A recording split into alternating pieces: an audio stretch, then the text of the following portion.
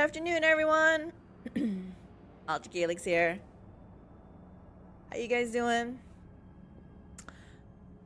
So I was thinking about last night how when we ended, I was like, I need to respect my people. I'll do it offline. But you know what? Because I thought I was gonna, no one wants to see boring respects. But you know what? I figured I'm just gonna let everyone suffer through this. I gotta suffer through it, then y'all might as well suffer through it. So here we are. We're gonna be respec'ing. I just have to make one change here. Oh, I guess it's already changed. Okay, no, never mind. We good, we good. Everything looks like it's going good. Where the heck is my pointer? Oh. Alright, so we're going back to the bridge.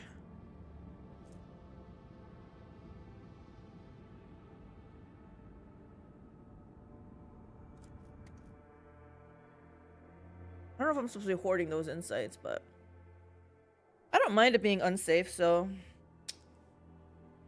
looking for a fight right now. I feel like yesterday, yeah, we had a little bit of skirmishes, but I felt like we didn't really get into really tough battles, so looking for a fight today. We're gonna go look for a fight. But first we are going to respec. Actually, first we're gonna check our colony management. Oh yes. I wish there would be like a little notification or something saying like, yeah, you did good. I think we were waiting on something, right?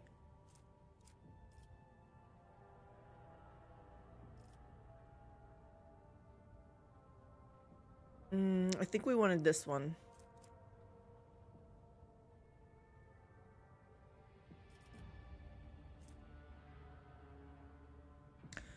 I need Casbalicum people to be up on that one, okay. High Factotum Janris Genrock. I bring woeful news. What? Prelate Hectarchius of the Order of the Hammer has passed away. What does that mean for me? Okay. Immediately after launch of the orbital Voxspire, he entered the halls of recording and, having sat on the command throne, was granted a vision. For over 3 days, Prelate Hectarchius preached about Saint Cognatus being reincarnated in a body made from the saint's own holy relics. This spiritual feat depleted Prelate Hectarchius' strength, and he peacefully departed for the Emperor's throne shortly after the sermon's conclusion. The Order's elders believe this to be a sign that Saint Cognatus' relics, currently stored on planets throughout the expanse, must be brought together. The Order's preparing for the election of a new prelate under whose guidance it will undertake this holy mission. The majority of the votes are divided between Prioress Lugnalia, well known for her fervor, and the merciful cellarer Tychon. The minority of the Order sees the Oikonomos Nigmus, a humble and reasonable man, as their prelate. Does it mean? Does Prelate Hectarchius' death not strike you as odd? How does the Order tend to carry out Saint Cognatus' mission? I wish you know more about the candidates. This is true. What will my companion say? Let's ask. These are all valid questions. I am afraid it does not. The esteemed Hectarchius began his service as a battle mercenary and has long grown weary of the peaceful life befitting a man of his status. He yearned for a worthy spiritual feat, and when presented with the chance to serve as the voice of a saint, he gave what little strength remained. When he died, he was exhausted, but content. What does the Order intend to do? The Conclave aims to procure all the relics that once belonged to Saint Cognatus, all that can possibly be procured. Given that the saint is a legendary figure, many items in the Cronus Expanse have an alleged connection to him. However, it seems unlikely that any of the relics' owners will be eager to part with them. The answer to the question of how the Order of the Hammer is going to retrieve them depends on the identity of its next prelate. So I know they want to gather them all, but they're all over the Expanse, and some people are not going to want to part with them, right? So how are they going to get it? By force? By bribing them? See how they're going to be doing this. Iris Lugnalia was converted by Hectarchius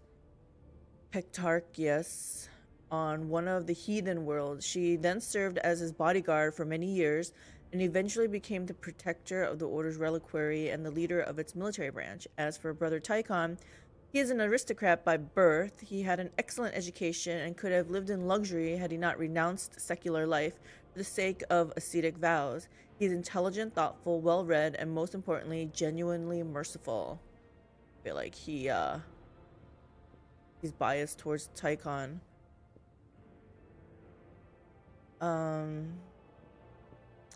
She had humble beginnings, climbed up the rank, bodyguard, became protector and a leader. Okay. A few things can be said about the Oikonomos Nigmus. He has never been famous for his prowess in battle or sermons, but the monastery has never wanted for anything on his watch. He is a most reasonable and unobtrusive individual. Alright guys, you know the drill. What do you guys all think? I have sympathy for Prioress Lugnalia. Let her meet with Reverend Hieronymus on footfall should he accept her as a worthy leader. We ought to support her.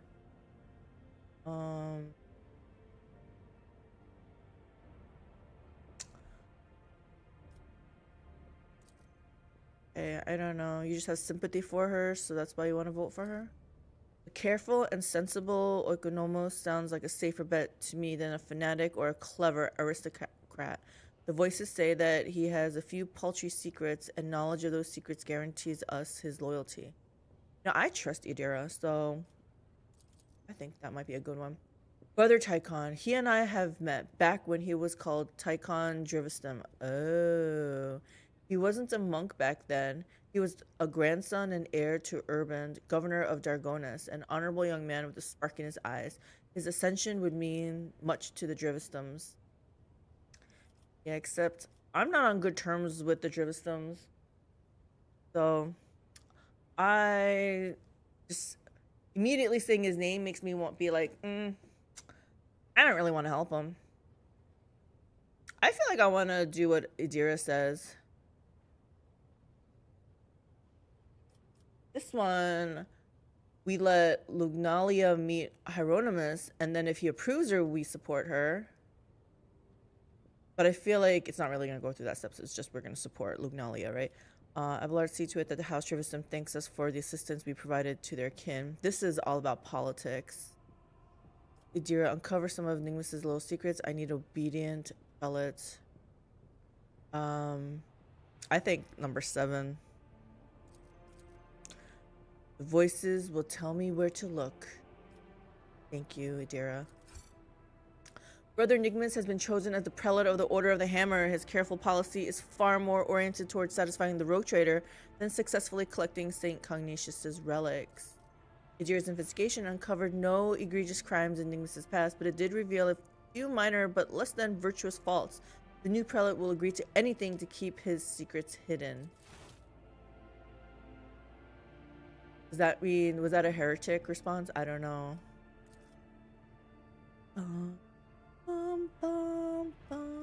Alright, these are all done.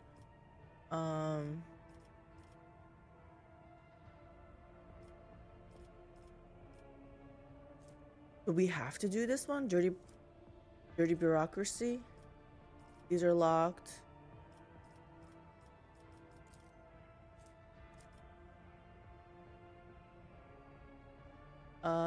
I guess we don't have to do that. We can wait it out. Charge ability grants additional damage equal to the wearer's willpower bonus against demons. Okay. I always want to look at the reward, but I'm gonna go by the words. Still gonna look at it. The rogue trader gains +10 bonus to all characteristics during warp encounter battles. Lord Captain's retinue gains the accusation of heresy feature. 20% damage against demons. All player character gains the accusation of... Okay, we just saw this.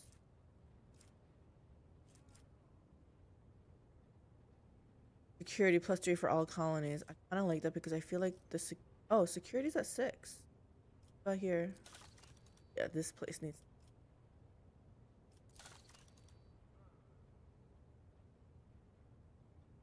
What is this? How come I don't have a...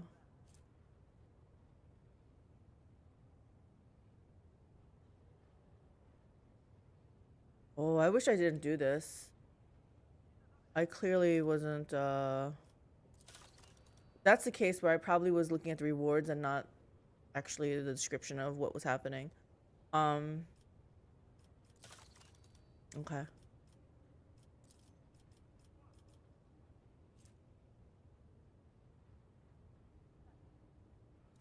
Oh.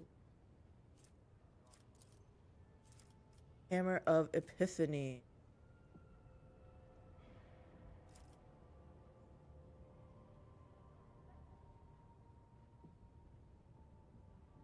So I have to pick one of these. It blocks everything else. Okay, let's actually read now.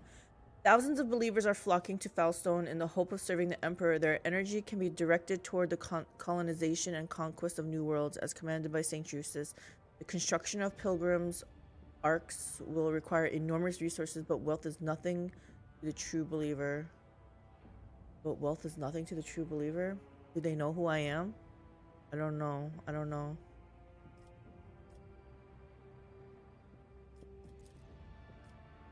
House von Valencia's worlds may be untouched by corruption, but many enemies of the faith are lurking all around, and the pilgrims of Foulstone are aflame with fanaticism. They need weapons and ships, and whoever gifts them these holy tools will be vested with a modicum of the God Emperor's power. May the crusade against corruption and idolatry commence.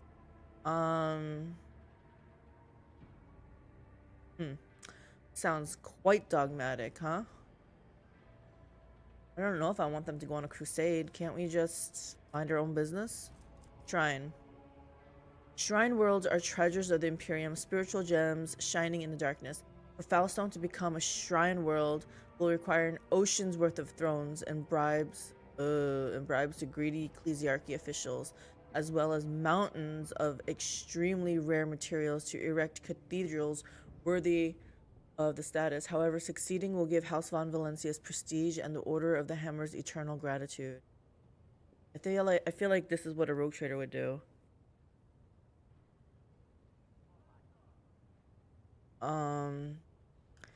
So this one is just about all the fanatics.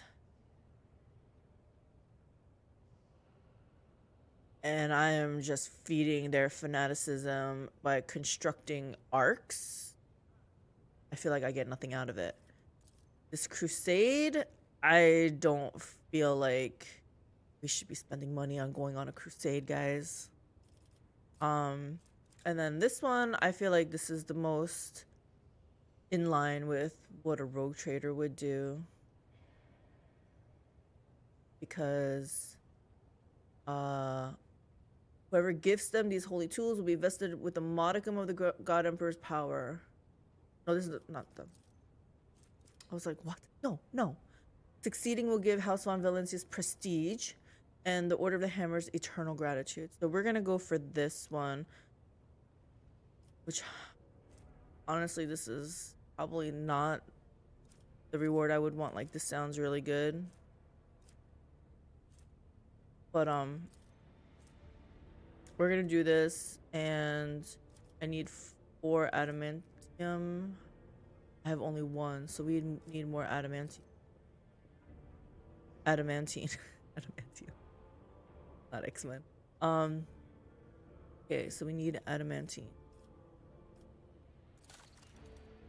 You get me adamantine? The genetic purges will be stopped. This world working hands. Issuing this decree will significantly tighten production quotas, dooming laggards to being processed into corpse starch, which will encourage the most diligent servants. What the heck is going on here? This is on my home planet?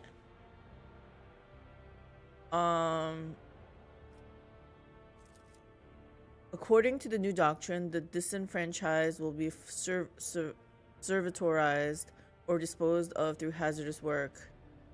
No, we're not doing that. I don't like the idea of doing laggards into corpse starch.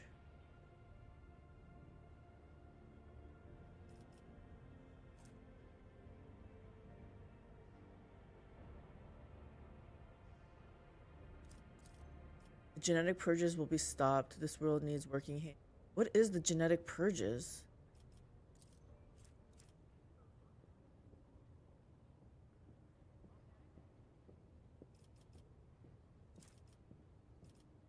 Oh, I have more stuff. I was like, that's it? Shield of the Emperor. More and more ships arrive in orbit around Dargonus. The agreement with the Navy allows the deployment of a permanent dock for void ships and repositories. Lord Captain's void ship game. Pirate's Bane feature. What's escort ship? Armed frigate. I mean, this sounds pretty good, right? Filth of the Expanse. More and more ships arrive in orbit around Dargonus. The reduction of duties and the reining in of customs will allow the black market to flourish, able to compete directly with footfall.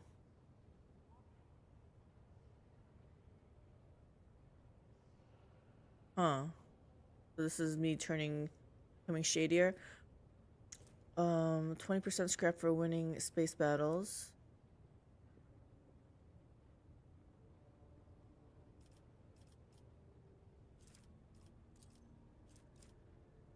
I don't know about this.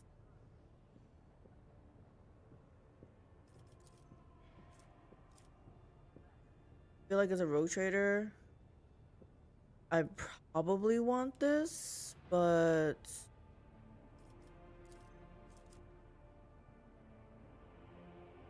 I don't have to be completely shady, right? Let's see also what this is. Slaves will be secretly sold to the pirates of the Cronus Expanse. Not interested. What is this though? Ancient and fearsome weapons captured on the ship of the arch enemy's devotees and cleansed by the exorcism over the course of a 7-year-long vigil. Medium range.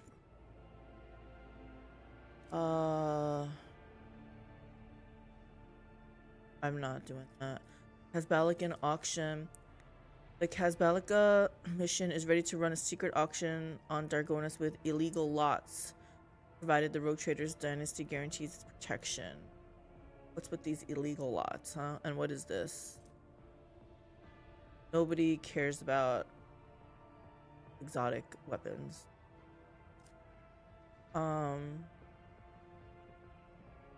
I think Shield of the Emperor makes the most sense. I feel like I am going down a dogmatic route though, huh?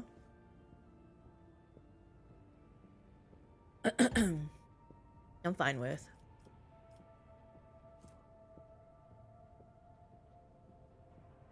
I feel like this was more in line with, this is probably what Jai would do, right? I'm gonna do Shield of the Emperor.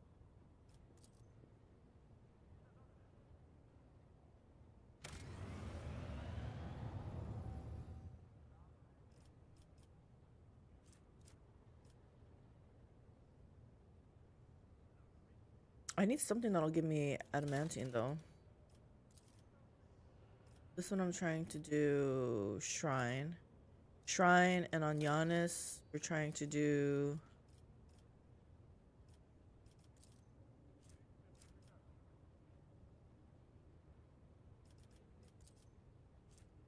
this one.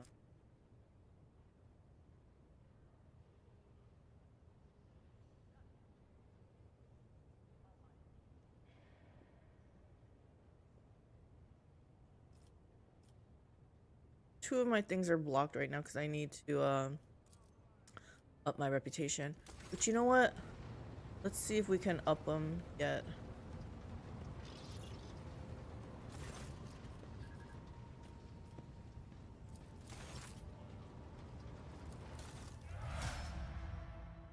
Ladium.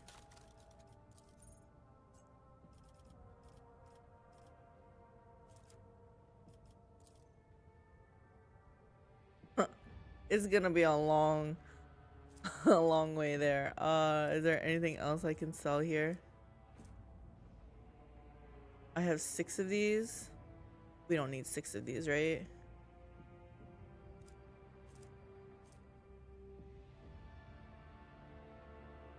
But do we even need one of them? I guess it's not outlined, so we don't really need it. I wish these quest things would go away once it's... Yeah, I have 6 of these now?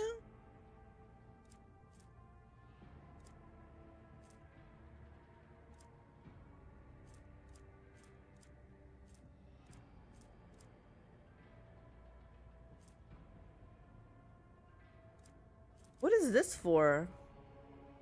Ancient machinery. Like, why is it in here and not in cargo?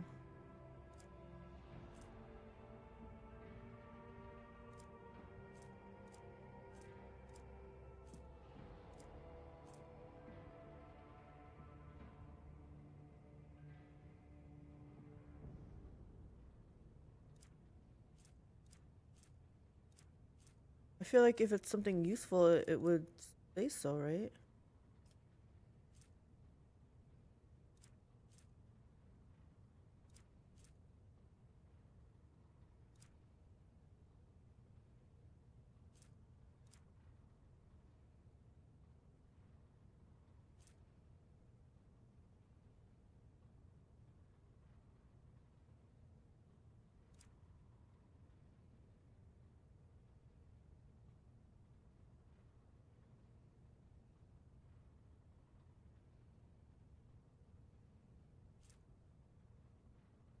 Set of sacred oils and cogitograms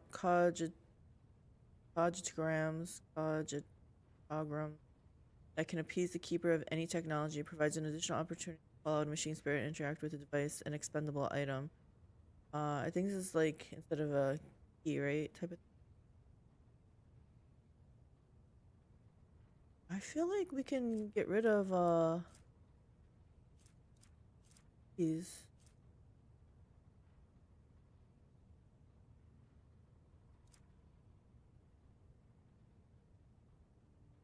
I mean, they don't want it, but I'm just thinking I could.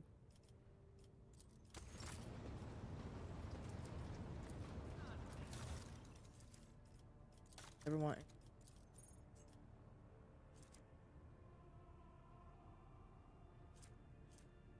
You want some of those ancient machineries? Void pirate trophies. Oh yeah.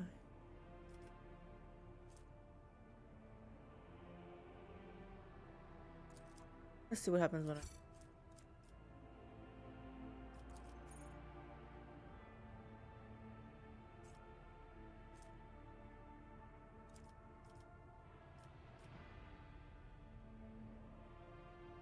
I hope I don't need this.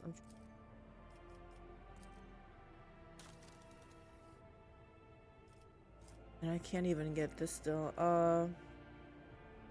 Okay. Not what I was looking for anyway. Let's get out of here. Oops.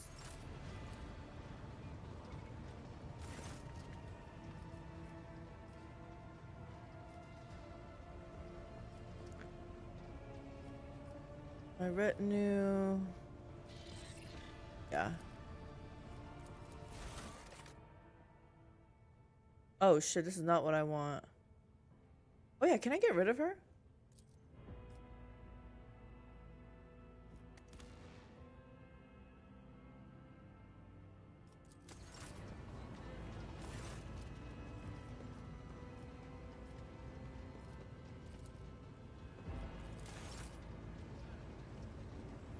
I could get rid of her. Alright, so I really like... Okay, we're gonna start the respec'ing process. Wait a minute. Oh, it's still 0. I'm gonna keep Argenta as a bounty hunter because I really like...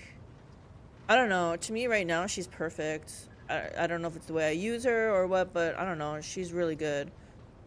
So the other choices would be to make Pasqal an assassin and then respec Heinrix, because Heinrix is an assassin. We'll make him Arch-Militant.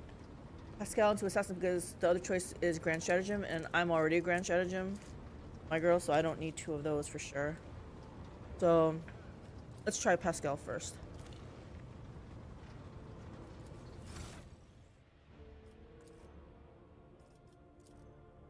So for him, we're doing int. Right, I wrote notes down. Hold on. Yeah, for Pascal, I want int and then perception. And then for him, we're doing... There's a couple things I wanted.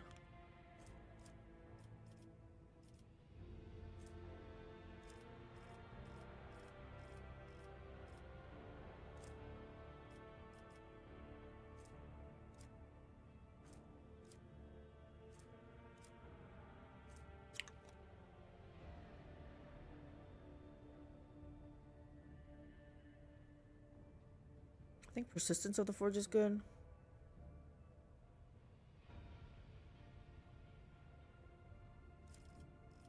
Oh, is there something else?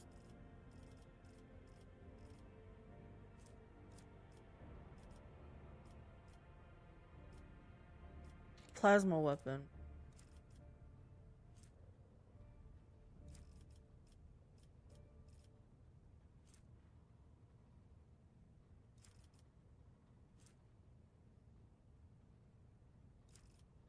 I guess I can make him a plasma weapon expert since I'm definitely going down that path.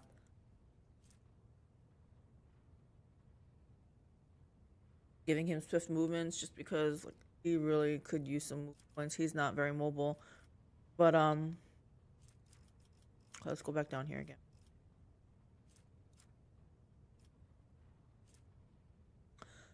Stacking 10% bonus to hit chance and dodge reduction against any target they hit with a single target attack. Successful critical hits from single target attacks. Use to chance and dodge reduction by...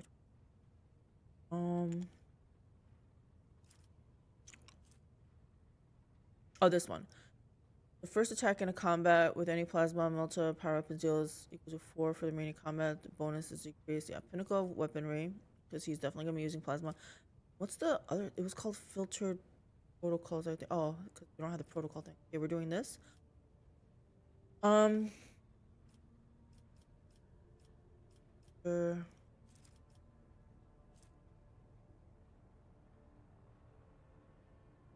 Probably good, but hold on.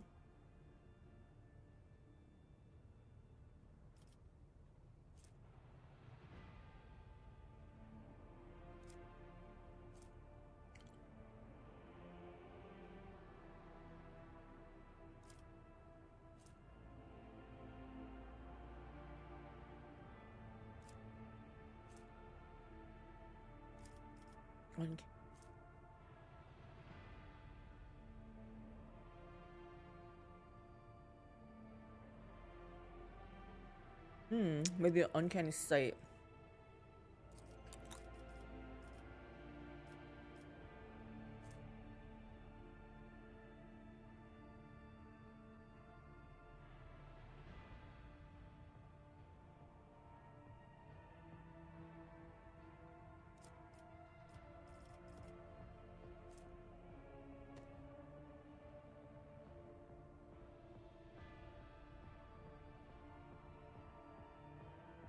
Joint offense sounds good.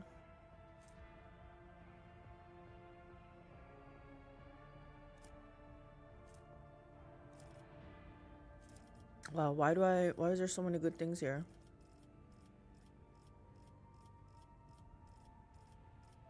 Okay. Filtering protocols is what I want though. Every time Pascal uses plasma. We're doing int again. I think tactical knowledge. All allies gain 2 times the number of exploits removed.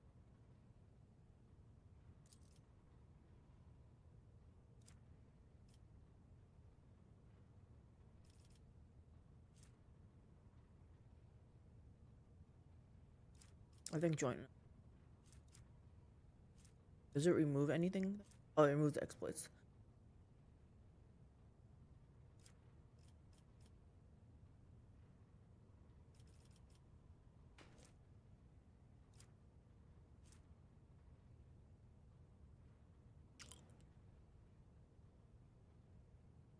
She's not a regular member. But we gotta up the tech use because he has failed in the past, so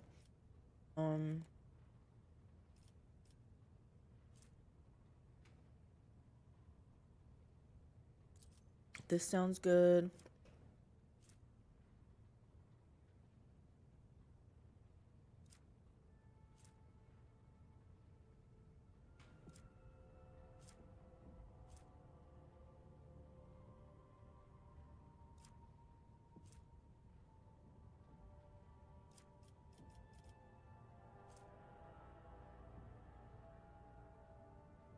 The operative suffers less damage from any exploit.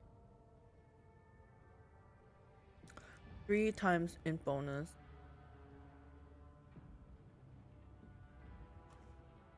I don't like this. Tides of Excellence, offensive pattern prediction.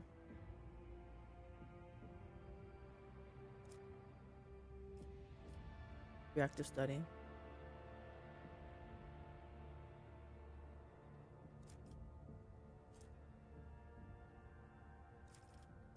I think I like this one too, right? I have the operative's line of sight. I'm gonna write all these down because I kind of like them all. Uncanny sight. Tides of Excellence.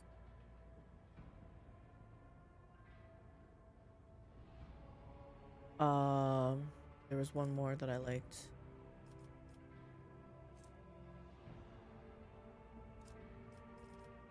This one, offensive pattern prediction, because he's kind of mid-range. I just want him to have more, like, be a little bit tanky, not tanky, but be able to withstand not being in cover. Offensive pattern prediction.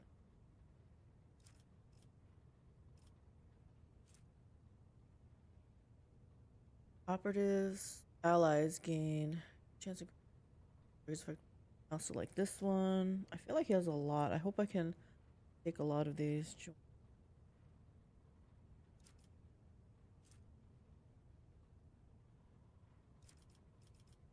Cool.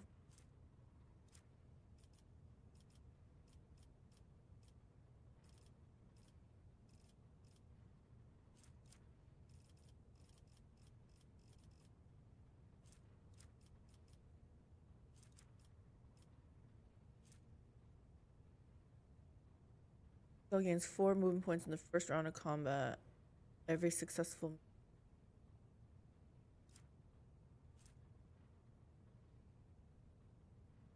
Oh, aiming protocols.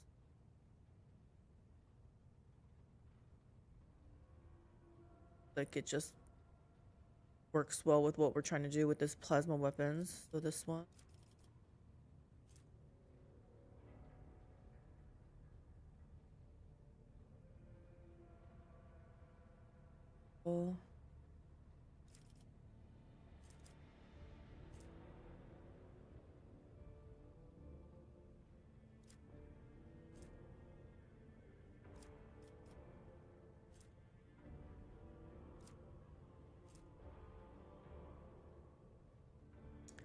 Overcharge protocols. This is definitely something we need to be doing too.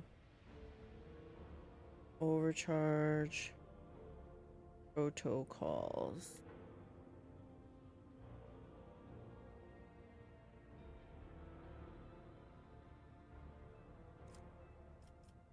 Addiction protocols. Weapons.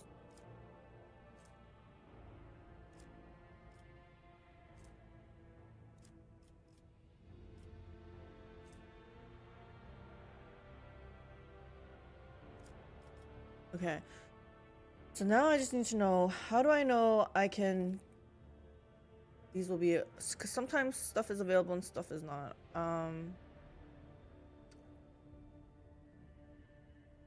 I guess the difference between this and then a common talent.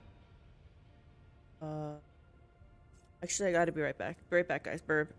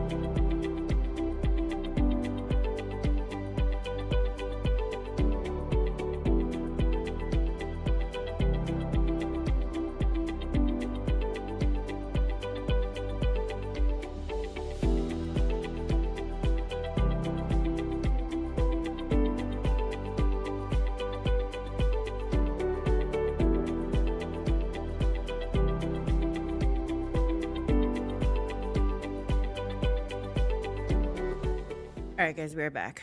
Sorry about that. And all right, so let me see what I wrote down.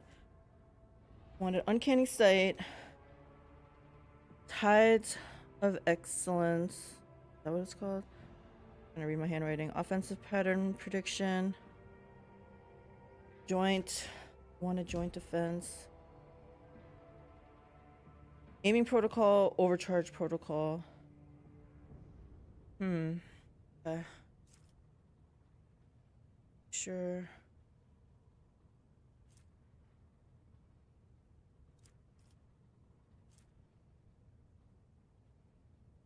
Place it.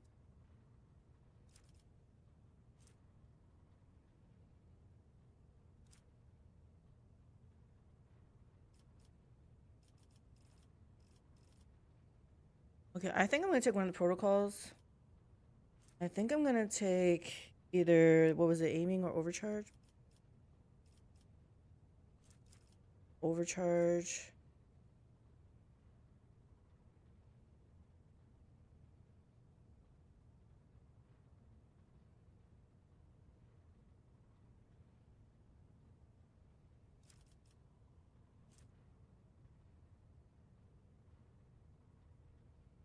They're both good. I'm gonna take, I mean, I'm probably gonna end up taking both, right?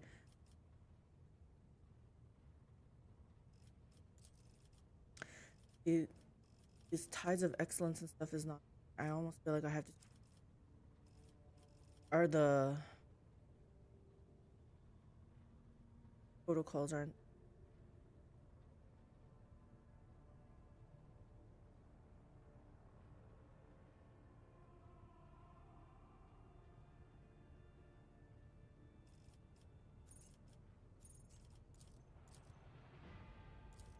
Now I feel like I have to go backwards. What did I take? I took uncanny sight.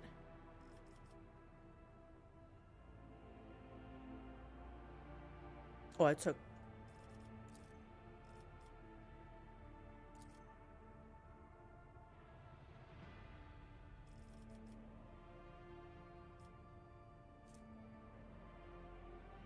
common talent.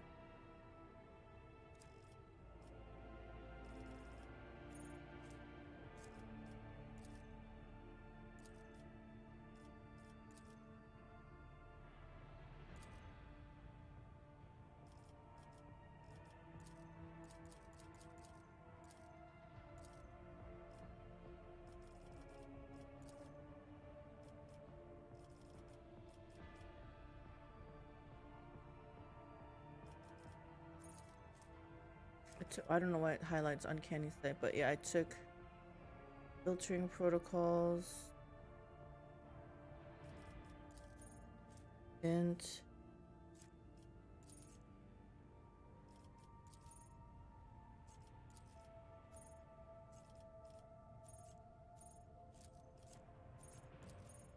heads of excellence.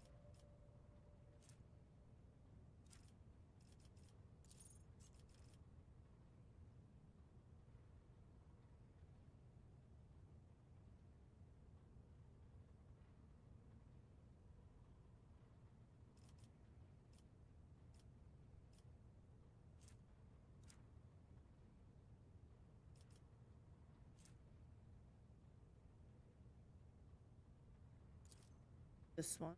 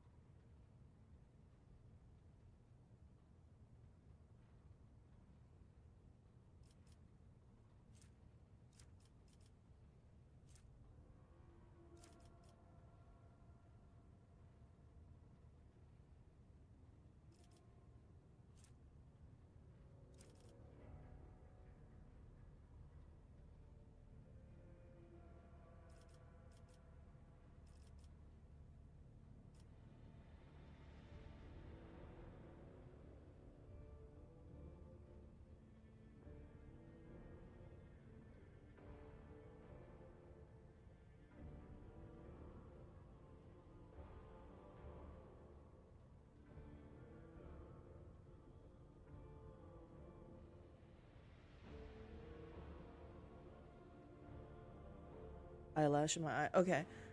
Dismantling attack also cripples the enemies, reducing their weapon skill and ballistic skill by 30 until the end of combat.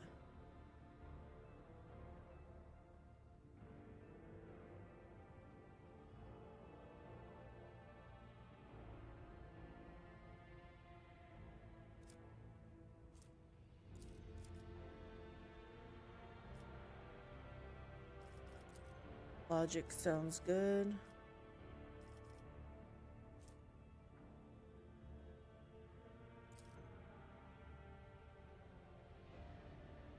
I mean, it makes sense that he should be probably the most logical character. Perception is also good for him. All right, now we're back to this. What did I write? We got. Let me write down. Did not take Tides of Excellence? I took something though. What did I take? Aiming protocols. Trying to cross it off here. Okay. Probably get Tides of Excellence.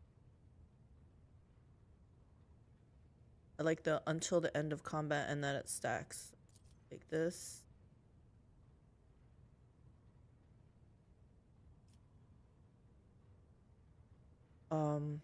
What do we do? What's his? These are really low. Medica's deal, right? Yeah. Awareness.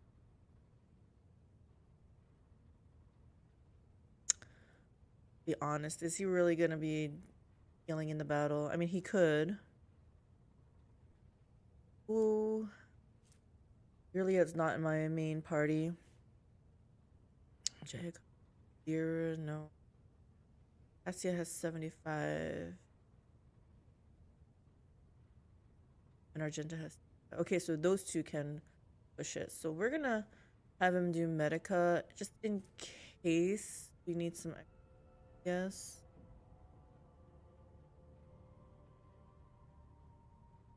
I feel like somebody should know it. I think I wanted joint no.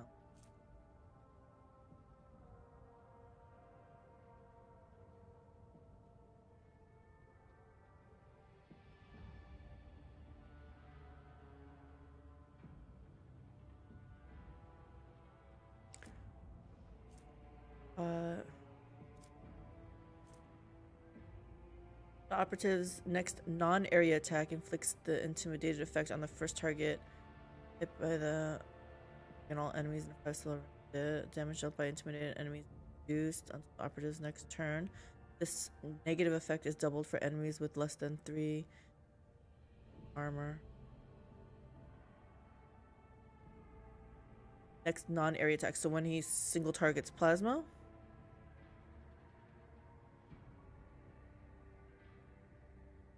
I feel like that might be good.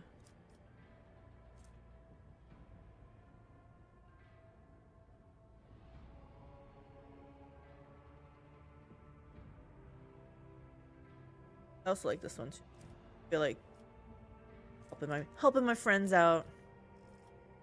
Okay, common talent. It's either gonna be swift movements.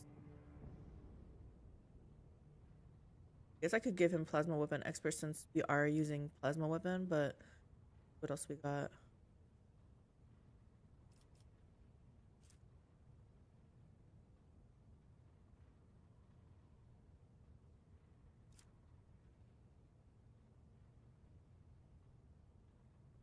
Wonder if there's a heavy plasma gun.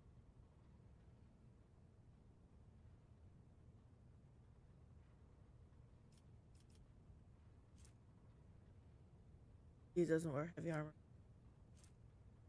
I don't know if he's ever will either.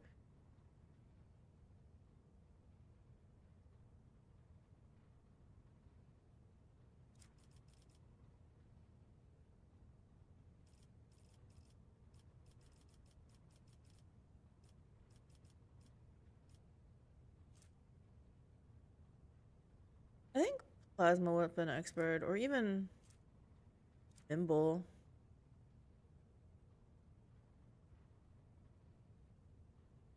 Swift move. These are just like all meh in my opinion, but whatever.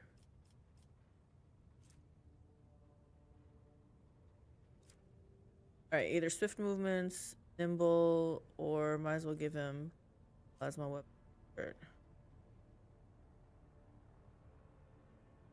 Let's give him. We're trying to find all the synergies with plasma weapons. There we go. Oh gosh, okay, we get another one of these. Body, weak soul.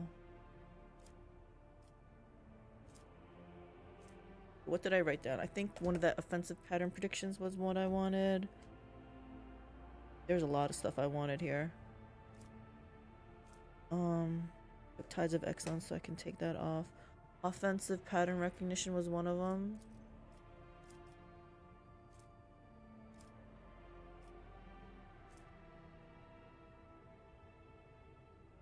If an enemy affected by an exploit within 5 cells of the operative attacks the operative or their ally, that enemy suffers an additional exploit. I kind of like that. See what else we got. I'm gonna put reactive study down just as a maybe. I'll put it down. Reactive. Put it last. That insight. 10 or higher. His perception bonus is not 10 or higher, so we don't have to worry about that. Sure. I liked this one too.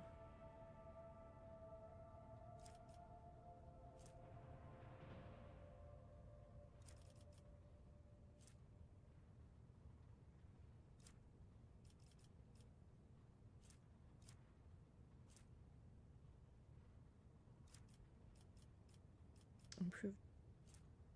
Tactical knowledge requires 3 exploits instead of 4. The operative's damage is increased by 4.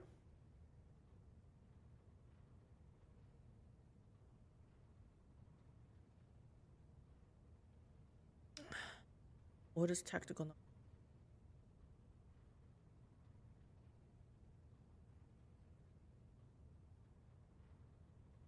That's if one.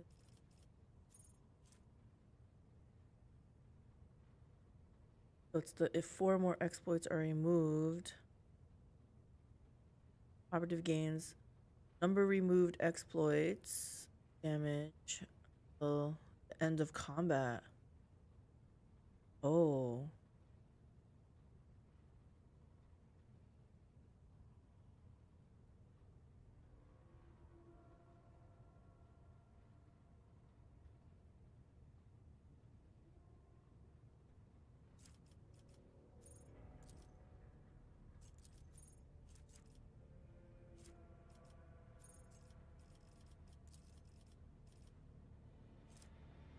What was that one called? Improved tactic.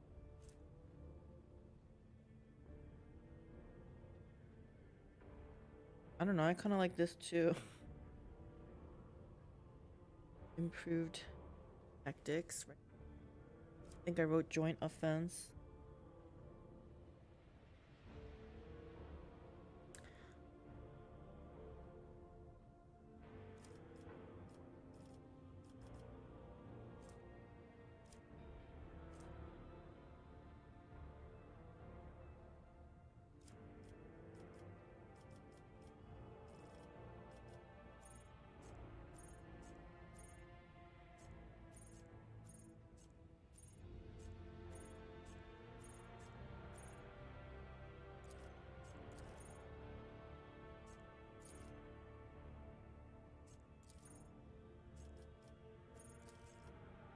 See what that was. All right, let me try to check down here. Did I check? Oh, overcharge protocol. I wanted to. Yeah, I think this. This prediction.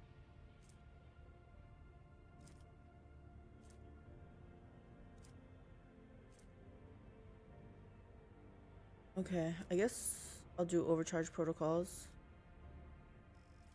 Oh, do I want any of this?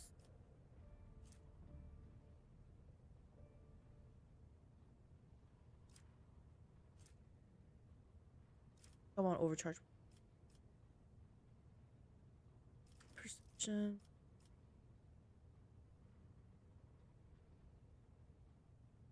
Yes. Sick.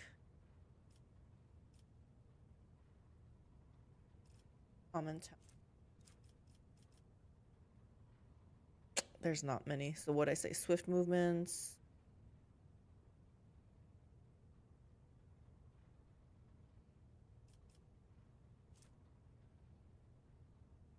Hoping he's not really in melee. He's gonna be kind of mid-range. I'm gonna be using this. Swift movements.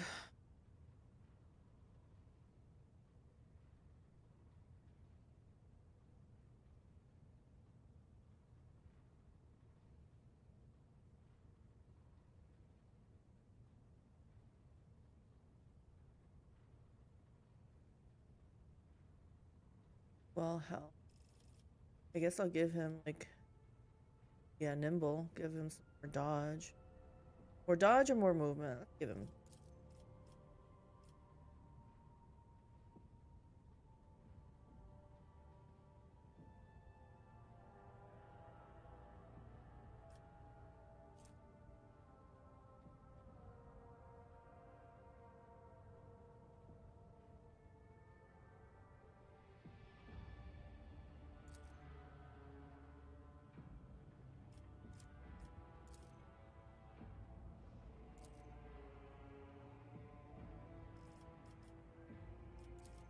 Like, I know he can level up more. Okay, yeah, here it is. So I don't want him to be Grand Strategist because my girl's already a Grand Strategist.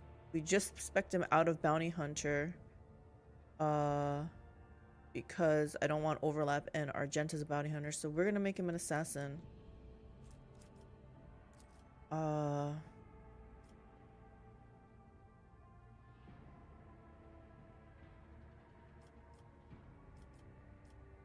The free attack, right?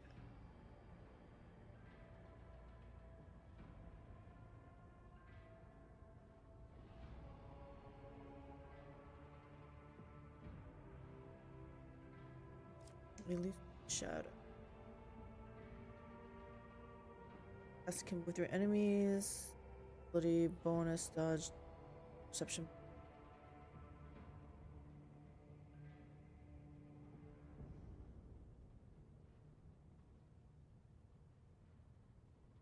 Ways to strike. The assassin makes an enemy suffer.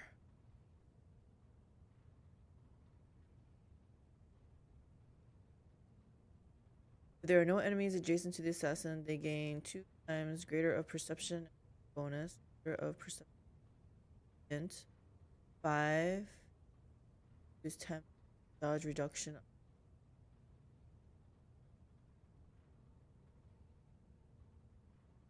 I'm hoping no enemy is near him. So it would just be that second one.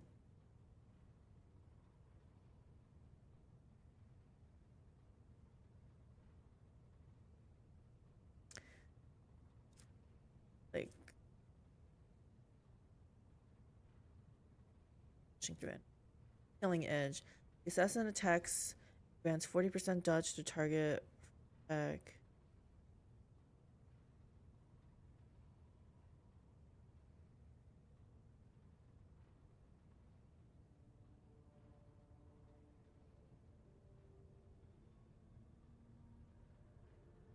Attacks and grants 40% dodge to the target for this attack. So I'm letting the enemy dodge 40% more. If this attack hits, it deals an additional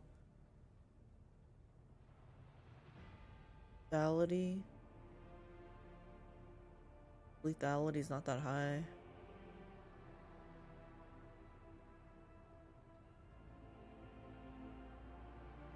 Fainting attack. The assassin's next single target attack will have minus 50% armor penetration with a minimum 30% lethality. If it's a range attack, its target is forced to move to the closest cell in a 3-cell range. No adjacent cover facing toward the assassin.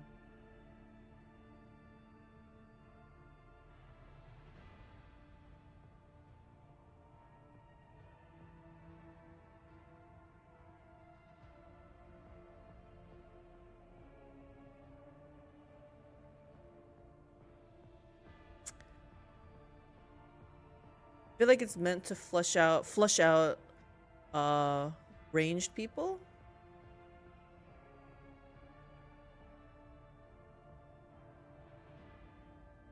Well, if I do the ranged one. I'm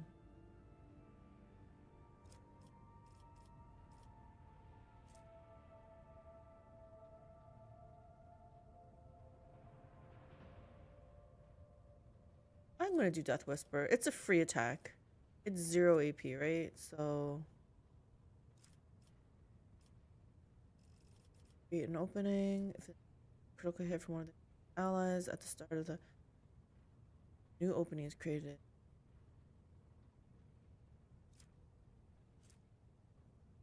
The opening. The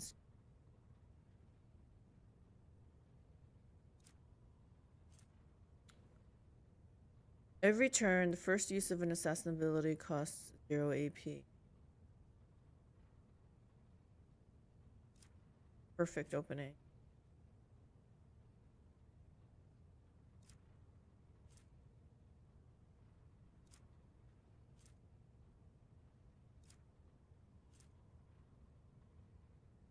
The hemorrhage effect applied by Death Whisper deals an additional 10 damage.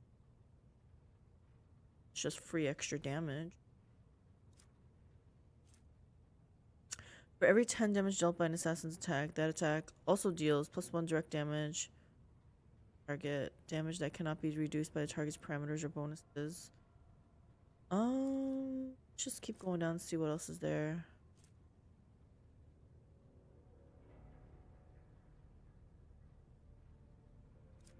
Killing spree. Whenever the assassin hits an opening, the assassin's damage is increased by agility bonus. The end of combat and it stacks. Leave no witness.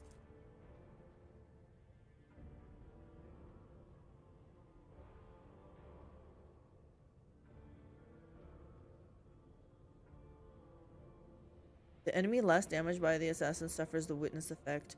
Witness. If a witness does not have the assassin in their line of sight, I have to make sure he's out of line of sight. Fidelity heightens.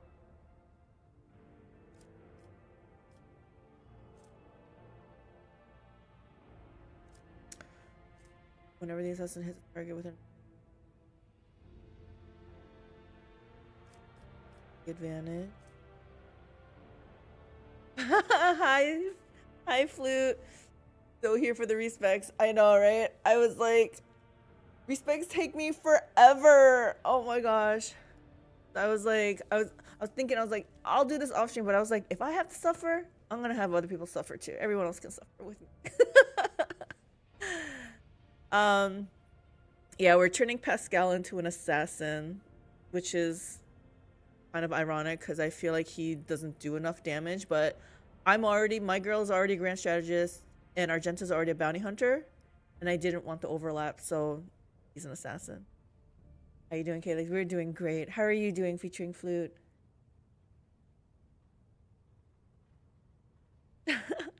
What time is it over there? Trying to see the time difference here. It's 2:04 my time. My time.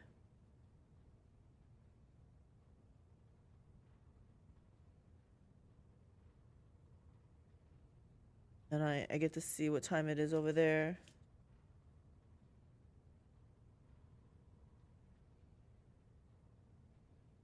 Here. The next day, I think, right? Fidelity heightens. Mortally effective. Oh, he's the advantage.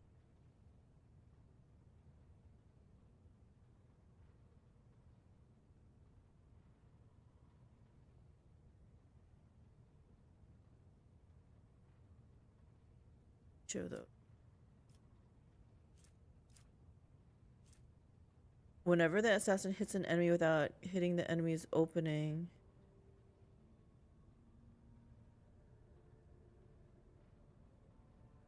I would always try to hit their opening though. That's why I always move it, right? Pretty terrible start, but I'm happy to see you. It's 9 a.m. Okay, cool. 9 do. Oh my gosh. Okay, so it's not how I thought it would work.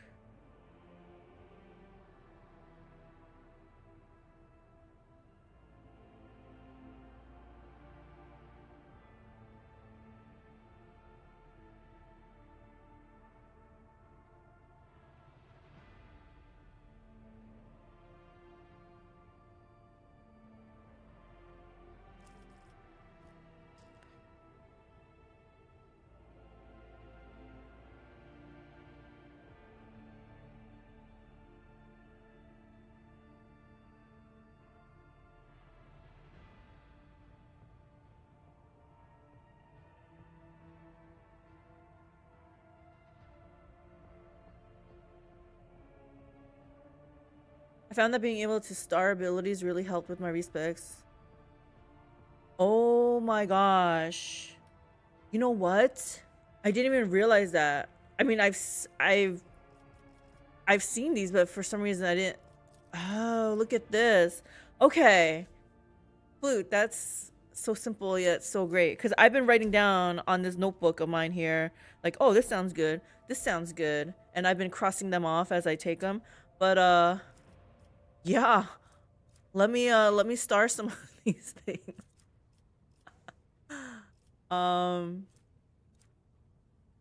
Okay. Let me see what I wrote down here, in fact.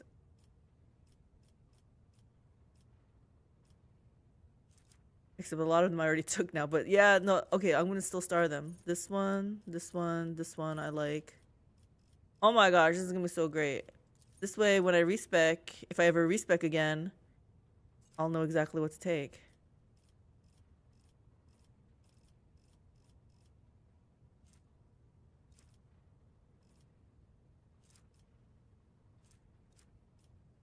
These I took, but I don't need to. I don't need to do that.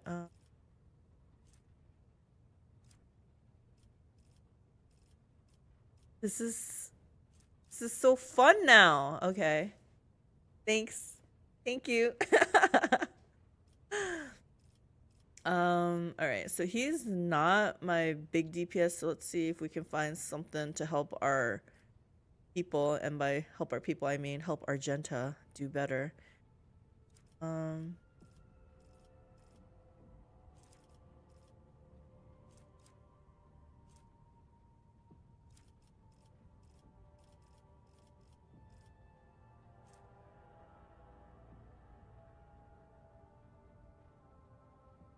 I'm glad. It's a great quality of life feature. It really is. Oh my gosh. And it was like so obvious, and I didn't even realize it. I don't even know what I thought these stars were for then. Yeah. So great, so great. Okay. Doesn't wear heavy armor, and I don't know if he ever will.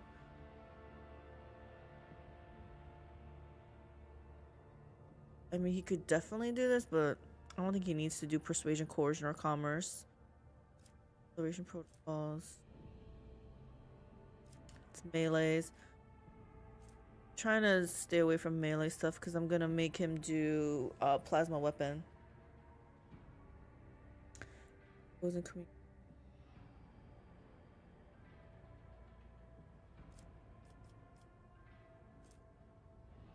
Machine Spirit Community applies one stack of exploit on all affected enemies.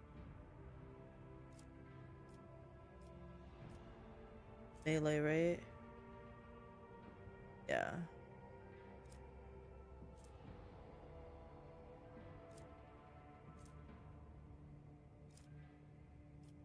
Yeah, I don't know what to do. This is a... Actually, I'm not gonna waste a common talent. Up more.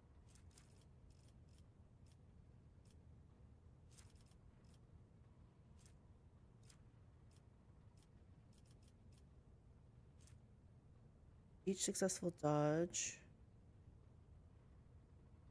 grants the assassin plus lethality by 5% damage for the next successful attack.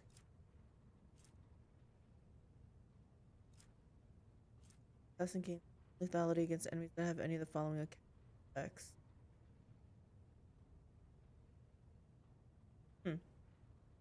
He's gonna be applying the hemorrhage, so I guess that's good, maybe?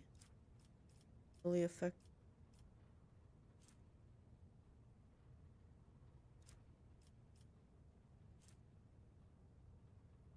We nearly made him an assassin, but veered away from it at last minute. Looking forward to seeing how it works for you. What made you change your mind?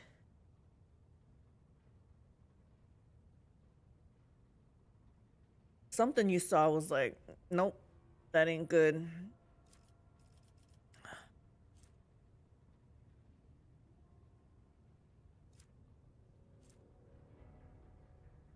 Do you know why some of these things are green? Like the background is green versus brown? I don't understand that either. Killings. Emmy, who's controlling him, didn't like the sound of having to be on certain sides of the enemy. Yeah. This is true. Although that's why I think you have to spend the extra AP, but do seek the opening. No, is that the one? There's something that you can re-put the target on there. Ah.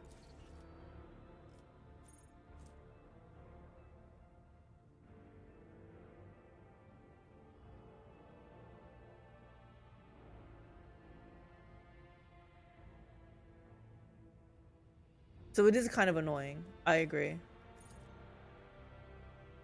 I think there's a point that I can put in that'll make it.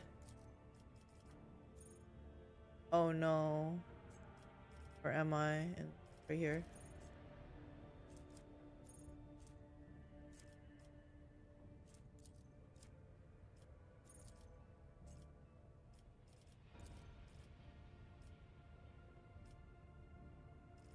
That makes it 0 AP. Hi, happy I can make it today too. Do not mind respecing at all. Find it pleasant to follow along with the theorizing. Thank you, Telef. Welcome again. I wasn't sure. I saw you say thanks at the end of last stream, and I was like, oh, hope to see you again soon. You don't mind it.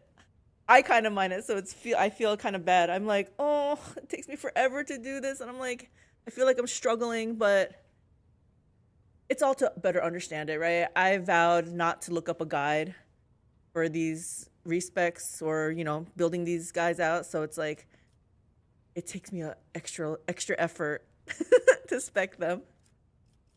So Telef, do you I'm taking you also play? What's your Pasqal? Is he an assassin?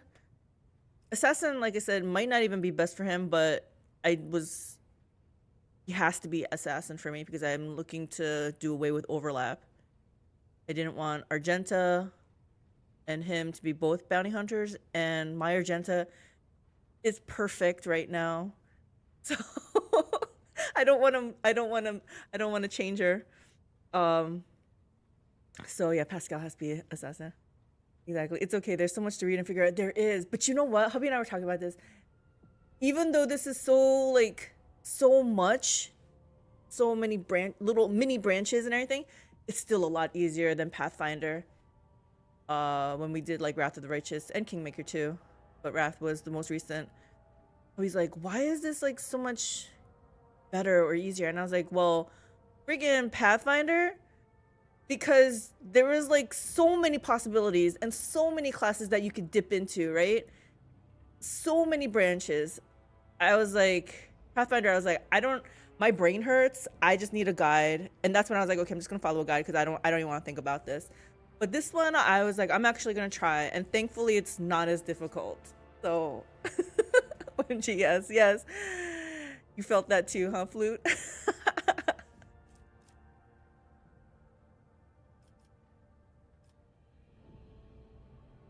Because Pathfinder needed a dozen specific feats to access important feats that you'd never know about without a guide. Exactly. Because of all these like little branches, if you take this, then all this opens up, and then it all just more opens up. So it was really hard. So unless you were like master at it, maybe I wonder if people who play tabletop, they had an easier time because maybe they knew a whole bunch of stuff already. about Pathfinder and how it works and stuff, but I didn't know anything about it. Okay, I feel like I should take something on the top here.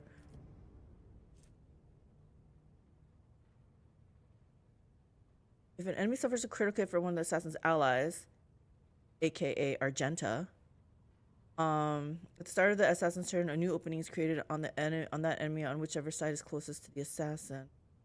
So this might be good, so that way I don't have to redo the finding in the opening.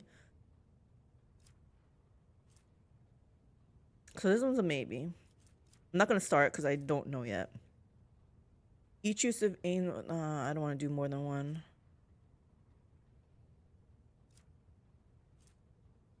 I'm tempted to do this just so that when I do what is it called, aim for the opening, it costs 0 AP because I feel like I use that a lot. I still remember screwing up my first Pathfinder run because I thought the stats would work like D&D 5e and didn't realize you had to have a feat to shoot into melee. Oh my gosh. Exactly. It's a little bit too complicated. Actually, I haven't played Rogue Trader at all. Really? Elif, what are you holding out on? It's so good. JK, it's fine. It's okay. You can just watch me play then.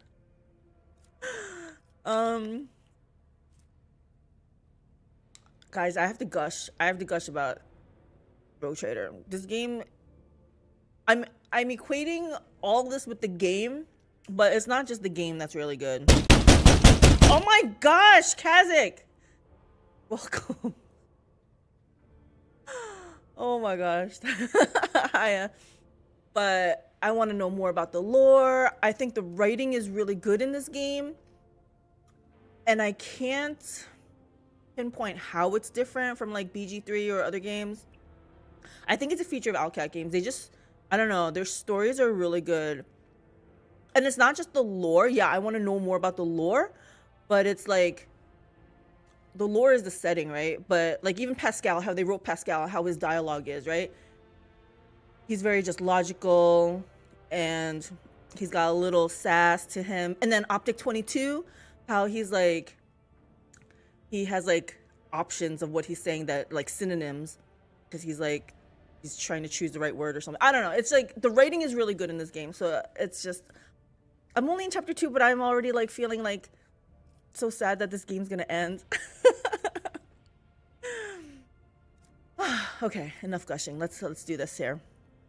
I'm thinking of this one because that way I don't have to do aim for the opening. Spend the AP for that.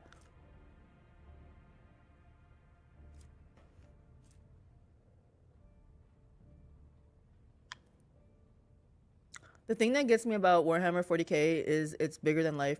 It isn't just Faerun, it's an entire galaxy with a million paladins. While your story is going on, Eisenhorn is going on in another sector.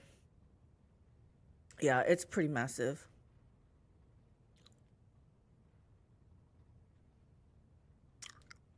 And I love how just fleshed out the lore just is, you know? I don't know, it's really good.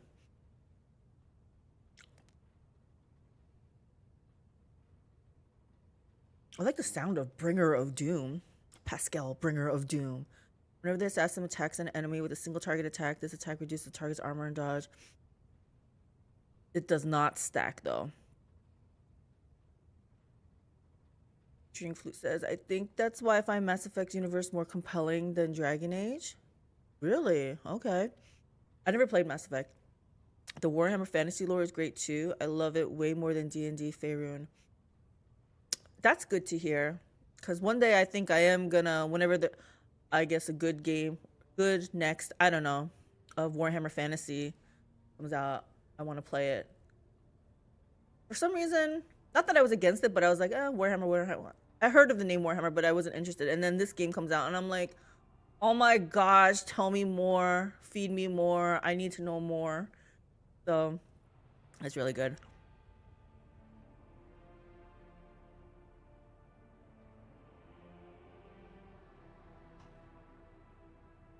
I think Bringer of Doom might be good too. It doesn't stack, But if I reduce their armor and dodge, then like Argenta or anyone else can finish them off, I feel.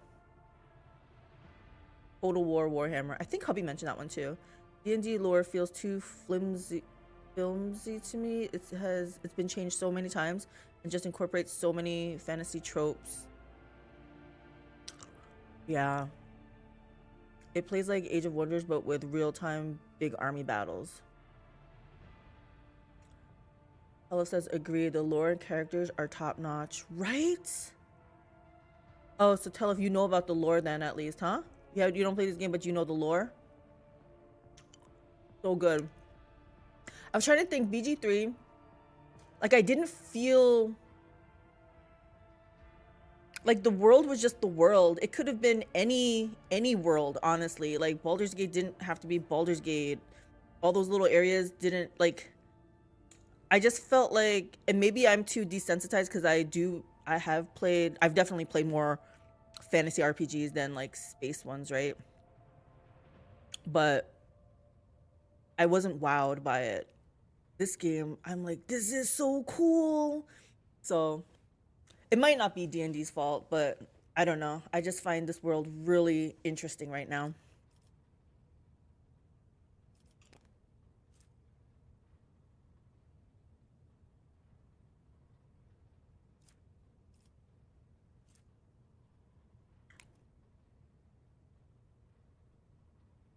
You're the same with Faerun, Flute.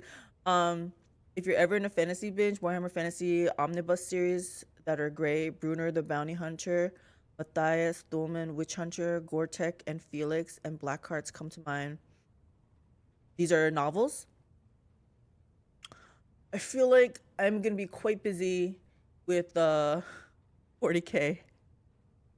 Because I think I read, it was like on a wiki page, I think, but what is that? Horus Heresy is 40 volumes. Like, okay. And I know I feel like I want to read Gaunt's Ghosts, and I think those are several books also. You don't have to read those if you don't want to? But why? I feel like Horus Heresy is like a major thing. Really? Isn't necessary for 40K? I don't know. Hello says 40K, Warhammer 40K is new to me as well. Can't read because of that stupid heart. So has been aware of it for a long time. Oh, so you've known about it? I didn't even know about it.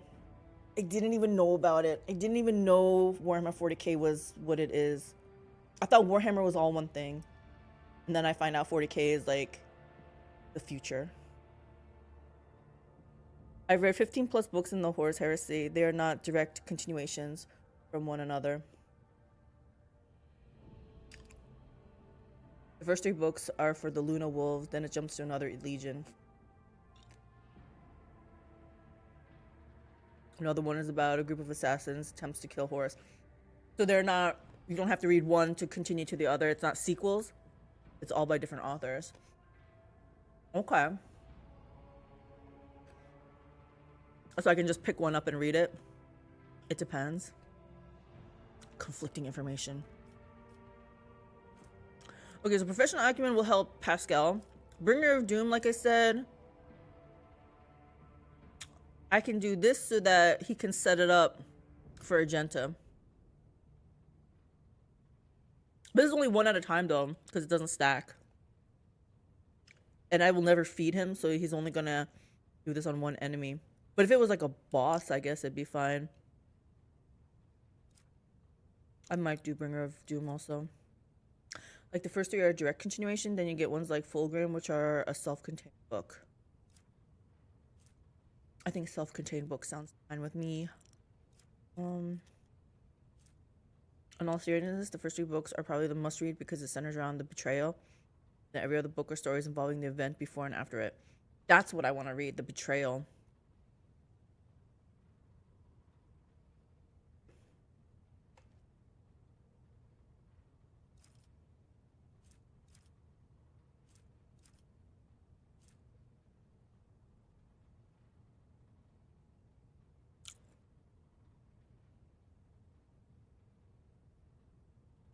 doesn't need this because he gets an AP refunded for using a plasma weapon. Maybe I'll do Bringer of Doom.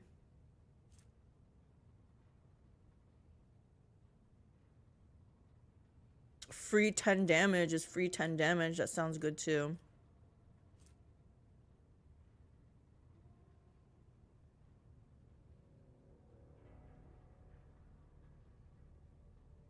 You know what? I'm gonna do on Carmine Whisper. Yeah, I'm not even gonna think about it. We're doing that. We came at a very interesting time in Warhammer 40k with 2 loyalist Primarchs coming back to the Imperium. Before that, all the loyalist Primarchs were either dead or lost. When you say coming back to the Imperium, are they turning good? Because I think I read somewhere that they're all bad. That they're all degenerates or something. I'm gonna pump his int. Tech use. No, those are all traders. Okay. Death Whisper, it was okay. I kind of like this, I think. Since he's kind of mid-range, I don't want people shooting at him, but if I do this, then he becomes the lowest target. Priority, I mean. We're gonna do that. Ultramarines Primarchs got revived, and Dark Angels were in hiding, slumbering, who just woke up after 10k years.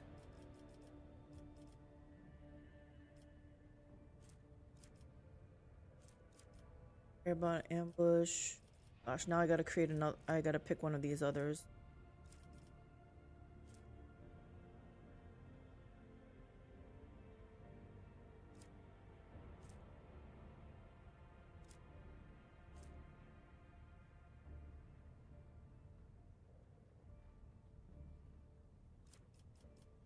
Okay, so again, I can do Professional Acumen.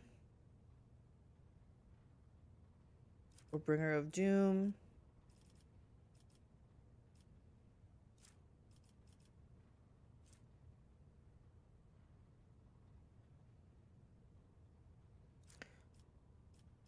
Hold on.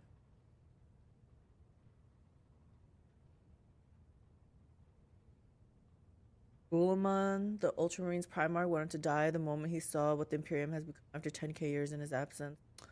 Oh, he was so demoralized. Ability Mechadendrite. Don't need that. Don't want the push. Scanner. An additional service skull connected. Perception by 10. Might be good because I feel like he does use perception. We don't do melee. Melee also, right?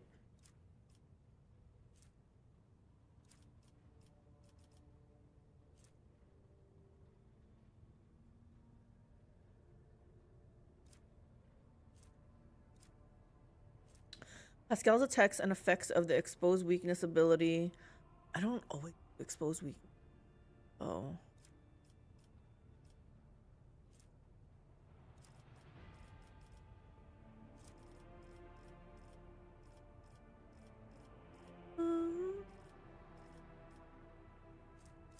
Okay, we are gonna choose one of these.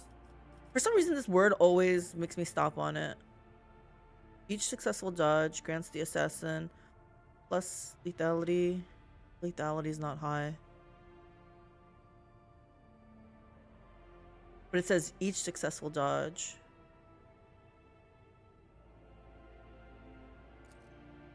This one.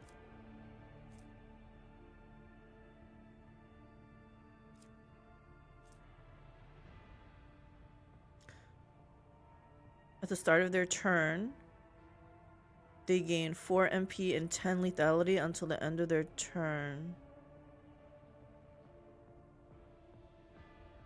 I don't know. I hate the ones that don't stack. During his time in the Crusade, Imperium was a secular power and the Emperor forbid any religion, promoting science and secular thought. The Imperium became everything he posed. That's so sad. Yeah, I heard he didn't even want to be a god. And they're like, yep, you're a god. You're a god to us.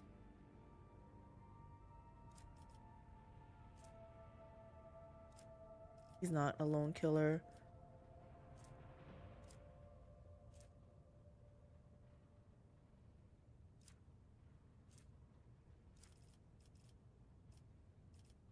All right, I think I'm gonna pick like Bringer of Doom.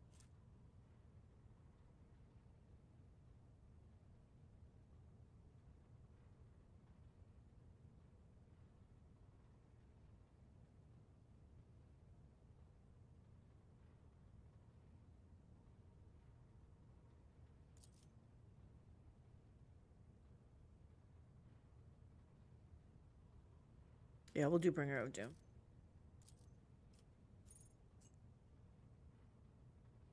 And he's done. Right. Problem with that is Miracle began manifesting during the Crusade the sanctic psyker abilities that they could not explain. I like my Heinrix as a... I think he's my sanctic psyker. Okay, so now it's not over, guys, but let me do a hard save here because this was really hard done here. Pasqal, Assassin.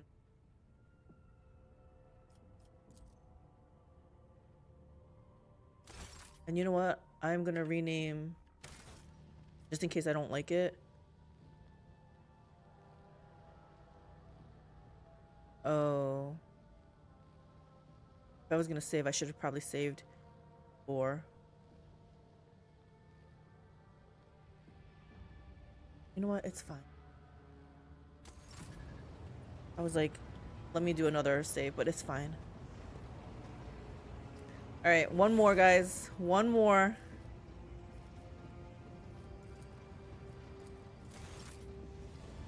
Heinrix.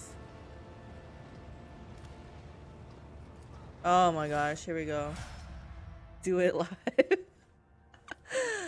I know. I'm like, oh, it takes me so long, but it's fine. It's fine. We're learning here.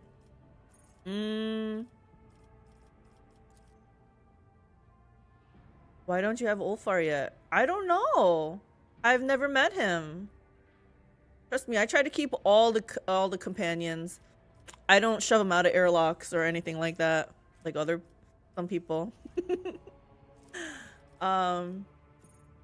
Okay, so warrior. Whenever an enemy attacks the warrior's next melee attack against that enemy deals an additional... I mean, that sounds good. I don't like to do that one. What's this epicenter song? Whenever the warriors attack, they gain 1 stack of epicenter slaughter. At the start of their turn, the warrior gains 1 temporary 1 for each stack. Might be good just because he's out there. You can't miss him. He's the big blue space marine in the loading screen. That's what I hear. I don't know where he's hiding, though. He's the one hiding from me.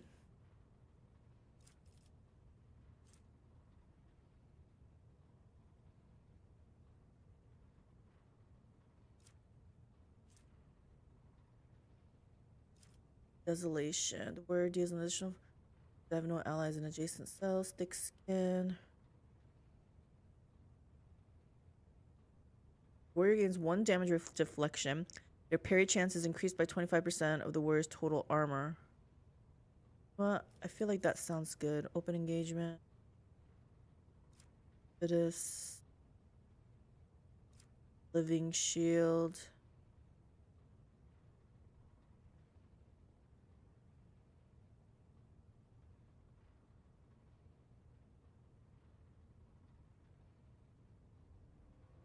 To give you an idea of how strong Space Marines, they have the strength, unarmored, to rip the arms and legs off a regular person barehanded. And this is what they do. They rip people apart. Ramming speed, increased charge distance by 3 cells. Arm. When the warrior uses a single shot attack or melee attack against the target, the warrior gains armor against attacks made by that for 1 round. Depends on the chapter legion. Warrior gains 3 damage reflection against the first attack made by every enemy this combat. Hardened scars. Whenever the warriors hit while under the endure effect, their damage deflection is increased by 1 until the warrior's next turn. Sounds okay. Interception. Rigorous training. Charge and slash do not end the warrior's movement. Oh. Charge and slash. I don't know what slash is, but charge does not end the warrior's movement. And grant 10 agility bonus.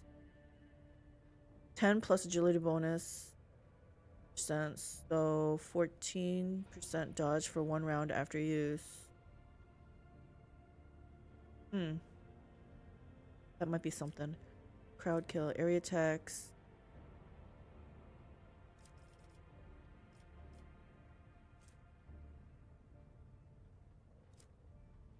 If the warrior has not attacked this turn, they gain 10 plus 2.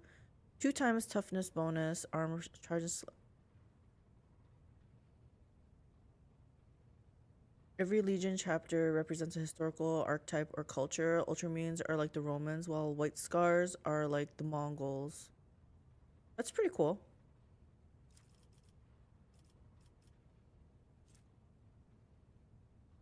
I think I would like to read about the Ultramarines. Charge and push increases damage of range attacks. Field meta. He's not a thick. Let's see what there's stuff down here. Oh, yes. I do want him to have this one. I want him, whenever he attacks, to do poison damage.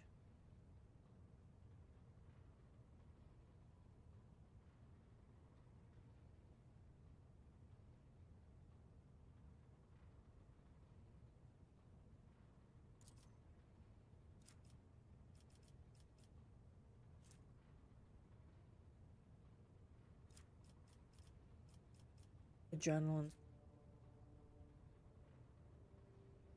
On the first turn of every it's only once.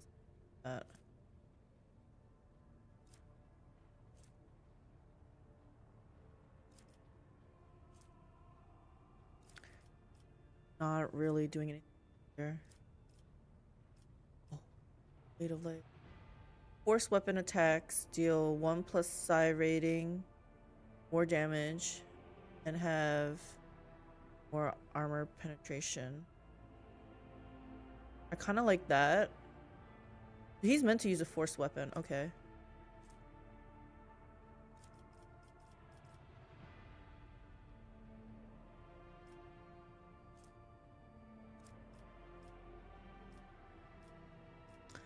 Yeah, actually, I'm gonna go this because I want him to poison people. The Primarchs were not all stable. Conrad Kurz, in his final days, butchered several of his regular servants to make a sculpture of the Emperor, where he began talking to it and arguing with it in his madness. I think something happened during the gene splicing, whatever was happening, gene seeding, whatever that was. I'm gonna give him weapon skill. Reflects the character's confidence in all forms of close combat, increases their parry, and reduces their... Pretty sure I want weapon skill and strength on him. I mean, toughness is good too, but I want him to be like more DPS. Melee, and Abelard's my tanky one. Weapon skill.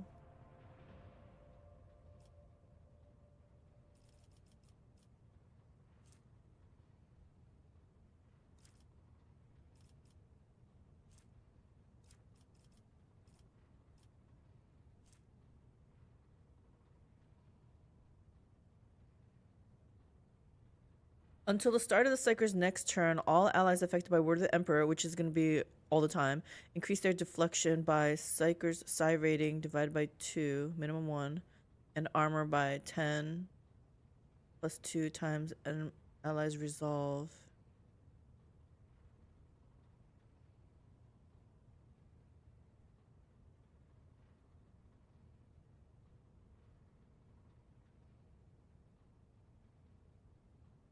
Thing costs 2 AP though.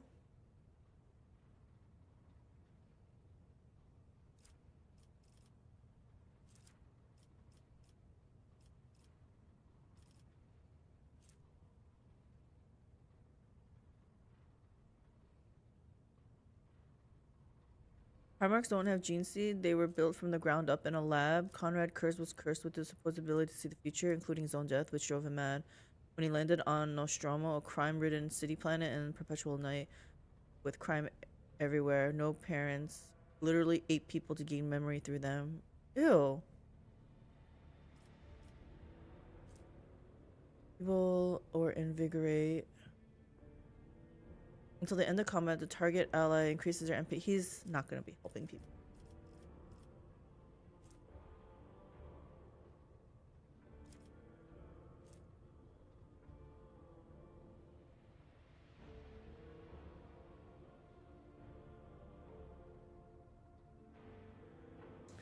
No, this is interesting. If I always keep Heinrix around, he can put... He would have to do this.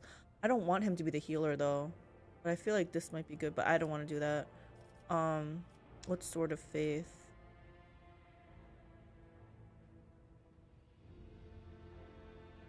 Sheer will. The sword as a single target.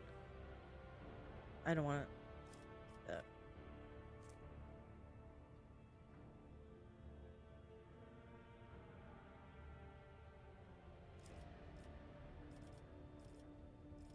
Oh.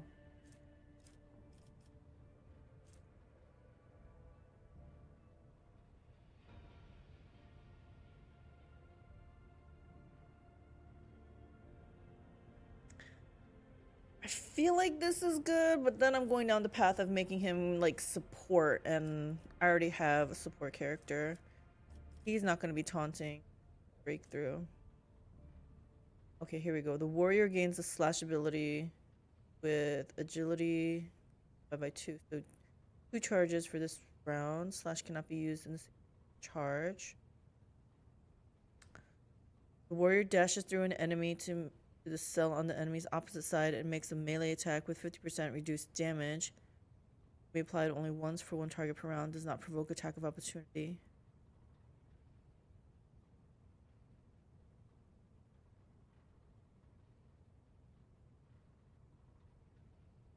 So it costs 2 AP to do, but it's the slash ability that I gain is 0 AP. So it costs 2 AP, and then I can slash twice.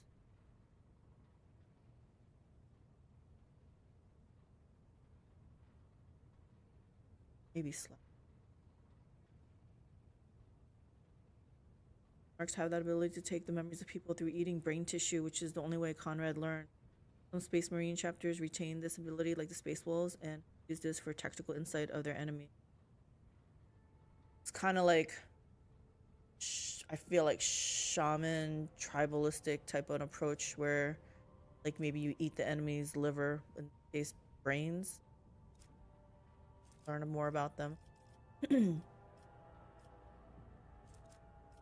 Forceful Strike. I never really used this, and I never really used Reckless Strike, so I'm not going to do that. Sworn Enemy, I think.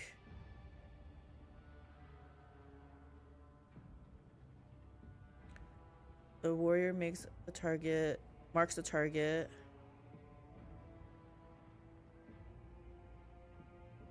Against that target.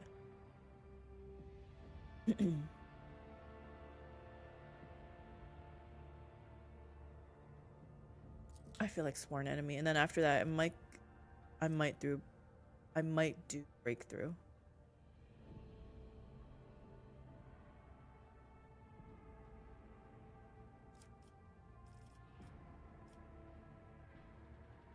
It's through their actual genetics. It's not a psyker ability. Rouse, athletics, based on strength.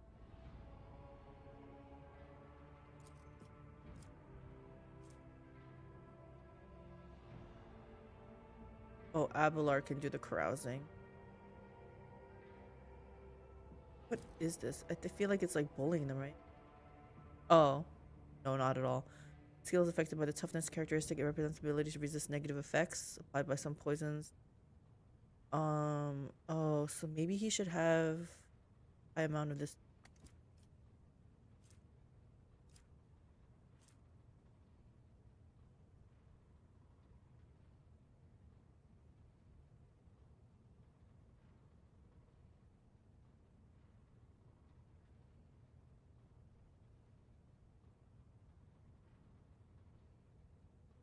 I'm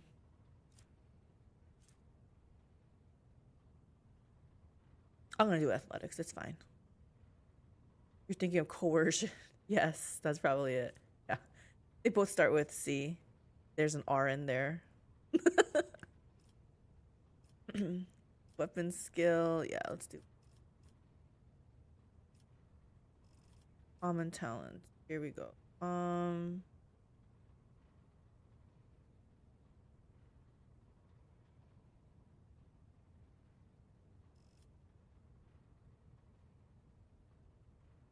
Sanguine Siphon. Let's read this. Every time the Psyker deals damage, they gain 1 stack of the Sanguine Siphon effect. If that damage was dealt to a target adjacent to the Psyker, they gain 2 stacks instead.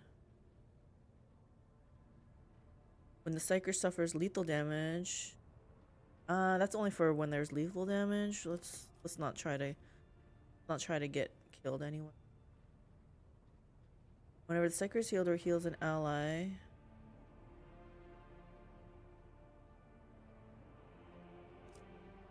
Purpose conversion. When an enemy adjacent to an ally dies.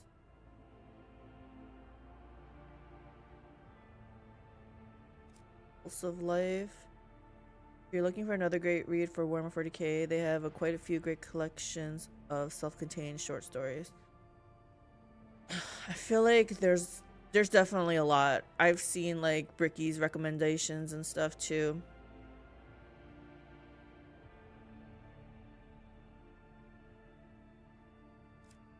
Heals. Whenever the Psyker's allies or the Psyker themselves are under the effects of a psychic power, they gain 5 toughness. That might be good. We want him to do more damage. Adrenaline Surge.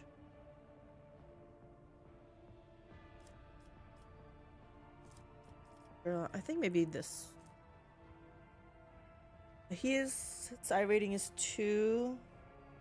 1 plus 2, 3. 3 more damage and have 5 times 15% more armor penetration.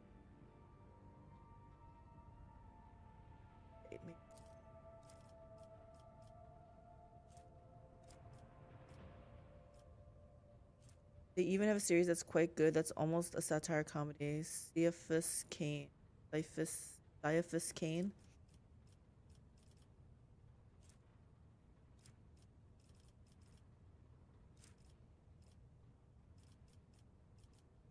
Art.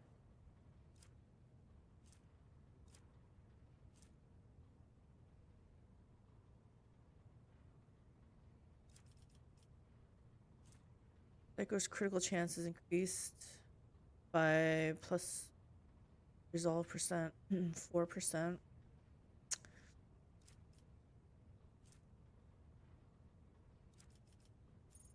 Oh, but he does that.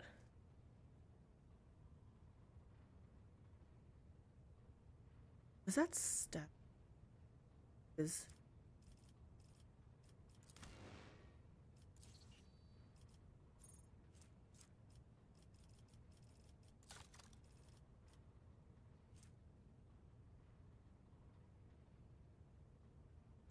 every additional stack of this effect increases resolve bonus by 2. So yeah, it's stacks. Okay.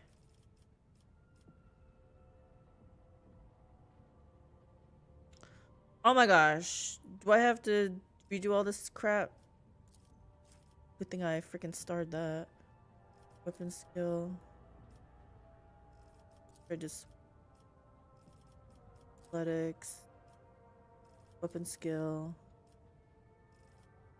We're back to here. I could give him nimble, more dodge. Dodge is probably good.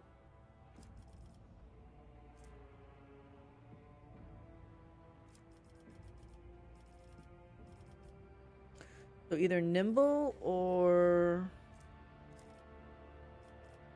Is there something that gives him more parry? Give him more parry.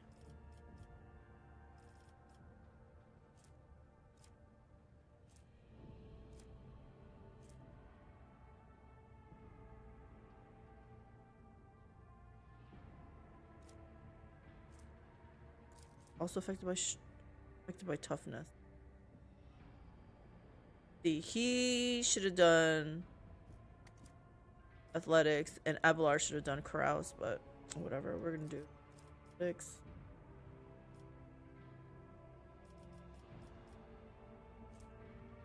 Recommend you raise his weapon skill whenever you can. It not only increases chance to hit, but your chances of parry. Done. I like weapon skill on him. It made sense, so that's what we're doing. Whenever an enemy attacks the warrior... I feel like this sounds good. But engage.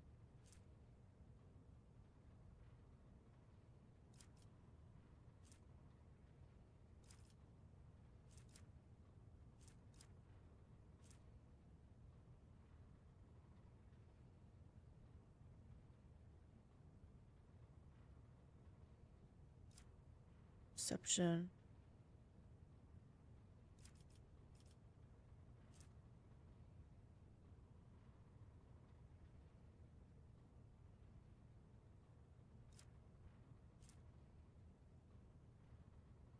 Area attacks deal an additional 1+ strength bonus divided by 2 damage. 3 for each enemy in the area of effect.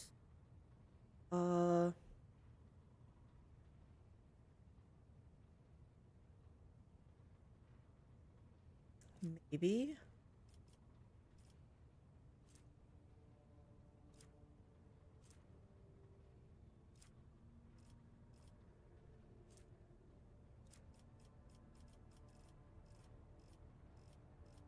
I can give him more hit points.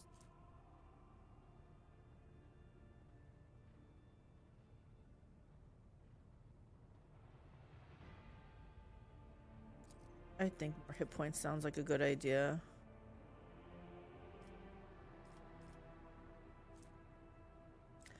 So the end of combat, the warrior gains 4 MP for every each kill and may use their MP after attacking. Yeah, we like that.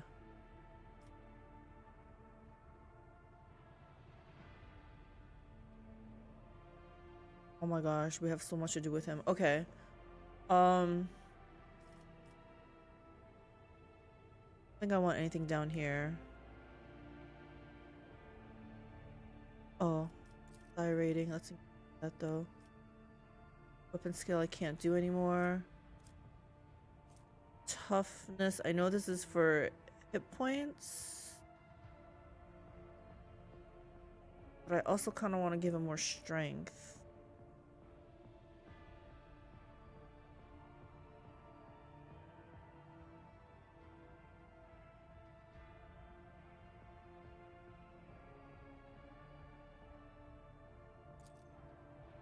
I might regret this, but we're gonna go with strength. What I like a lot about Rogue Trader is following our group, trying to forge a path to the best of their convictions and wishes, even though it is a dark and dystopian world. Exactly. I tried to do good. Sometimes I'm left with choices that don't work out, though. What? In fact, I regret one of the choices I made for one of the contracts. I was greedy. I know what happened. I was greedy and I was probably reading the reward. And I was like, oh, this sounds like a good reward. And I chose it and didn't read the description of what I agreed to do. Something about basically experimenting on them through food. And I just wish I didn't take that option, but I did. Because I'm a greedy dwarf. I'm gonna take more strength because I want him to hit more. And hope that my girl can heal him enough.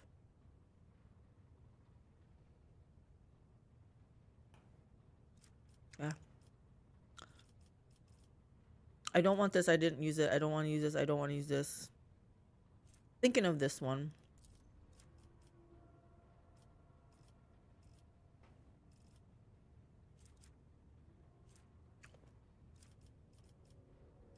The other thought with him is I'd make him someone like Big Bad Russian said, pyromancy. And he can purge by righteous fire all the demons and heretics.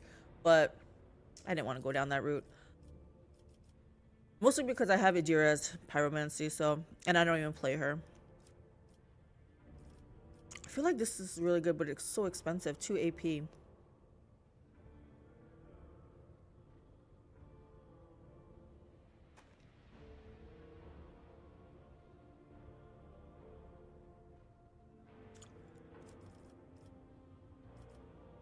Anyway, I gave him breakthrough. It's fine.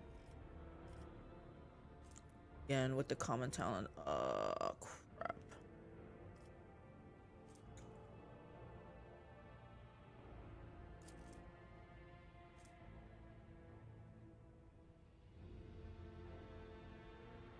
Any target surrounded by more allies than enemies, give a 10.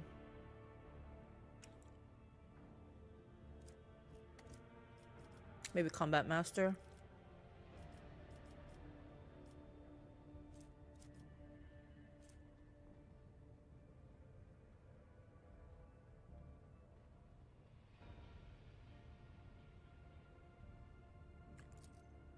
Again, I'm probably gonna regret this, but we're going strength.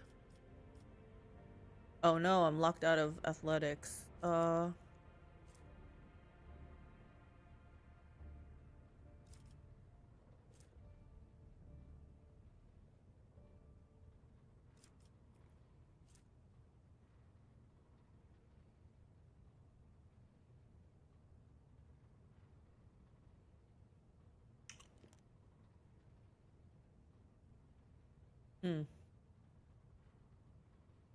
I have him know Xenos lore.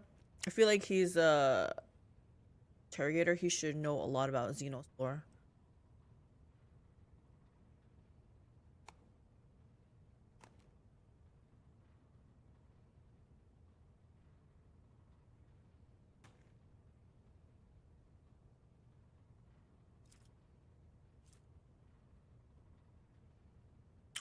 What's his ordo? I don't know what that means. Xenos. I know what Xenos is. I don't know what Malleus is. And I don't know what ordo is.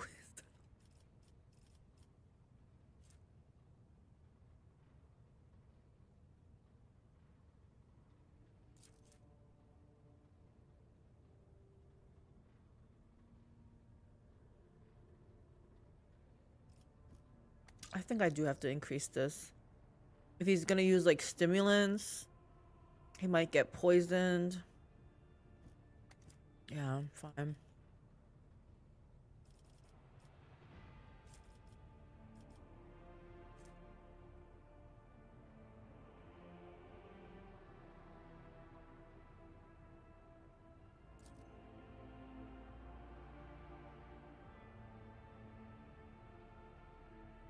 We'll do this.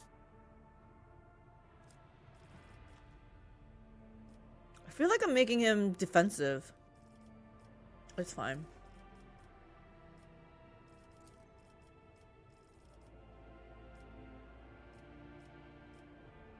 Maybe more movement. Either more movement or more nimble. More, so that's more dodge.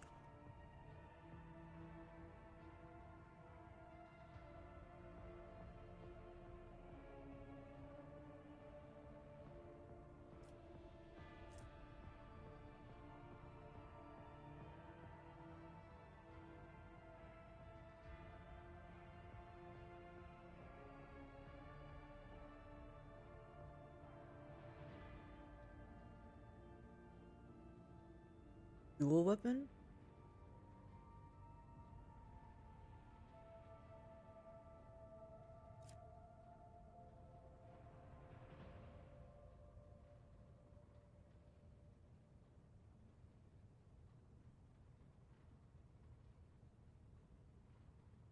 Eisenhorn is Ordo Xenos, basically Inquisitor that focuses on Xenos threat. Malleus focuses on chaos.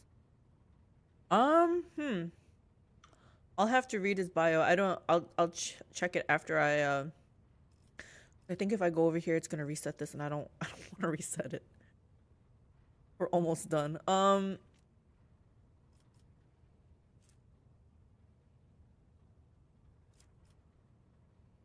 He's just Got a sprinkling of Psyker ability, so I don't think I wanna do too much. What's this?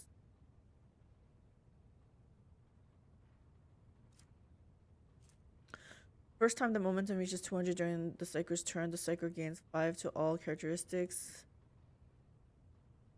until the end of combat. Wait. First time the momentum reaches during the Psyker's turn. Oh. Enemy adjacent to the Psyker suffer 10%. Yeah. I mean, he's gonna be meleeing them down.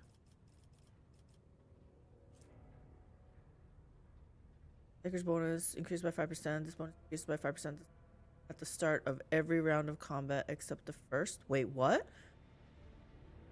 The Psyker's armor increases by 5%. This bonus increases by 5% at the start of every round of combat except the first. I feel like this is really good too. We're gonna do Edge of Dawn first, but yeah, why is there no star here?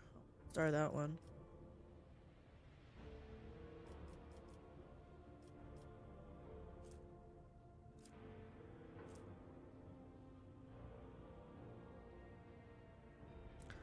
Also grants 10 movement points until the end of turn. The word does not provoke attacks of opportunity.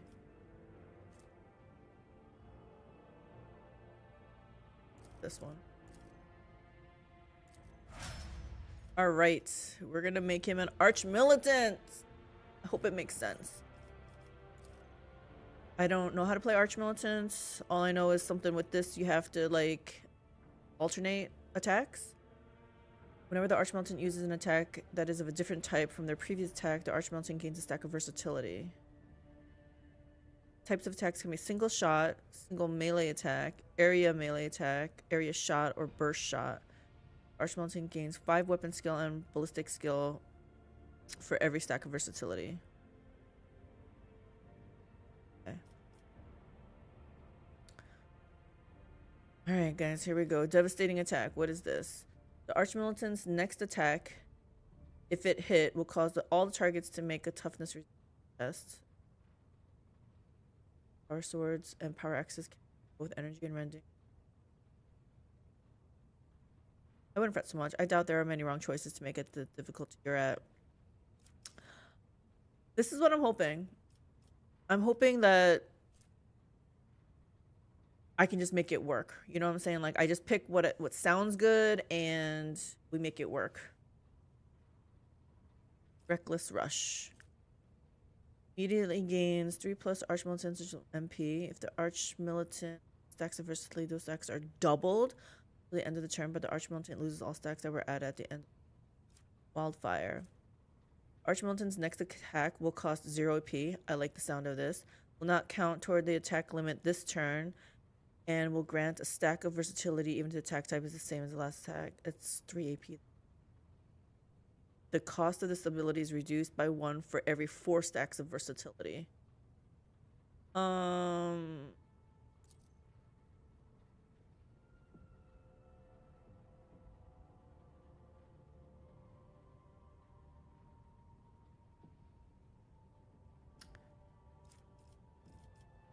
Cautious approach. Wait, see this one? I don't really need that. This is about more MP, right? And the stacks are doubled.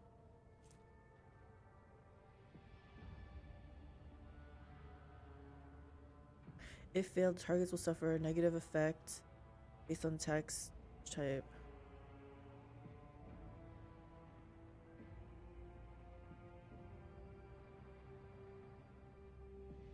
I don't know. Cautious approach. The Archmage is a cautious approach.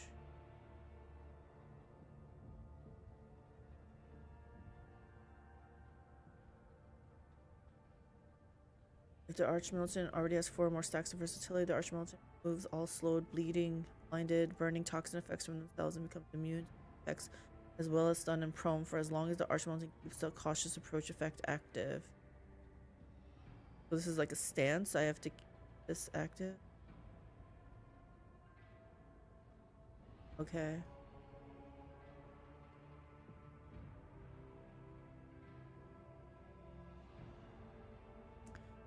Okay, so if we're in danger or if he's burning, bleeding, slowed, blinded, whatever, we can put this on. And then what's this one? Confident approach.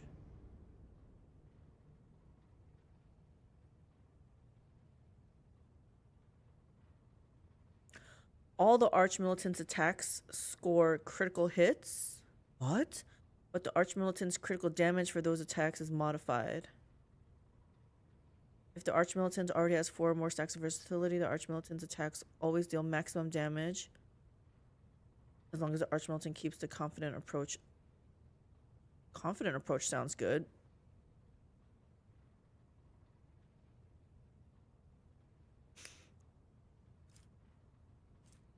Okay, I think I'm gonna do this and then we're gonna do confident approach next. What about kick?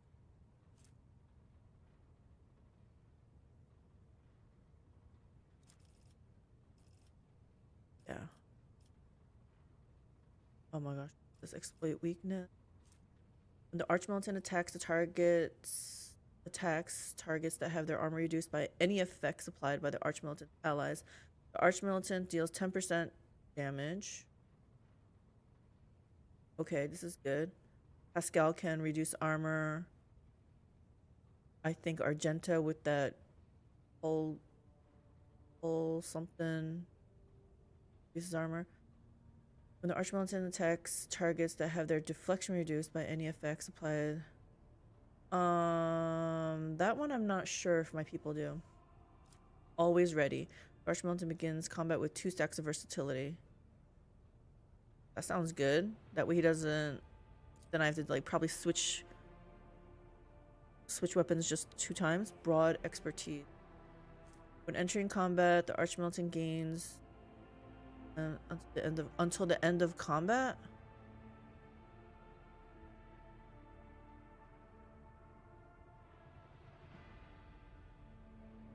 Sounds good. Critical versatility. Arch-Militant gains 3% bonus to crit damage for every stack of versatility. This bonus is kept when the Arch-Militant uses cautious approach or confident approach. Sounds good too.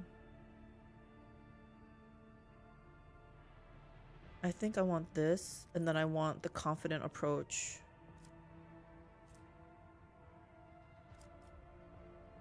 The Arch-Militant gains a 2% bonus to armor for every stack of versatility. Okay, prefer targets when the Arch-Militant attacks targets that have their dodge reduced by any effects. Gains 10% crit chance when the Arch-Militant attacks targets that have their parry reduced. I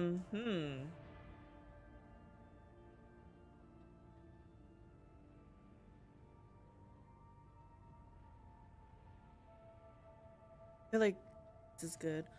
Okay, adaptability. Gaining a stack of versatility increases crit chance by 10% until the end of turn. Stacks.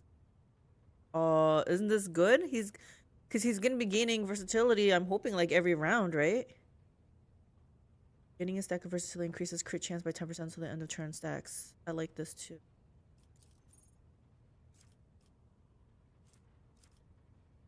Arms Master, killing an enemy with a melee attack makes all the Arch-Militant's ranged attacks. Interesting. So they want me melee range.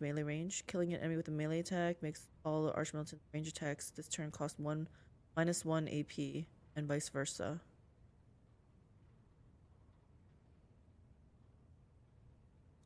Blood Haze. Does this stack though?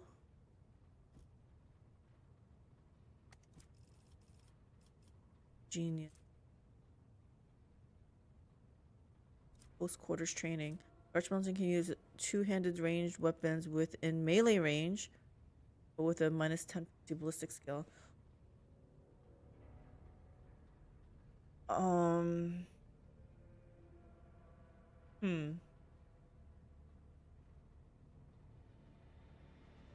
I'm thinking like those Melta weapons, although I don't know if Melta weapons are considered ranged weapons. I don't really use them that much, so I don't know.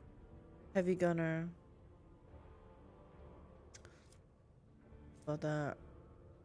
Percent or never to have priority target, regardless of whether the target is Arch-Militant else.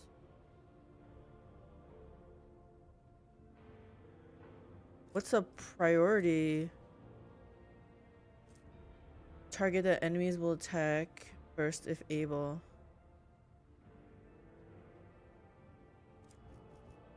Like, who's setting the priority target? I guess I don't know. Awaiting orders. Every round, the first single target ability used by an ally on the Arch-Militant grants 1 action point to that ally. Every round, first single target ability used by an ally on the Arch-Militant grants +1 action point to that ally. So when I buff him, he gives someone else an AP.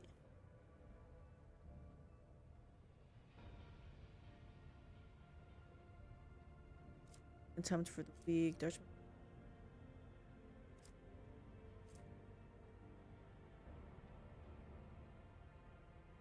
Under a winter advisory. It's finally winter here, guys. We've had such a mild winter.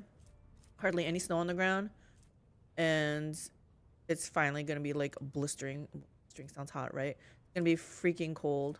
Polar vortex happening for the week. Stack of versatility. Wait. The Arch-Militant gains a stack of versatility whenever an ally grants the Arch-Militant an extra turn. We like to feed Argenta, so probably not that.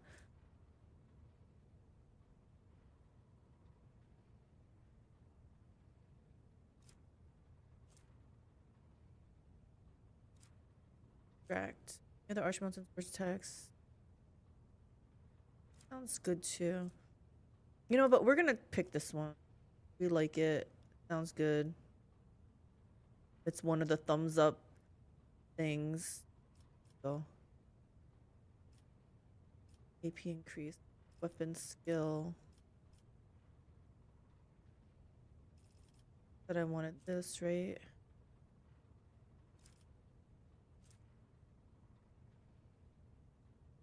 Gaining a stack of versatility increases crit chance.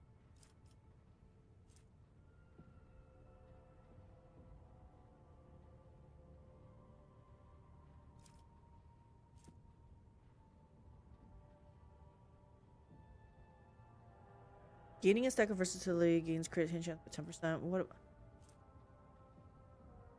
Crit damage. Okay, it's not.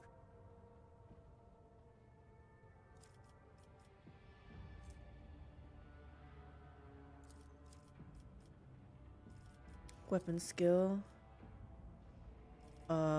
Which one did I want? Confident approach.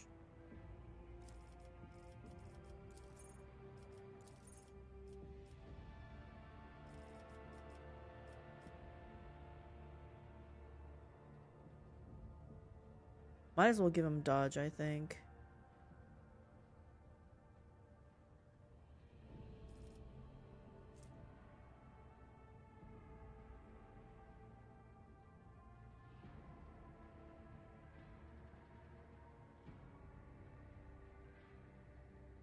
I kind of want to give this to him. 1+.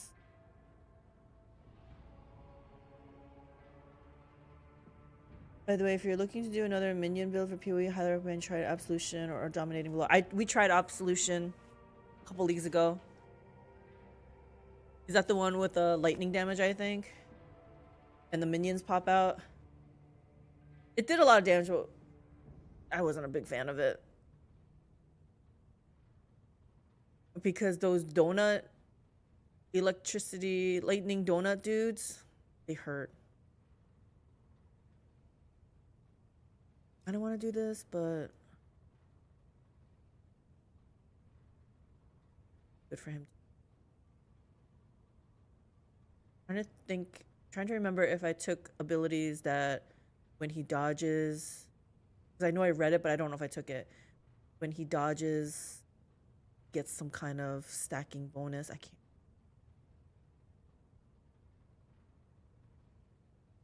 You know what? It's always good if he dodges, actually, right? Like, he dodges in melee, you don't get hit, right? Did you try the Val version? I'm not sure if it was the Val version. It was powerful though, whatever we did. 6.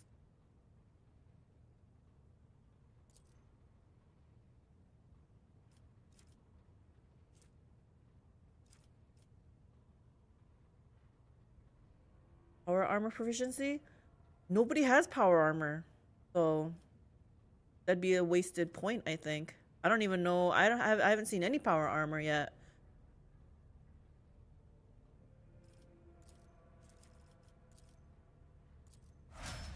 All right. Oh my gosh. 2 hours later, guys. Saving this. Heinrix. Militant. All right. And we're also going to do a quick save. I think we're finally ready. We're finally ready to venture. Where are we going? Oh, wait.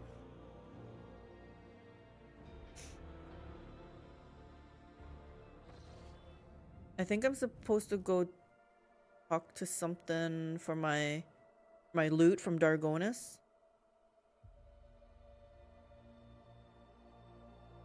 It's time we got the loot.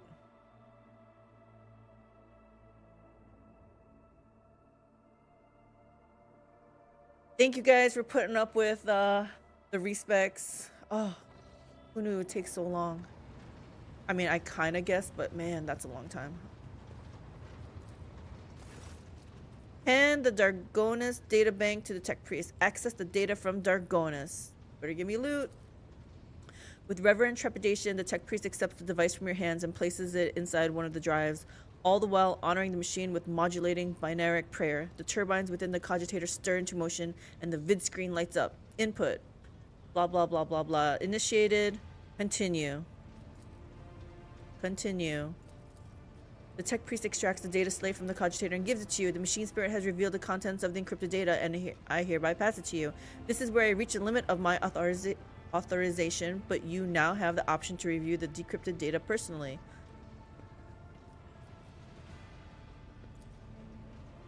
Theodora von Valencia's personal notes.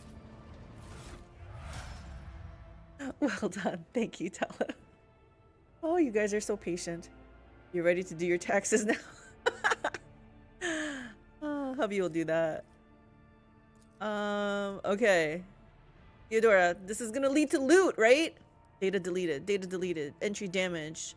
Rogue trader like a lackey. It is humiliating and dispiriting to put up with the part of an errand servant to an imperious madman vested with even greater power than that of any rogue trader. Alas, when one side of the scales holds my pride and the other the fate of the Von Valencia's protectorate and my entire bloodline, choice becomes a futile illusion.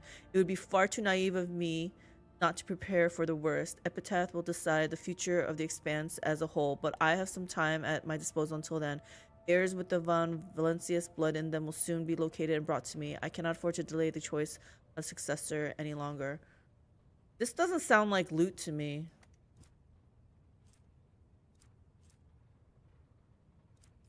So what do I do with this? Guy, this was too damaged. Can you help me again? Hold on here.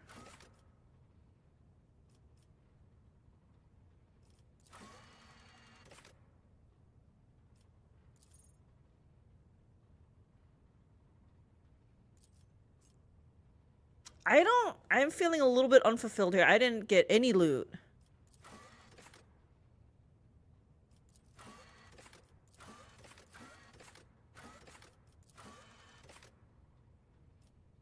Kavagama. That one I saw too. Bring Heinrix to Kavagama. Okay, I don't know.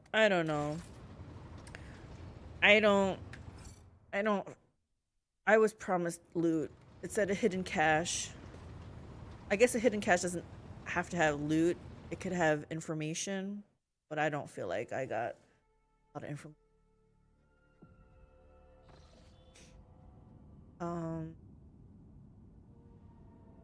Alright, I guess I go here because it has this little quest marker.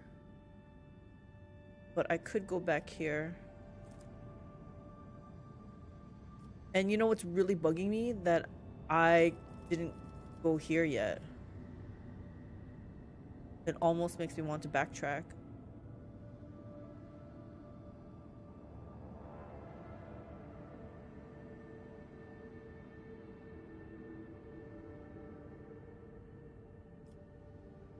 We're gonna go here instead, though. Lord Captain, urgent report. We have received an astropathic message from Regent House Orsellio. Uh-oh, this is gonna get Cassia's attention. The navigators are concerned about the fate of Cassia, who disappeared from Urac 5. The Regent is requesting an update on her current status, and he has also inquired about the possibility of a personal meeting to negotiate and to arrange the return of the Lady Navigator to her house. I'm not ready to let her go.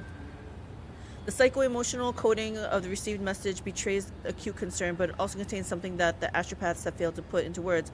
If you'll excuse my forthrightness, I feel it is necessary to tell House Orsellio the truth. Otherwise, a conflict with the novice nobilite is possible, which, given the current state of the Cronus expanse, will only play into the hands of the enemies of the Imperium. How did House Orsellio even learn that I have Cassia? Why, was it a secret?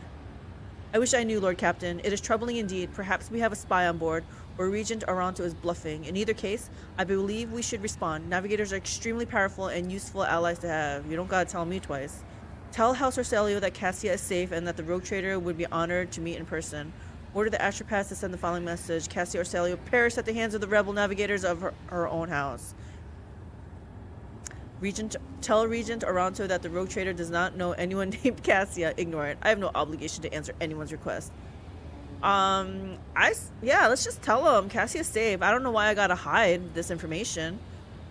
I'll see to it, Lord Captain. The astropaths will transmit your consent. Representatives of the House Orsellio will be waiting for you on the capital world, Dargonus. We just left there. Receiving members of the novice nobility is always a delicate matter. Please make sure to discuss the details of this meeting with your counselor upon arrival.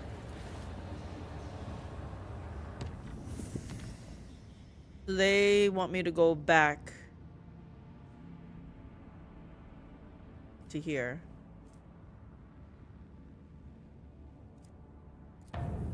They're gonna have to wait.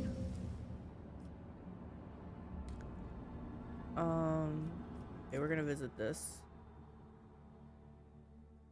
I hope we get into a fight. Master Helmsman Ravor. You know what? I should check out my inventory too, since I switched them around. Maybe they'll have better equipment. I don't want to do that too much. Okay, Lord Captain, we have cross-referenced the key characteristics of the system with our astronautical chart data. The planet Vibos 6 is located here. The problem is the augurs detect an unusual change in the atmosphere, not unlike a massive release of toxins. It appears that something unfortunate has happened to the planet's underground storage facilities. It is impossible to land safely on the planet just now. Unknown ships are cruising in the system. No need for any cog to analyze it. I can decipher this telemetry easily. Xenos. The armory and artillery crews are standing by. Find out what is happening on Vibos 6.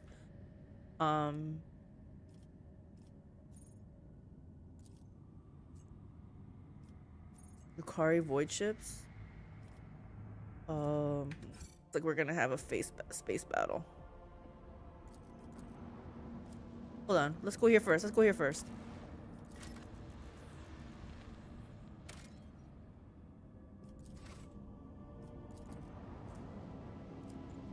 We're just stalling here.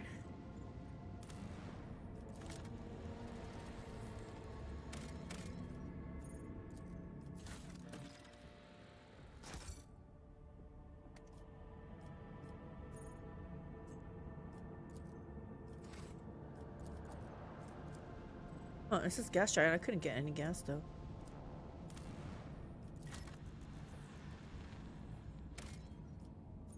Peculiar settlement. This planet can barely sustain life, and yet searches discovered a long-lost imperial colony, one that was cut off from the rest of the galaxy centuries ago. The colonists live in conditions worse than any underhive, yet they still venerate the Emperor and gladly welcome their visitors. The Lord Captain receives an invitation from the local ruler, the Arch-Queen Princeps Domina. Hey there. Hey, Angry Fun Welcome. How's it going? Pay the Archqueen an official visit. Take over the colony. 1 shuttle and 2 rifles should be enough. I mean, I can still take over the colony and not have to... I feel like this one's saying, like, kill them off. Let's just go see what's happening. The ruler meets the Lord Captain in a shack, considered to be a palace by the people here. The Archqueen's unusual crown is made out of metal coils, most likely parts of an ancient device for boiling water. Ancient device for boiling water. A pot on her head. The guests are served the finest delicacies the colony can provide. The Archqueen praises the visitors in mangled Low Gothic and calls the Lord Captain her dear sister.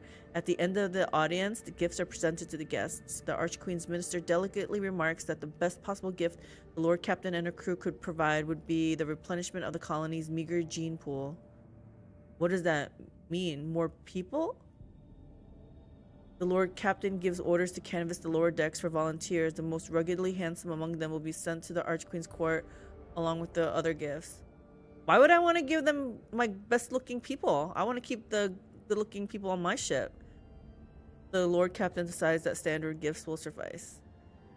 Yeah, I don't want to look at ugly people.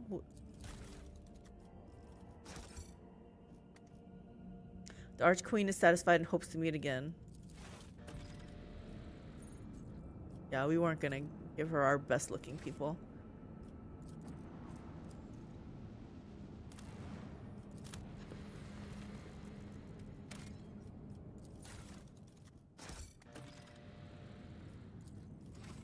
Oh well. Guess we gotta go here now. Yeah, let's F5 it. Fine. I don't know how this is gonna go. Let's hope I level. Maybe I should have... Even if I had upgrade... I don't think I didn't do any ship battles. Why would I have upgrades? I'll be your beacon in the darkness. Only 2 of them?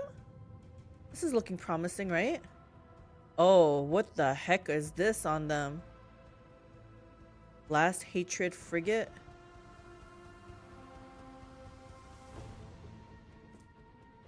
Shadowfield. An eerie and unfathomable haze obscures the vessel. Enemies suffer minus 25% penalty to hit chance when attacking from within a 2-cell range and a minus 75% penalty to hit chance when attacking from outside that range.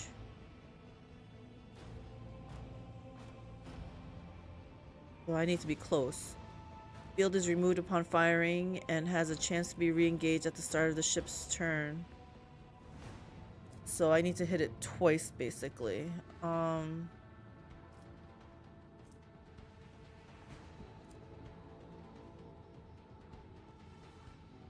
think I need to attack one of them.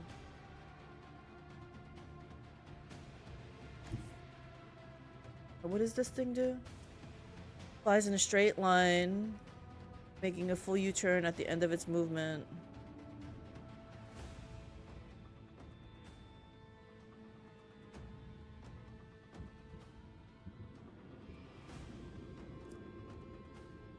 Hold on here, I gotta think about this. If I go here, let's launch some repeat.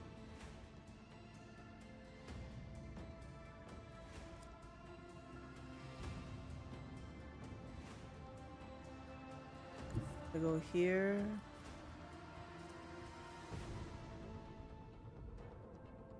Still not within 2 cells.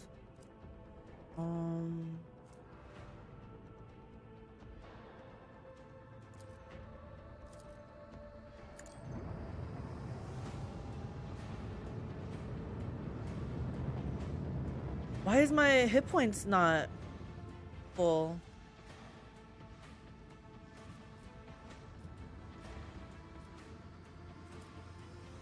Oh, I messed up.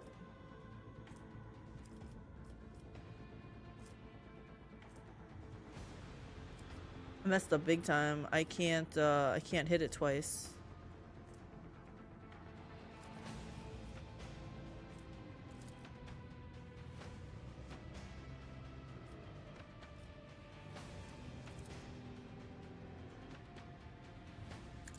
this.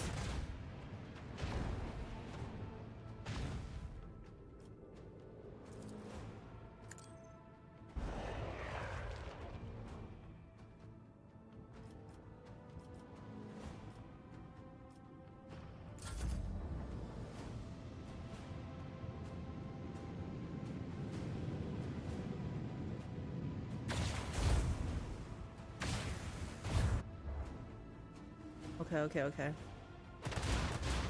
Ow, ow, ow! Oh, wow. I can't defeat this.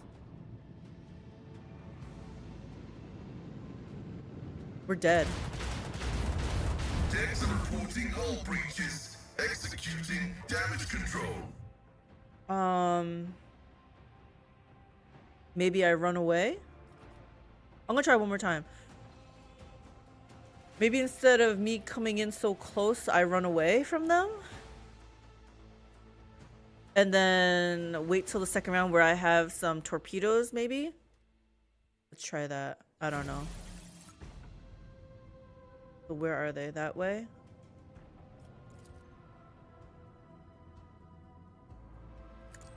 I'm gonna launch this.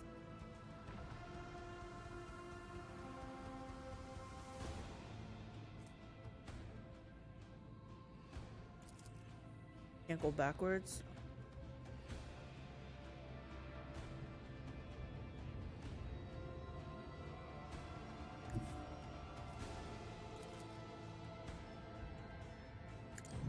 I'm gonna try this. This makes me want to replay Battlefleet Gothica 2.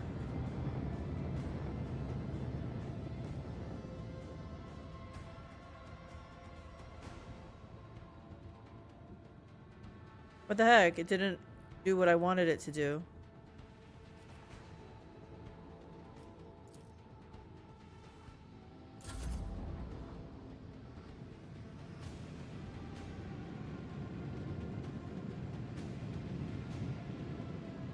Okay. It's not gonna work.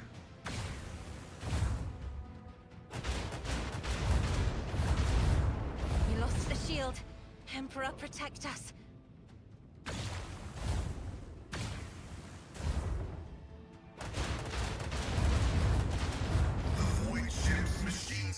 Cries out in pain.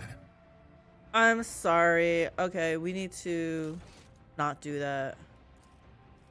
I can't do it. I'm just down in the first turn. I need upgrades. I guess I can't do this quest.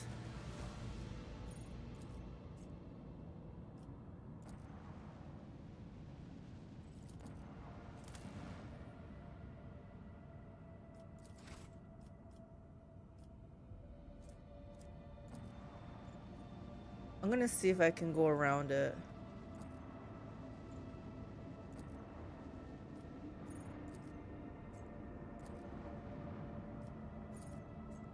Can I just find out what's happening here without engaging? No. Okay, fine. We can't do it. I gotta upgrade my ship somehow. Then I guess we go here.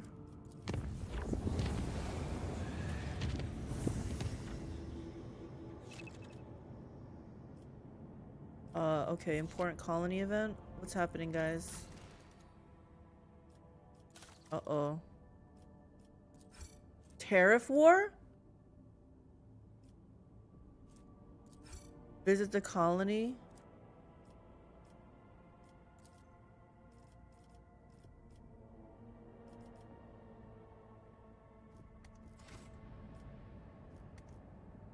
Man.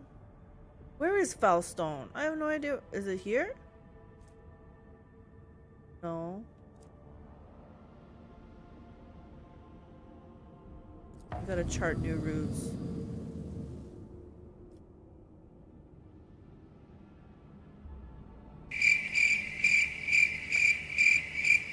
Hey, Buzz Nugget. Is this where Foulstone is?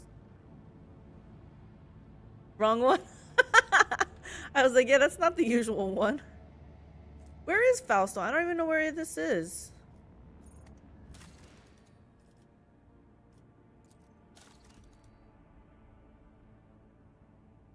Where is this? So Giannis and Dargonus. This is that's Footfall. This is Giannis.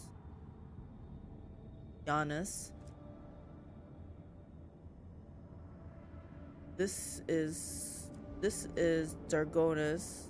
So it has to be somewhere in between. Where did I go in between?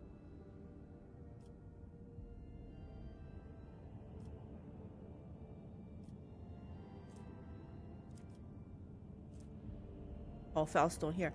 I have to go all the way back here?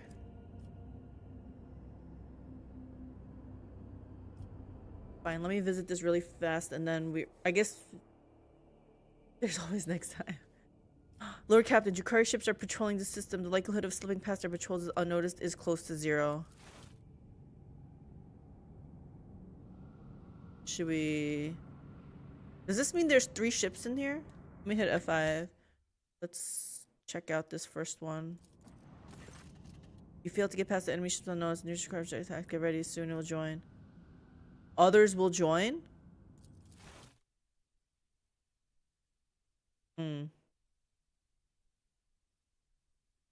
No way I survived this. That looked impossible, right?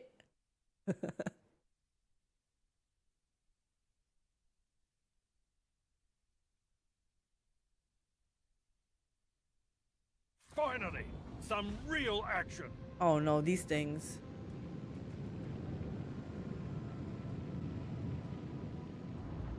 They look smaller than the other ships. Are they just as deadly though?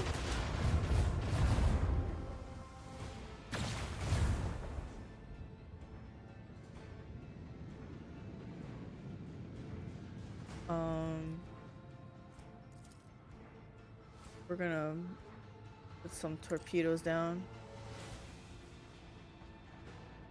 I hit him in the back.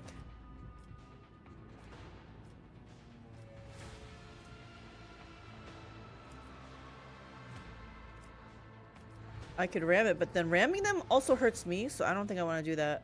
I can do this.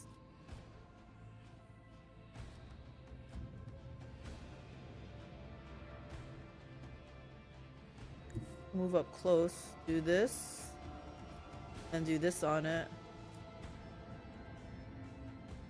I got recommended a game called Drug Dealer Simulator on Steam because it's on sale for $3. Cheap games are... Can't go wrong, right? Alright, let's try this.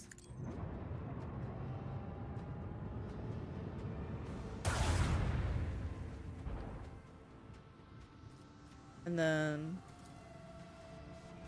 this is not gonna do enough. Especially when I miss like that.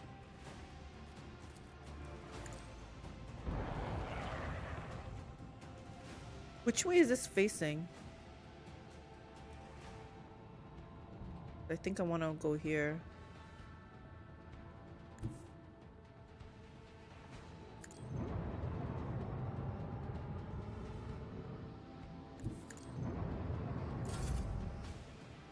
Oh shit! They really did came fast. Okay. I thought I would have more time to kill these things.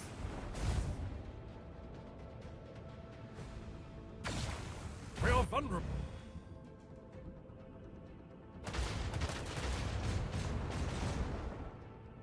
Oh my gosh. Okay.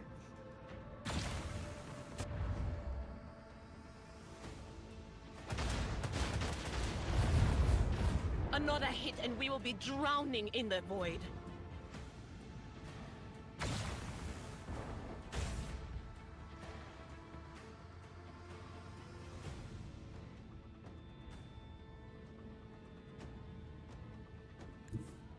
Go here.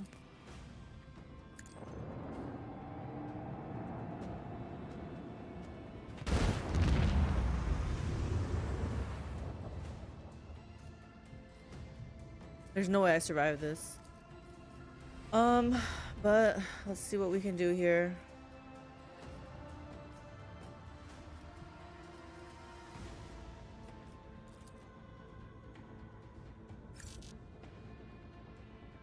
Count target the furthest node.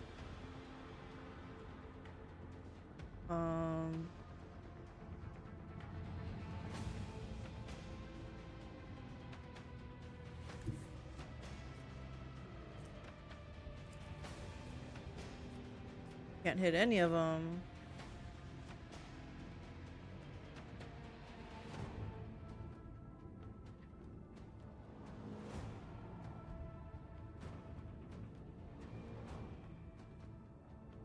I don't even know why I'm thinking so hard. This is not gonna go well.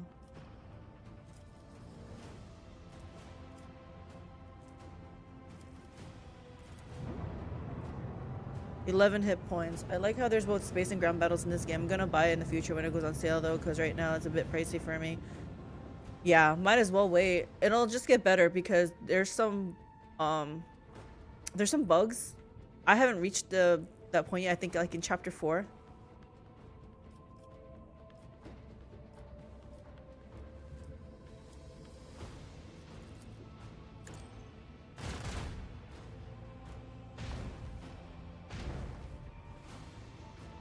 And I can't do anything else.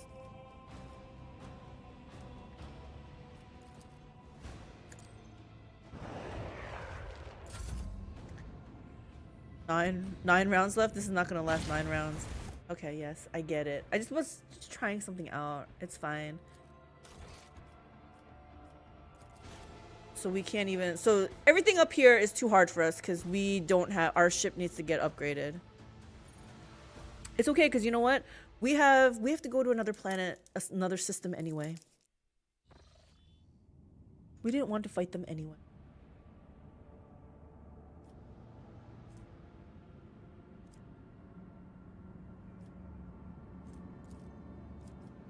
One thing I hate is I have to go, like, along the routes that they prescribe. Like, I can't just jump here to here. Too dangerous.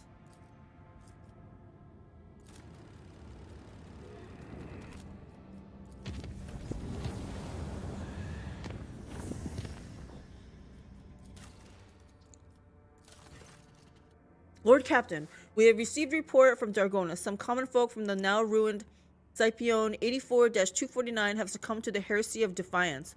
What? Forming into engine vandals gangs, they now ride among the wasteland on the wasteland adapted cleaning Goliaths. They have declared themselves outside the law, raiding the hive's outskirts only to escape retribution in the toxic wastelands. This is on my planet, Dargonus? They messed with the wrong rogue trader. Despite your act of grace, these ungrateful heretics are fleeing the hives, abandoning their workstations, and inciting others to do the same. They even dare to spread lies and slander, stating they are being used as slaves. So great are the appetites of the yesterday's refugees. LL, I'm sitting here having a coughing fit, and my cat doesn't give a thingy F.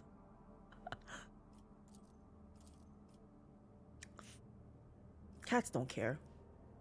Rumor has it that the Brigadier clan in charge of debris removal in the ruins of Scipione keep in contact. We could pass on your words to the renegades via the Brigadiers or force them to disclose locations of the rebels' nomadic camps.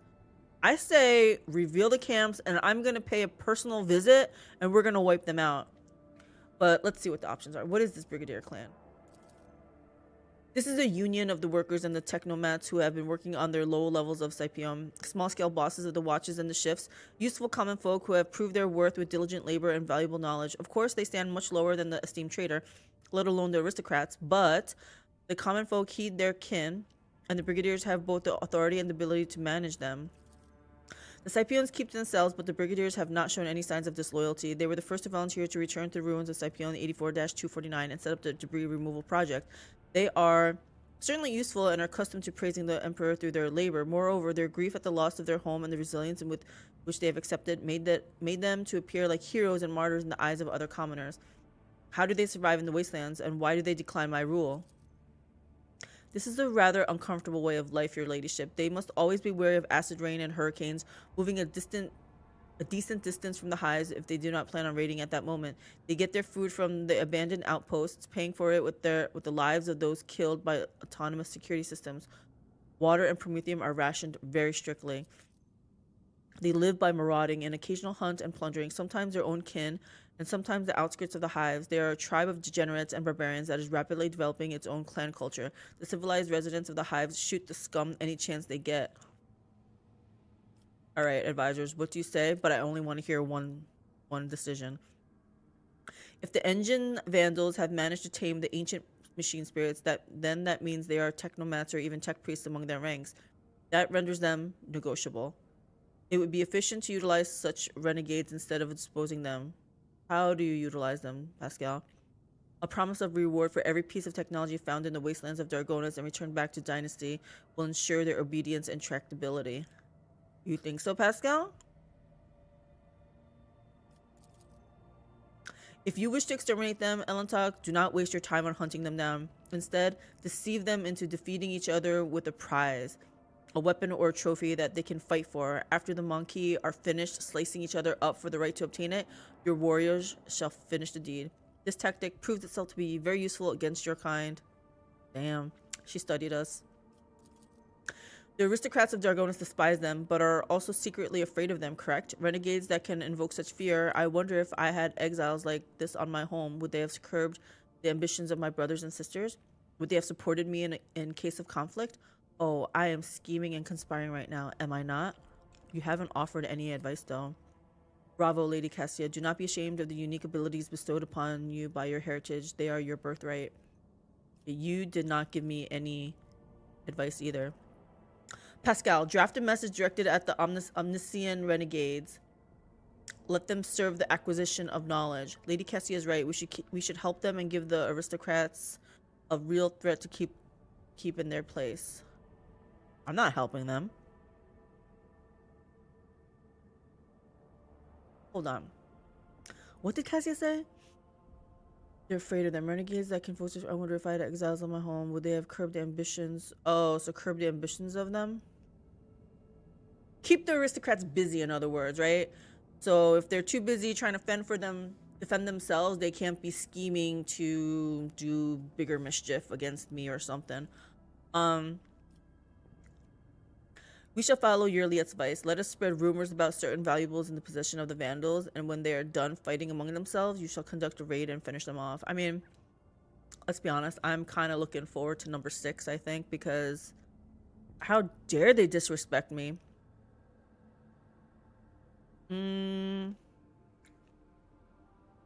Pasqal, I feel like it's too passive. I don't know.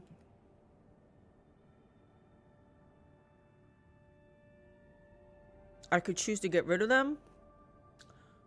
Here's the thing. I don't mind them if they keep the aristocrats in check, but I don't want to actually help them.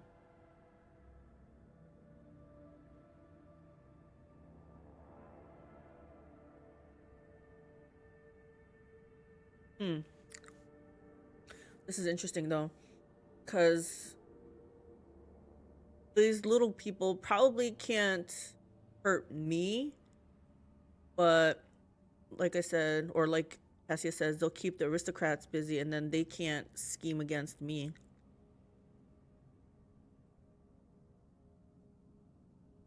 And Heinrix seems to like the idea too.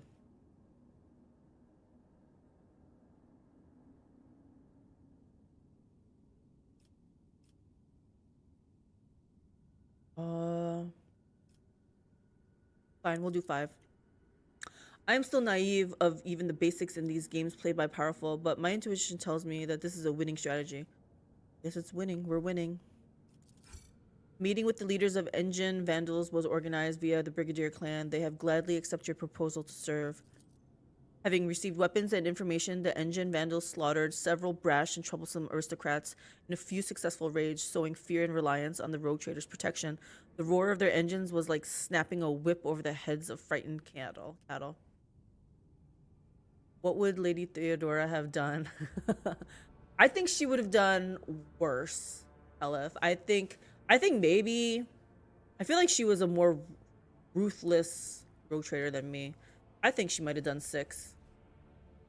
She might have just did away with them. But I decided I'm not going to follow in Theodora's footsteps, so It all works out. Rabble. I forgot what I wanted to do with him.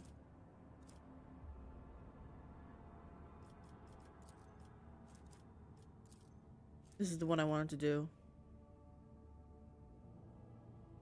Yeah, we'll see about that in about 30 hours.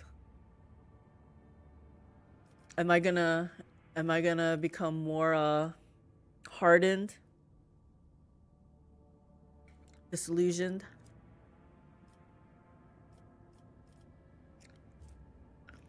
Calyx is going to be Emperor was right.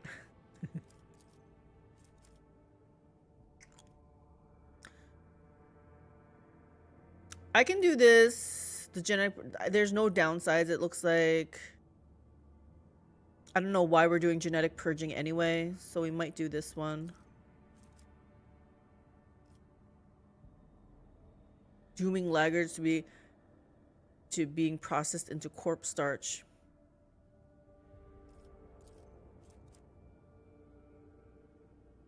I don't like this one though. I'm like seriously against forced servitor creation, whatever. So you know what? First of all, let's stop the genetic purges. Do that. You'll become the very thing you swore to destroy. Exactly. Doesn't it always happen like that? There was a great meme I saw for this game with all quiet on the Western Front of before and after the main character. Beginning, iconoclast, everything going to be great. Ending, dogmatic, nuke the site from orbit. It's the only way to be sure. It's true. I started off iconoclast, and I think I still have the most points on iconoclast, but I have a lot of points in dogmatic too. Okay, this one can't do anything, and I have to go to stinking Foulstone. Let me go in here. Is this the one with the... Yeah, we might be able to do this one. Let's go around the long way though. When you start reading more and more into Warhammer 40k, you'll begin to understand why these are this extreme. Do I need this? I have 6. I really need this adamantine.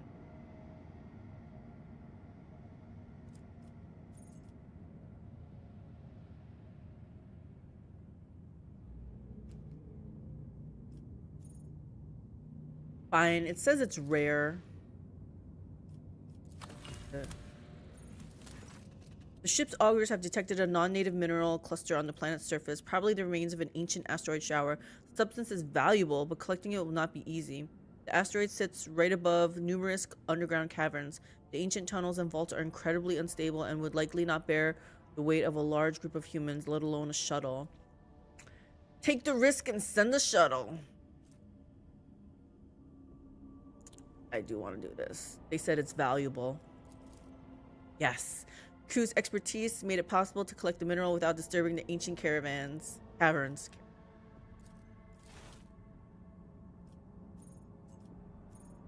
So, did I get something? I don't want plasteel. I already got 11 of that. We're moving on.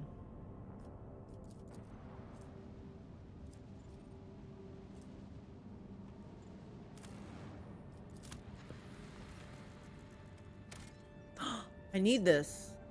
Oh. I have a lot.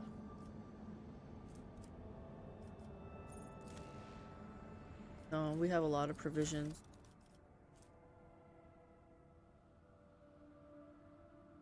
Hey, we have some. What is this one? We're supposed to be collecting them? Okay, we hit F5. Can you guys please be easy? I just need to, just a little bit to level up.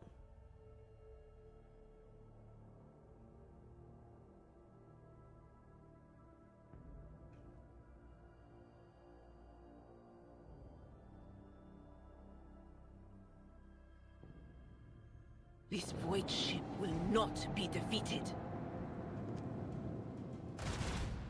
Damn.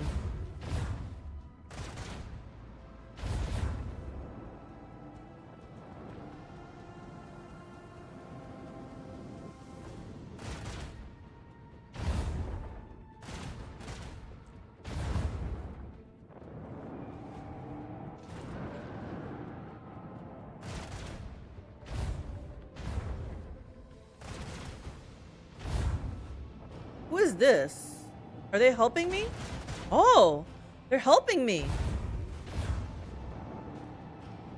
I never had a friend in combat before.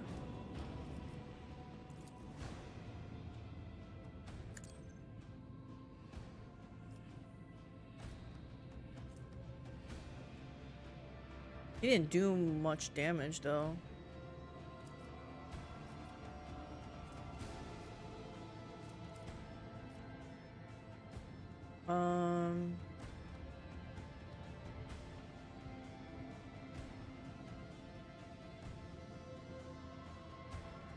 If I go here, I can hit him with this and that.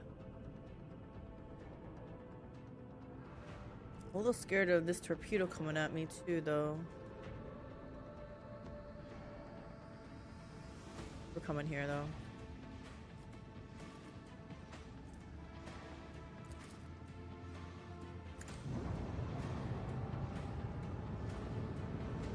Those tight turns.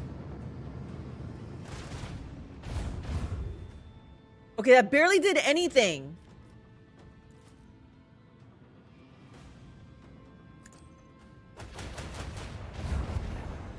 That was better.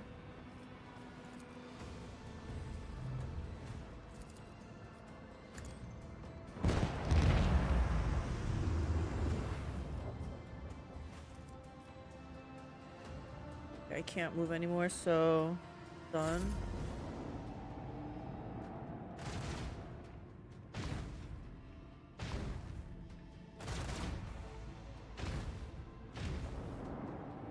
I still have all my torpedoes. Dang it! The vessel begs for our aid. You better do something. I got rid of one. You destroy one now. They didn't do anything. I'm not ramming it. Let's hit it. That did nothing.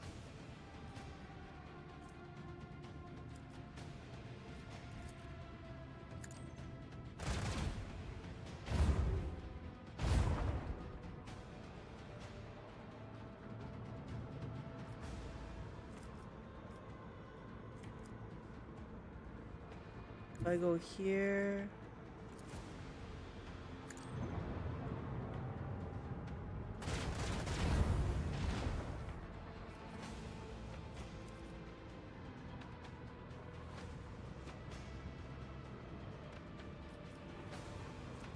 Can't get the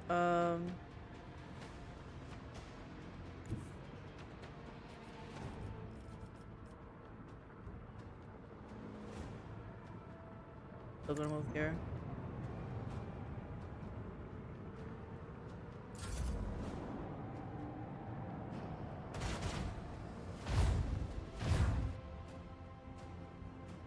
You fight him. Ooh, that was a hard hit.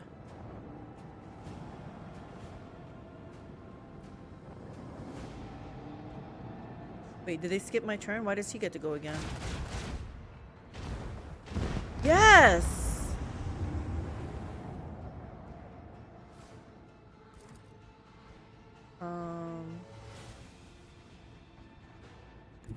Go here.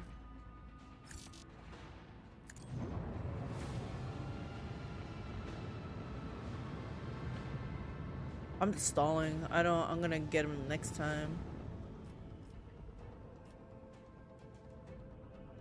Yeah, I can't do it.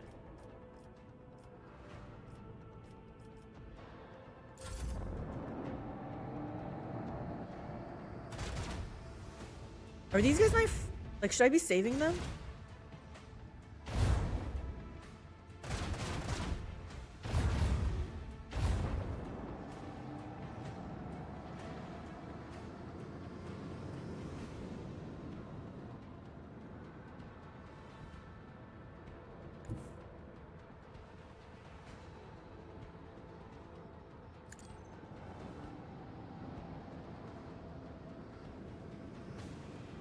Can't move.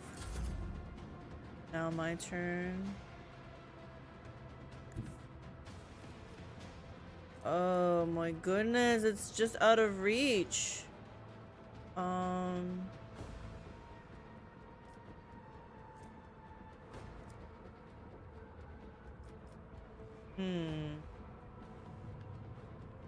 I do this, can I reach?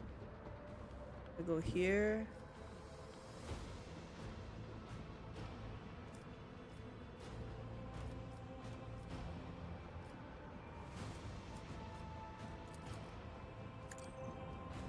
Hopefully my friend, my newfound friend, can finish it off. Oh, I finished it off. A barbaric display. Woo! I'm surprised we survived. I've won 10 void combats. I know, we barely survived. I think the game was being nice to me. It annoys me to no end how I really don't know my damage at all in PoE for minion. Yeah, you'd have to import it into POB. Choose the minion skill on the gem, and there's other things too. I think if you have like, I think for me, like if for raging spirits, you have to put like how many you can summon, like the number of them. Okay, we need to see how we got upgrades, right?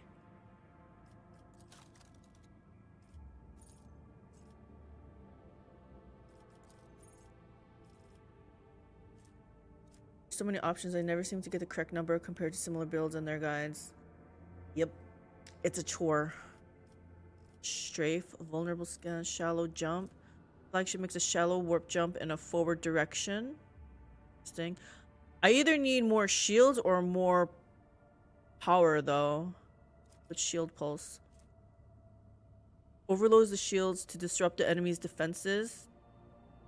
If the enemy has shields, they are moved to the opposite side from where the attack hits. If the enemy has a hollow field, it loses several of its charges. The pulse can also negatively impact Xenos technology. This overload expends 25% of the flagship shield. Yikes. So, at the cost of my shields.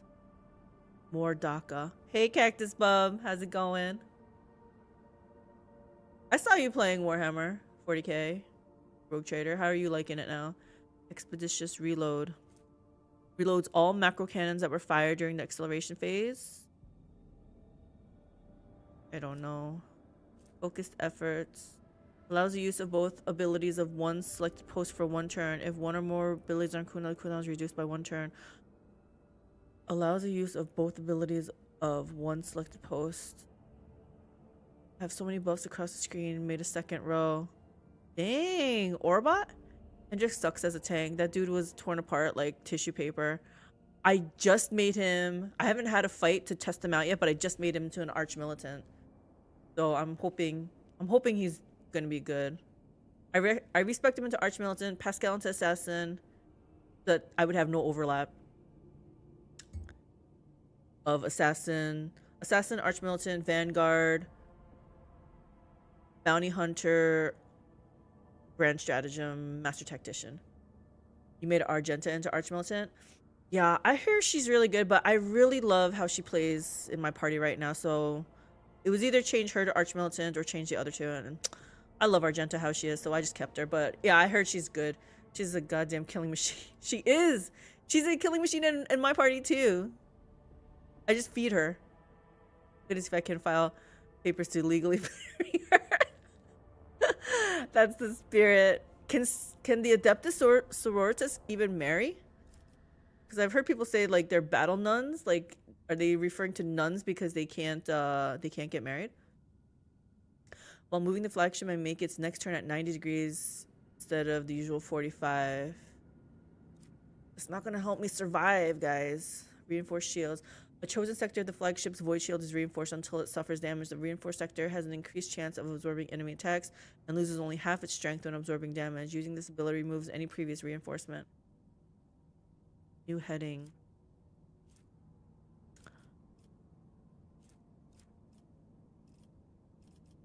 Vulnerability scan.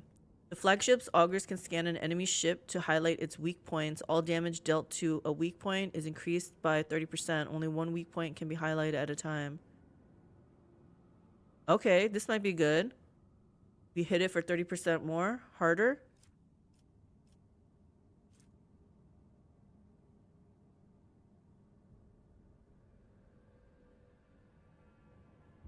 This shield pulse sounds good. I'm gonna do this one. We need to hit them harder.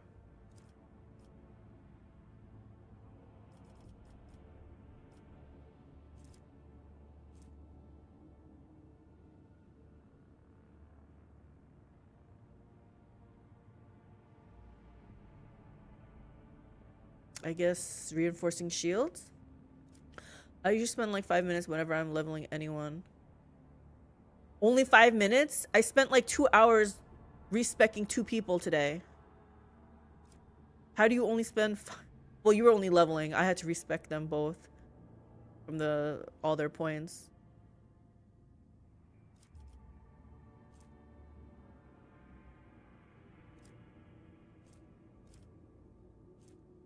Flagship fires up its maneuvering thrusters and slides a short distance to one side.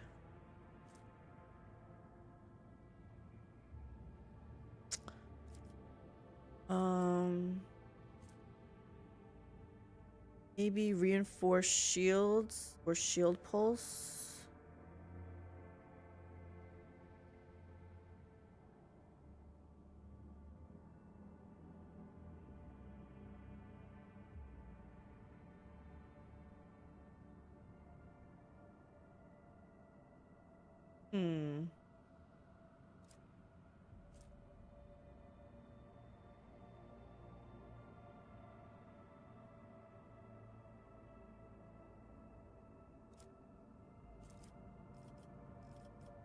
Maybe shield pulse.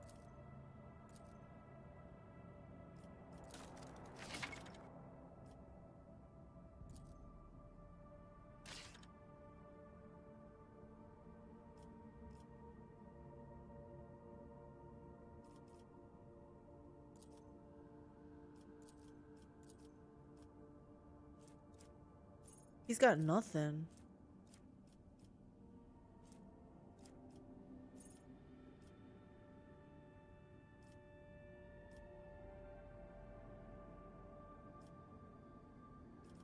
What the heck? Why are people missing?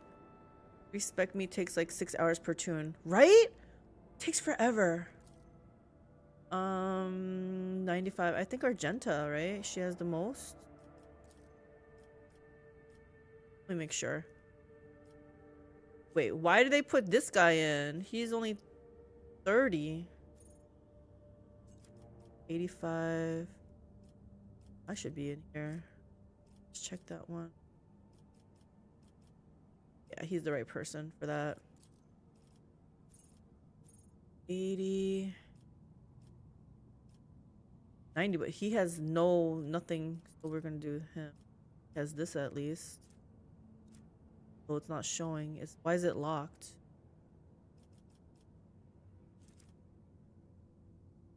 With the assassin spec, there's a skill that lowers threat. That thing is extra awesome. Is that the one where you're talking about they make them the lowest priority? I took it on Heinrix too, because I was like, he's gonna be right in melee. Like, yeah, yeah, exactly. I took that too.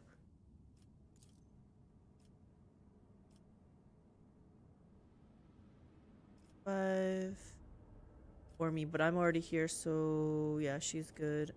Her. Yeah, I think I want this. Yeah, Abelard has nothing.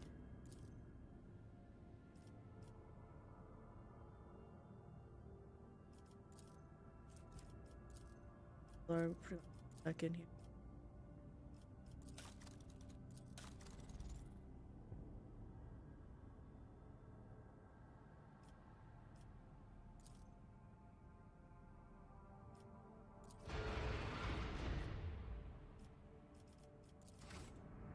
I don't feel any more powerful, honestly.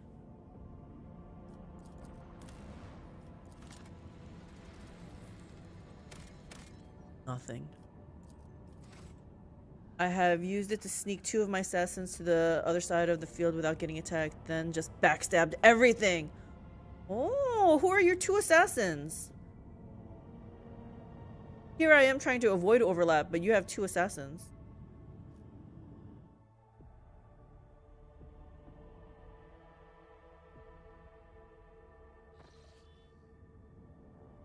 In there. Can't get... That fight was too hard for me.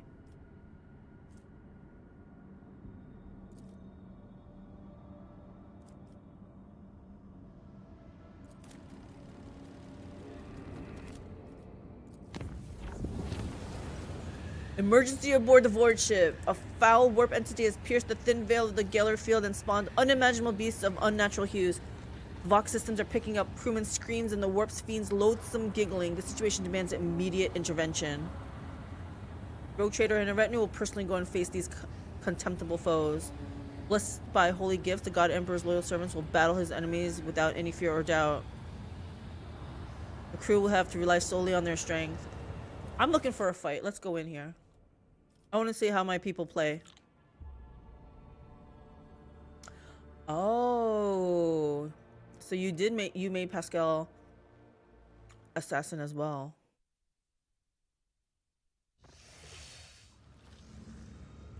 Do you give him like movement point stuff? Because I found like he's not very mobile. Oh my gosh, a bunch of pink cores. Okay.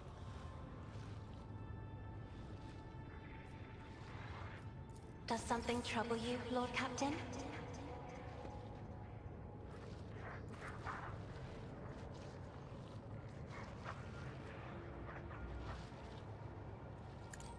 I fear you not, for I am fear incarnate.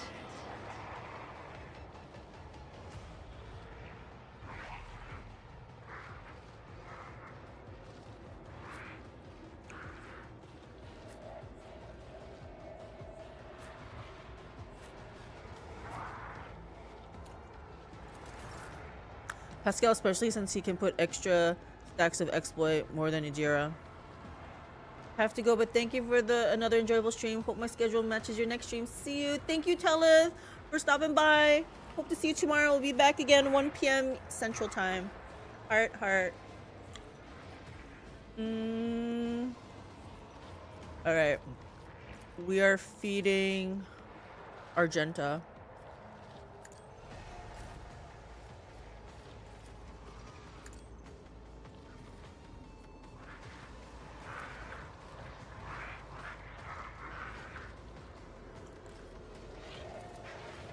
Faith without deeds is worthless.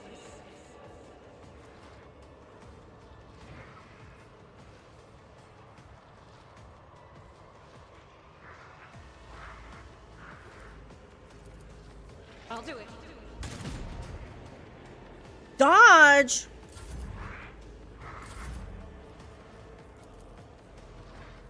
One step closer.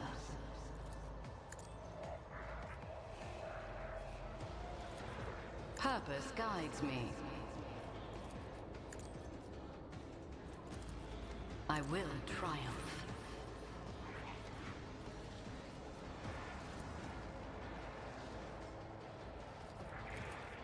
Doubt is for the weak. Can you choose this one? Not yet. Okay.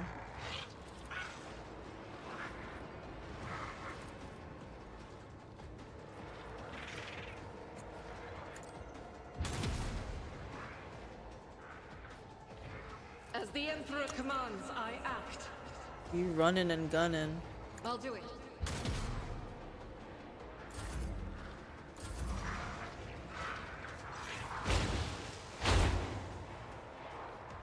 What did they do to her? No! These ruby flashes are choking me! Melting.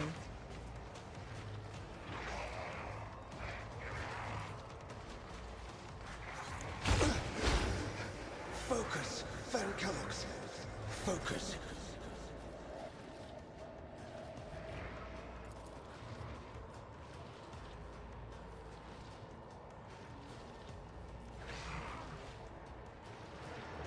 Are they no longer marked? Wait, is there more?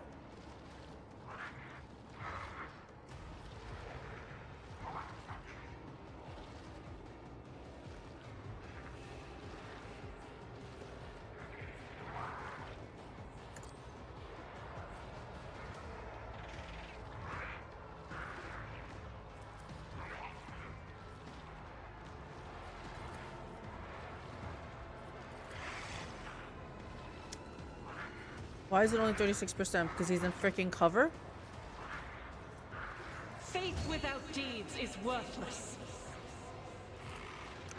Interesting.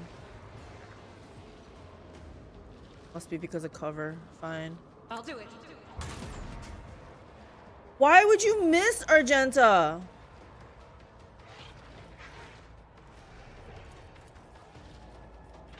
Doubt is for the weak. For you, my emperor!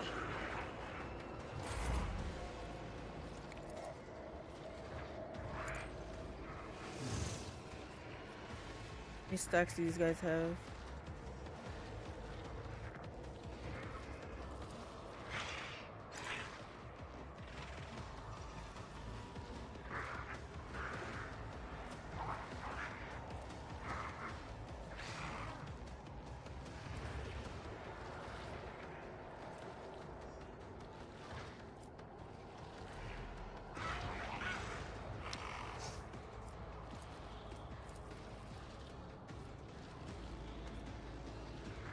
Running binary override. Oh, you can't.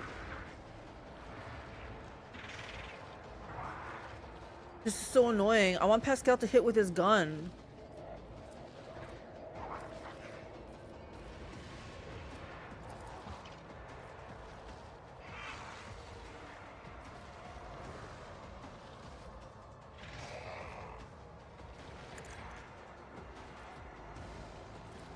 Oh, I messed up. I was supposed to shoot with his plasma gun.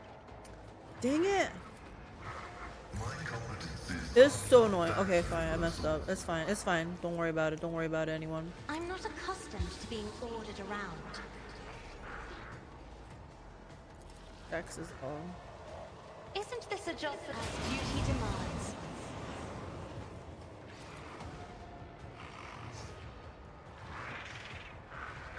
Me? If you insist, Lord Captain.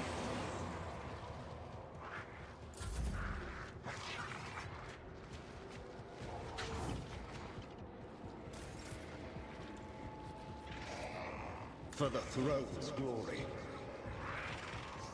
Okay, what are all these new things?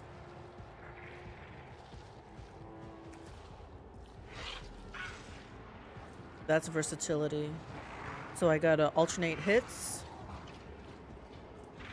There are certain things we gotta do though.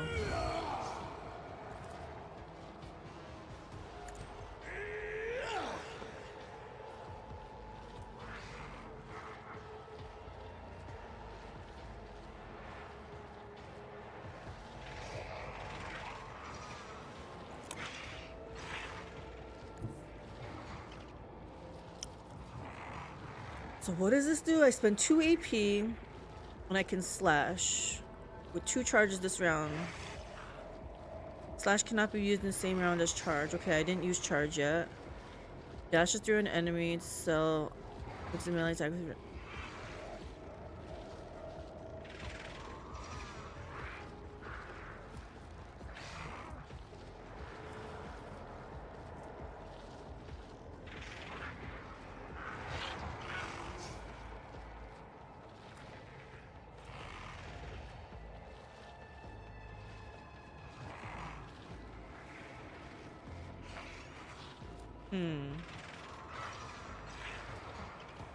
So am I supposed to use this?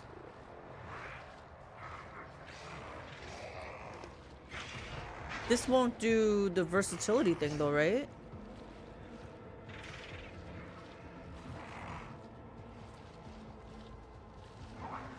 Naturally.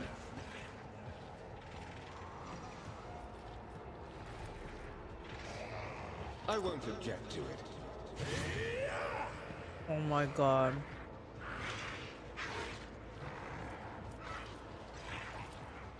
But of course, Lord Captain.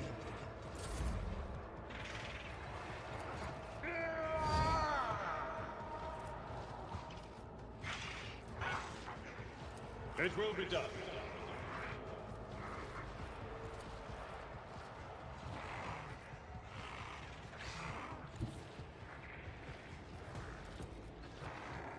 I will do my duty.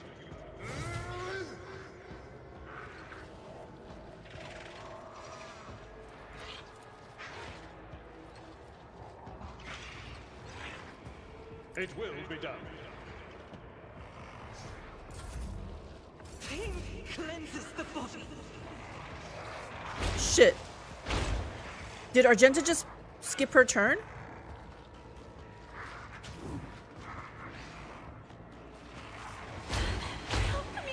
I was hitting spacebar to make it go faster, but that didn't work.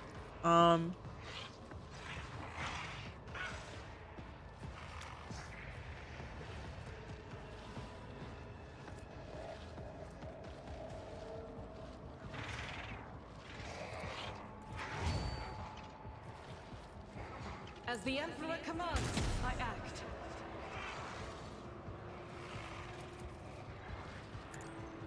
None can escape the Emperor's judgment.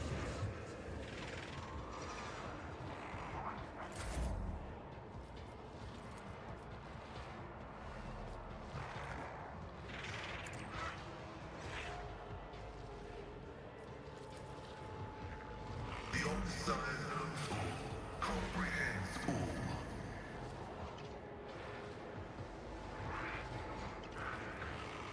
Okay, let me shoot first.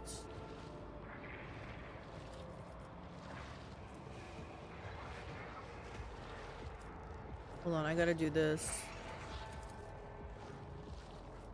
The scriptural prognosis is favorable. Then I can do this.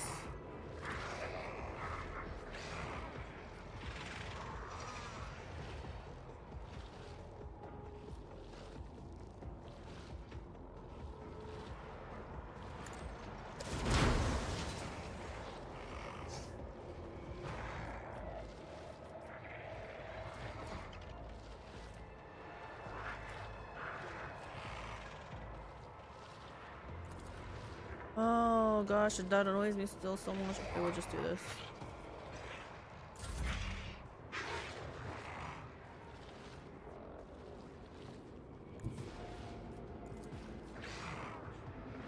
Abelard.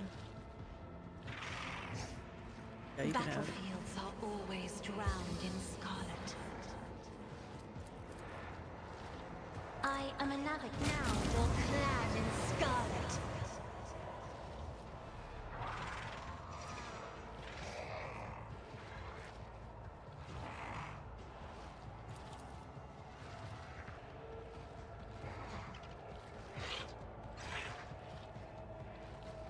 Actually, I should feed Argenta.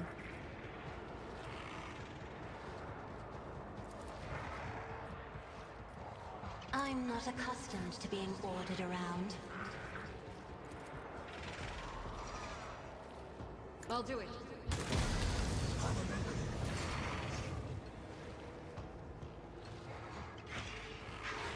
Oh, am I standing in bad? Look like it.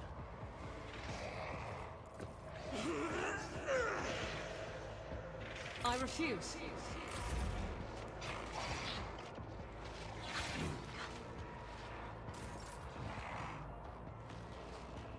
$52 stacks. Right. I won't object to it.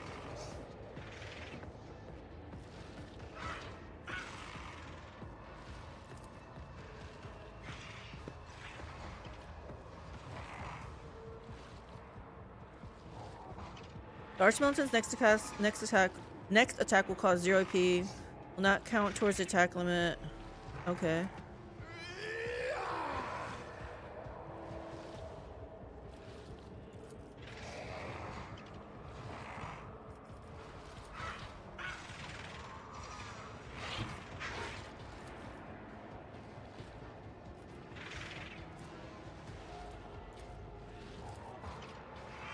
Get me a target.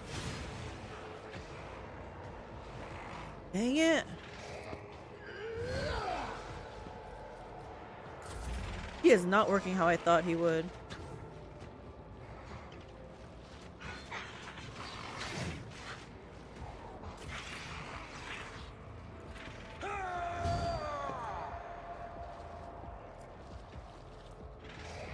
All allies in a 3-cell radius. Temporary wounds. Do Indeed. this.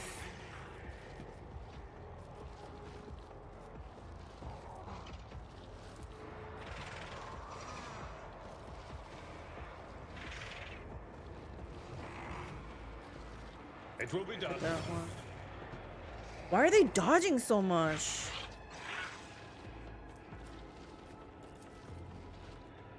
Victory is imminent.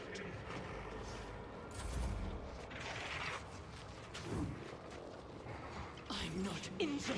I'm enraged. I need no guidance.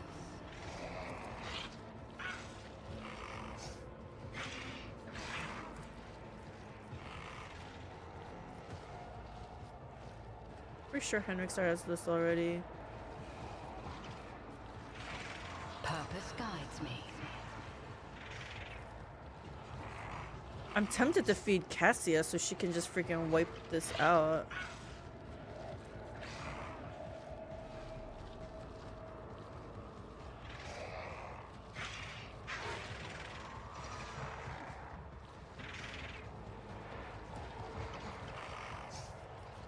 Maybe I will feed.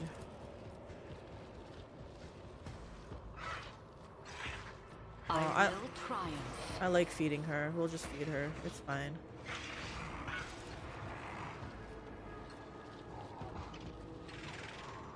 Faith without deeds is worthless. As the Emperor commands, I act. That is not the Emperor's will. Messed up on that. Destiny reshaped.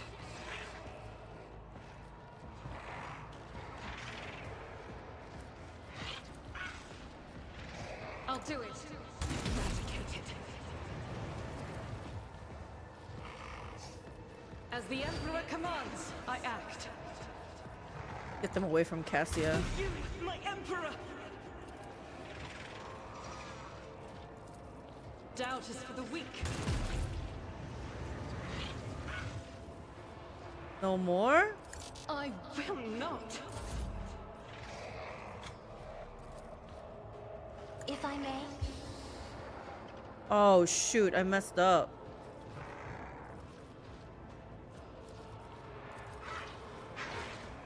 Oh, I messed up. Fine. Me? If you insist, Lord Captain. Her again?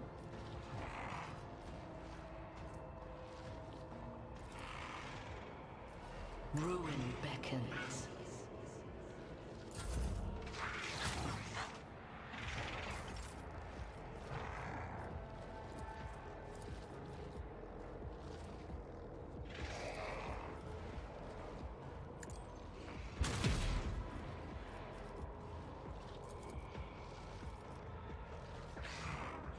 Faith without deeds is worthless.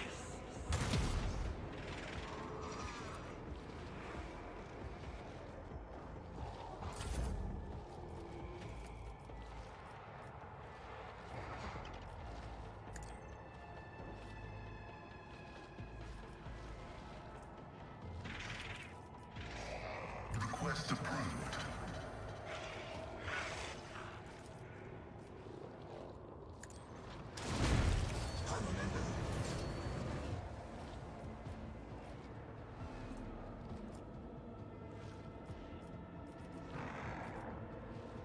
Oh, I want to be able to hit this one. I guess I can move up.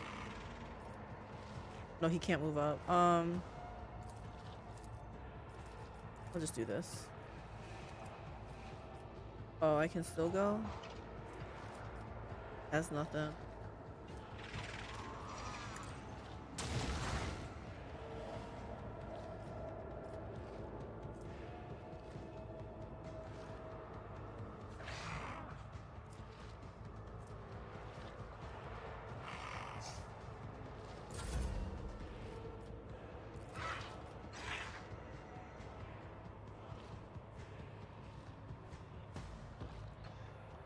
No, I usually take it down. I even took the ability to lower it. I just feel like right now we don't care.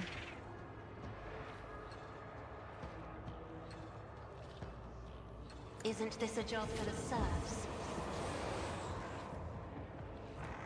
And then we're feeding Argenta.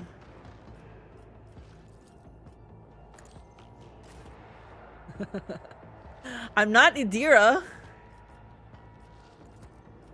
As the Emperor commands, strike is a prayer. They gave me no loot. Powers unseen uncover my path. Just a minor setback. How do they give me no loot? Don't frighten me.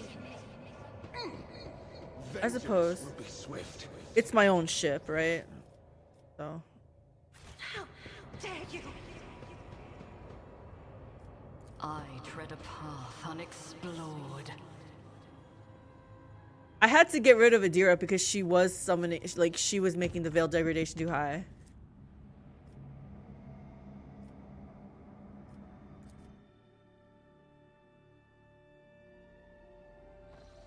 I usually lower it. It was just on my ship, so I knew it. Yeah, blame her. It's a good reason not to bring her. Smash loves bringing her, though. After analyzing the auger data, the officers were surprised to discover that the planet was once covered with oceans. Long ago, an unknown cataclysm caused the seas to dry out and turned the world into a lifeless desert. The most amazing discovery of all was the skeletal remains of colossal oceanic organisms, some large enough to be seen from orbit. Life is fragile even for creatures this enormous. That's all I have to say. Whatever, heretic. Idira has the number 2 most kills behind Argenta. Is there a... Can you keep track of that stat?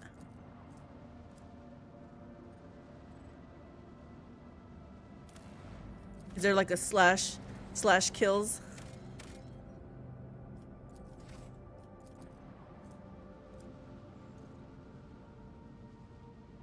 This EXP I'm getting better before the ship.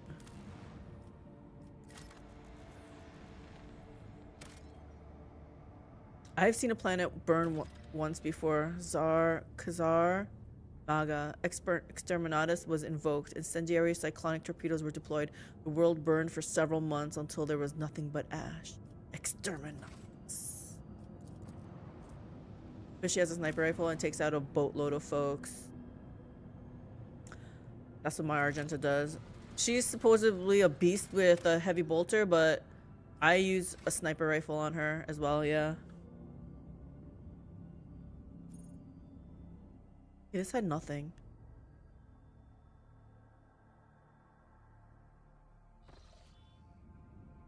Like, I'm just traveling the world right here, basically, to, pick a fight.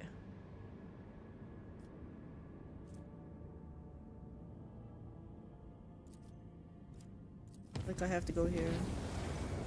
During the warp voyage, navigation chambers reported there are warp reefs right on the ship's course. The fragments of the Sea of Souls given material form. The navigator may either steer the ship past... Oh, yeah, okay, fine. We'll steer the ship past. I only had a 20% chance.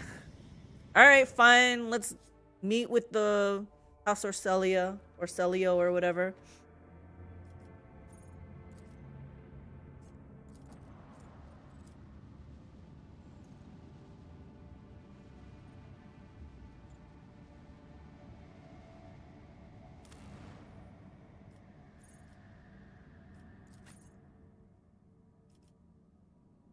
Good.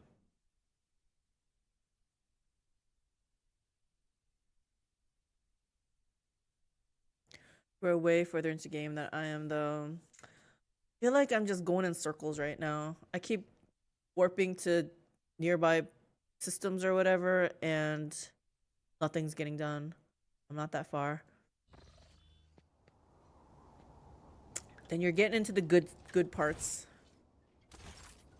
You're gonna see the joy of it. Where am I going?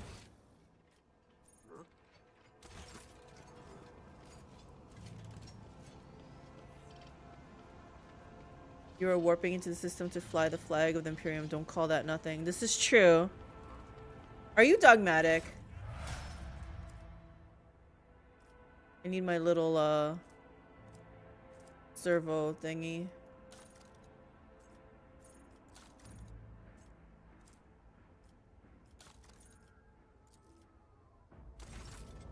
They can announce my arrival. No, just making sure you don't say something heretical. That sounds like what a dogmatic person would say. Besides, wouldn't a paladin be dogmatic?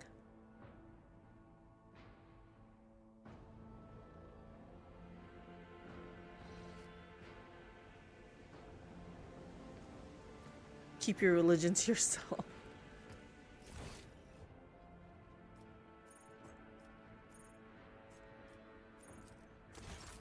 All hail the God Emperor.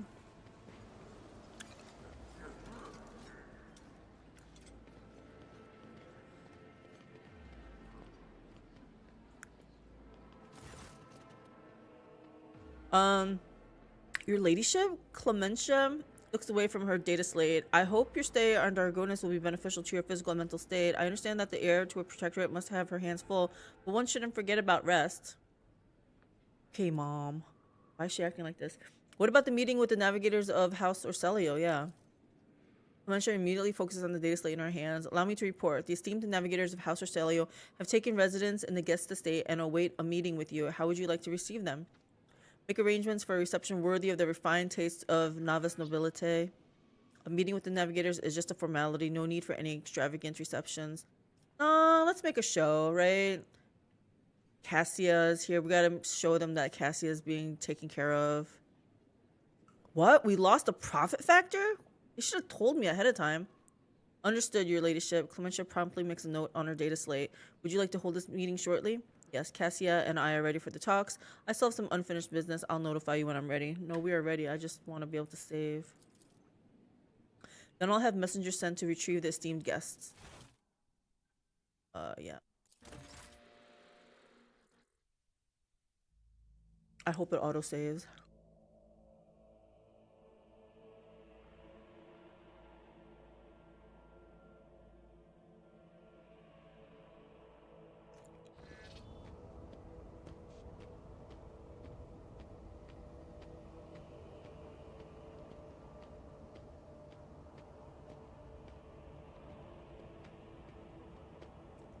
Regent Arch Orsellio, esteemed delegation, the Rogue Trader and the Von Valencia's Protectorate welcome you. Come this way, please.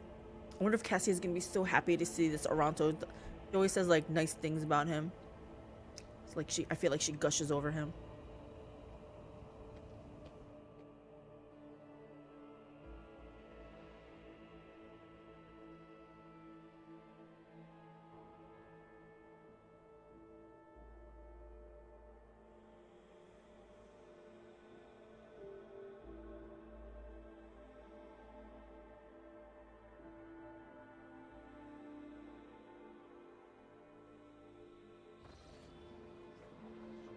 The esteemed representatives of the novice nobility have arrived at the Rogue Trader's court. The regent of the Great House Orsellio, Arch Orsellio.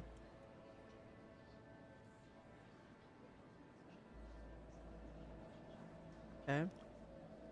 His companions, Lady Glyceria Orsellio, Navigator Lesso Simone Orsellio, and his intended bride, Lady Navigator Alexandrina Orsellio, Lady Navigator Elena Hataria Orsellio, and Navigator Danix Orsellio.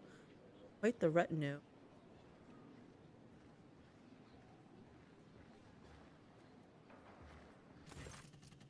Regent Aranto. A tall, wizened old man proudly stares at you with milky, unblinking eyes. Loose skin sways with his every move as if the navigator's flesh has detached from his bones. An unsightly hole mars the regent's face where his nose should be, and the old man's skull is covered with spiky growths. Okay. This is reflected in here. Oh. Rogue Trader, the regent's piercing voice cuts through the silence. On behalf of House Orsellio, we would like to express our immense satisfaction at this meeting and our gratitude for the warm welcome. It pleases us to know there are still ladies in the Cronus Expanse who observe etiquette and the traditions of hospitality. And yet, this is not why we are here. Our grace is obliged to note how much the Rogue Trader has done for House Orsellio by protecting its beloved child. We waited for many turns to behold her radiant visage. The Regent shifts his unblinking gaze to Cassia. Come now, child. There is much we need to discuss. I did not agree to let her go, guys. She's very important in my crew here. Cassia steps forward, but then stops and looks at you, nod wordlessly. As long as the Lady Navigator remains under my protection, I will speak on her behalf. Oh gosh, this is one of those things. Do I trust her to say stuff? Actually, she likes hanging out with me. So, I'll let her speak. Yeah.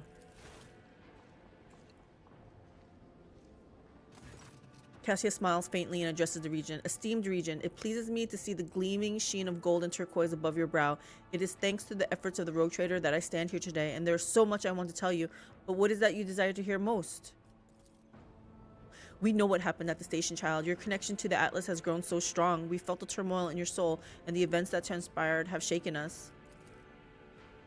House Orsellio is deeply grateful to the Rogue Trader for the destruction of the saboteurs, and we are willing to reciprocate such a magnanimous gesture. We trust that a treaty of friendship and alliance underpinned by the transfer of several artifacts of exceeding rarity will suffice. Now, come, child. It is time we depart for your new homes, that we may finish what we started. Cassia, you're gonna say the right things, right? You're gonna say the right words. Esteemed Regent, perhaps I could continue my education while still accompanying the Rogue Trader on her travels. Just imagine how much I could learn beyond the bounds of... Cassia notices the Regent's furious glare and falls short. I dare not refuse the will of the House Orsellio's Regent. Cassia, I would be honored if you decided to stay. Yeah, I would be honored if you decided to stay. Unthinkable. Uh-oh, are we going to war now? What? Don't just stand there. Help the Rogue Trader defend the child and the palace. Down with Tisiphone's tyranny! Kill the girl! What is going on?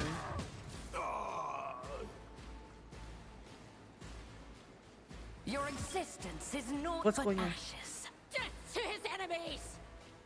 Did I say the wrong thing? What just happened here?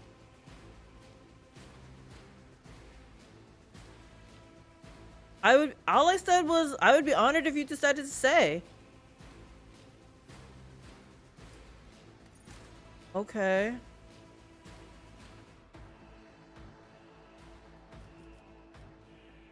There's no number associated with them, but they got a lot of hit points.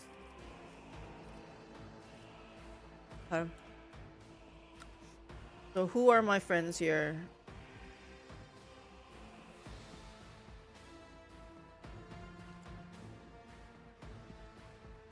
Boy, you got a short memory. I do, but why do you say that? What brings that up? Something recently happened?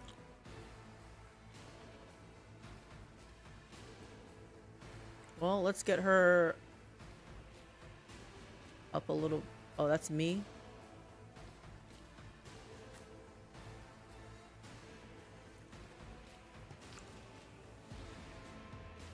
Do you remember how you acquired Cassia? Yeah, we went to her place. Somebody was keeping her.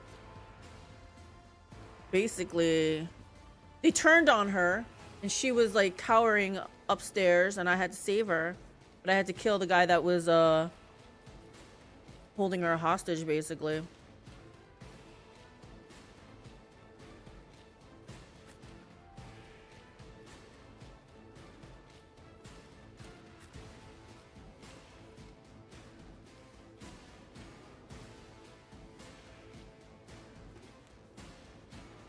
Put Abelard there. I'm not scared. Argenta.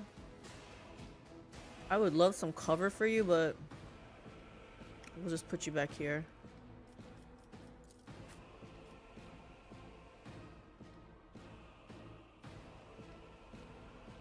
I like to keep all my people close by, though.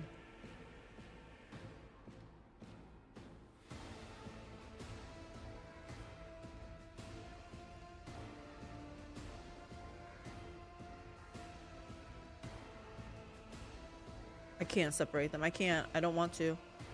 Moving him here.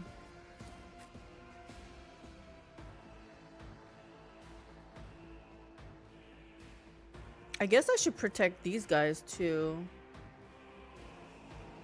Fine. Then I will move him over here too then. We'll come back here. And you know what? I'm gonna put her back here too.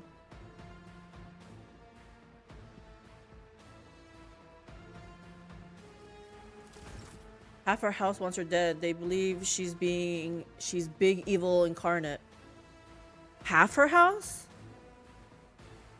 Then what was this delegation that was sent here? It looked like they wanted to take her back, and I guess now they're finding out the splinter?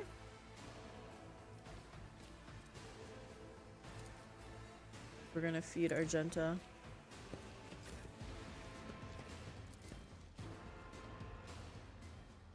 Oh, now the numbers are here. Okay, 3 is fine.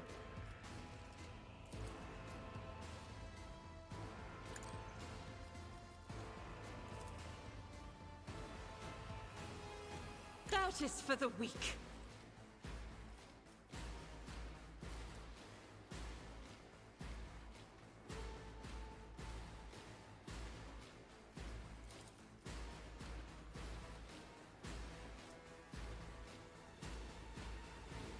As the Emperor commands, I act. The other guy at the station was also feeding you lies. Oh. This is why I don't like to separate them. We gotta protect Cassia though, so we'll do this.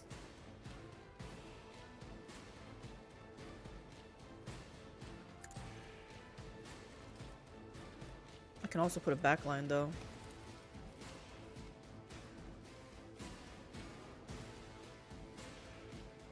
Purpose guides me.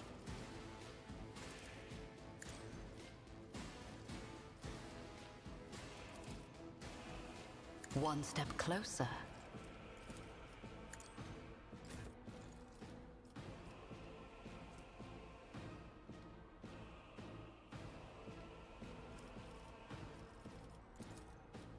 I'll do it.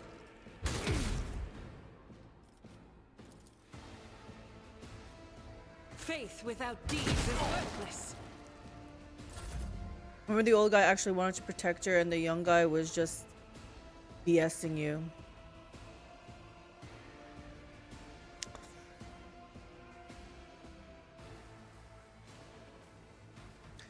The old guy that died? I do remember that. Let's give this to... I need no guidance.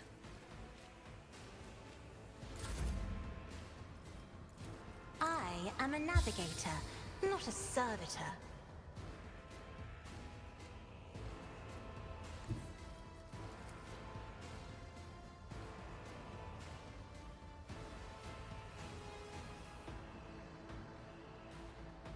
And here...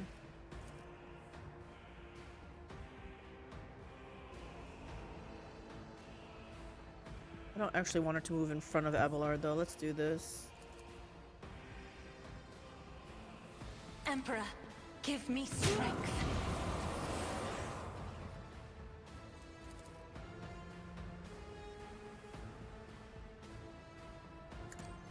Help me, Lord Captain! Did I hit somebody that I wasn't supposed to?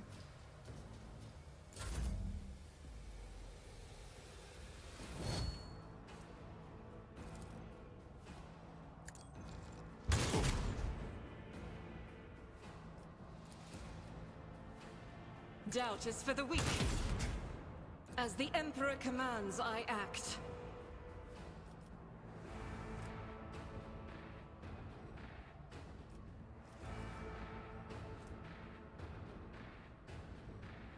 I'll do it.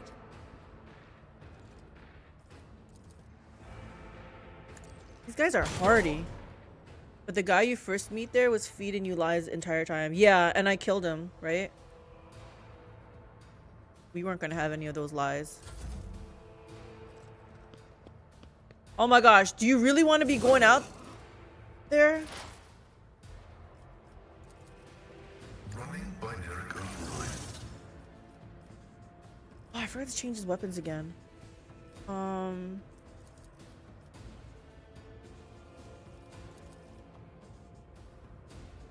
Omnissiah knows all, comprehends all.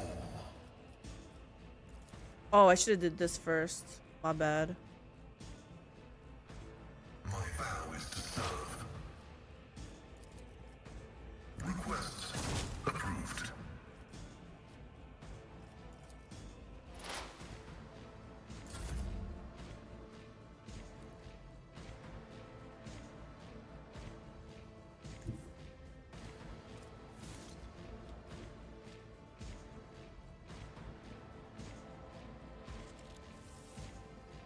Well, hell, Abelard doesn't want to be left out of this.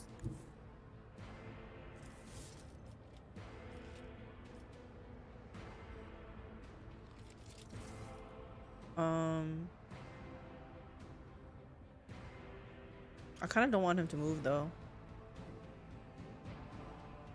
I'll move up one. No, you know what? We'll kill this guy. It's fine.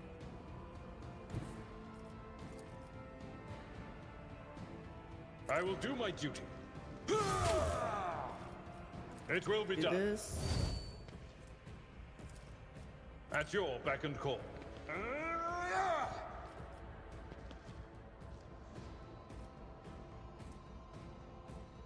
Indeed. Done. Because of the Atlas thingy in her chest. Well, anyways, my comment stands. With the whole speech about her house is in a civil war. The Atlas thingy in her chest. Yeah, that's asking a bit much. I don't remember.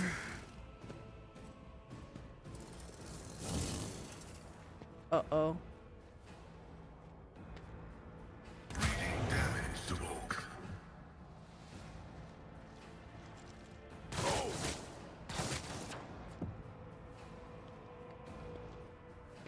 These guys better not hit me.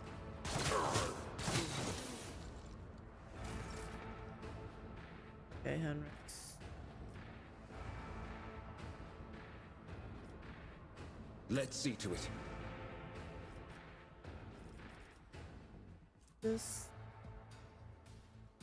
Wow, his hit points got decimated.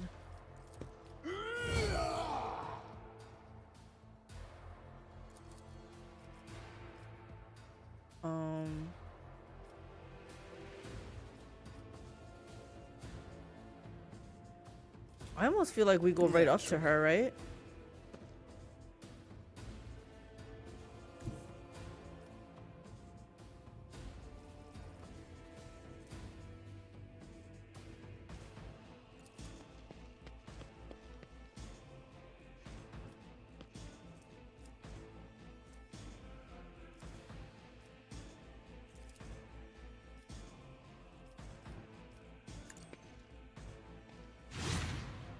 Dodge.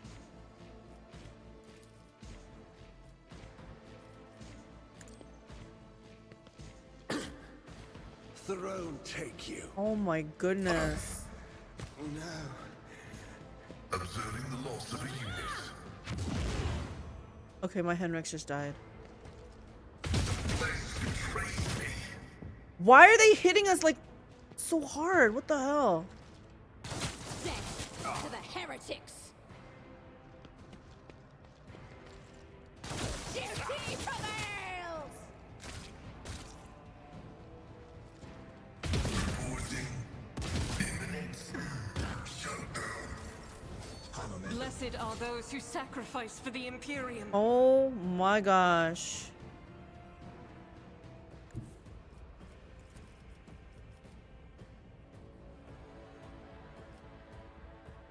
Sow the seeds of discord.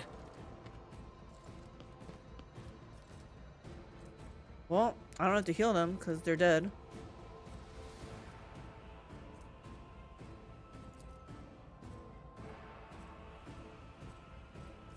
Hold on, before we do that.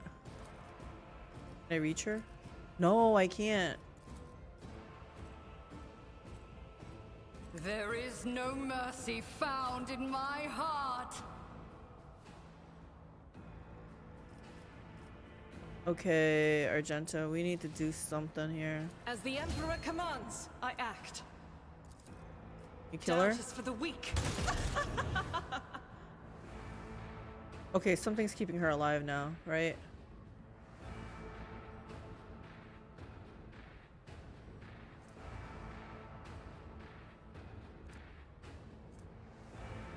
She's just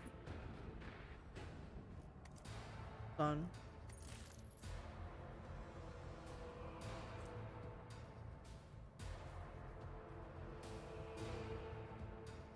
Negated.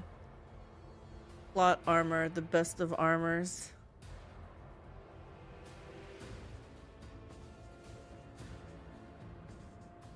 Reasons. Conversion fields. Damage cancelled.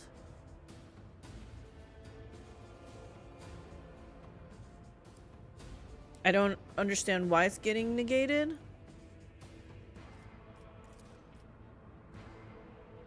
I'll do it.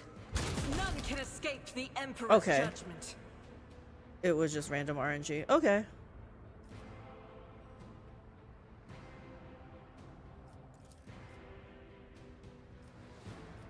As the Emperor commands, I act. I'll do it. Oh man, I moved too early.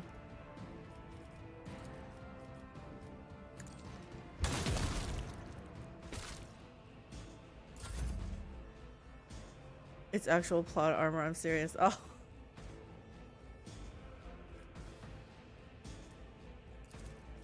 You have this on him? I'm not accustomed to being ordered around.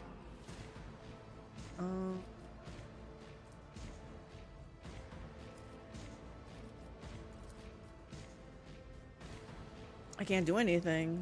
I guess I'll do this, but I don't need to. Me? If you insist, Lord Captain. Yeah, I don't even think that did anything.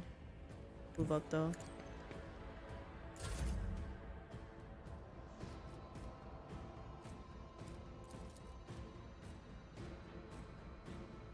Purpose guides me. Doubt is for the weak.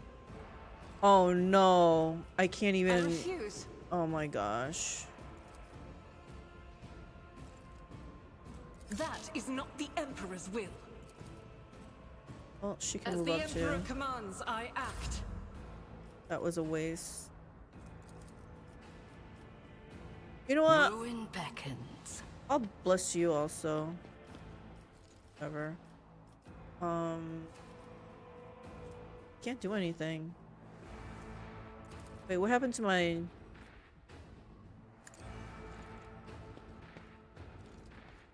Why is the front line not showing up? I don't know.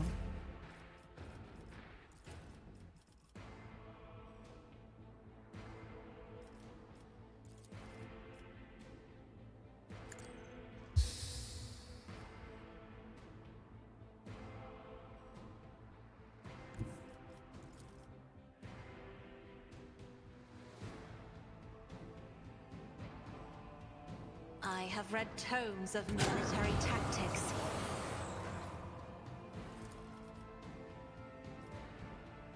Isn't this a job for the serfs? Oh, I should have did this on myself. Oh well. I will bathe this battlefield in righteous fury.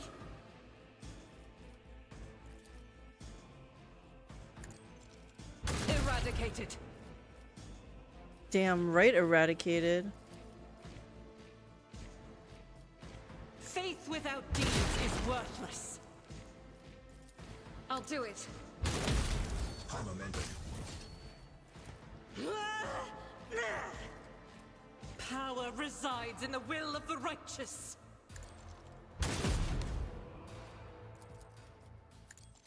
None can escape the Emperor's judgment. None.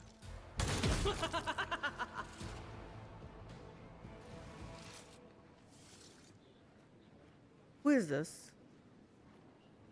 Is this the girl that we killed?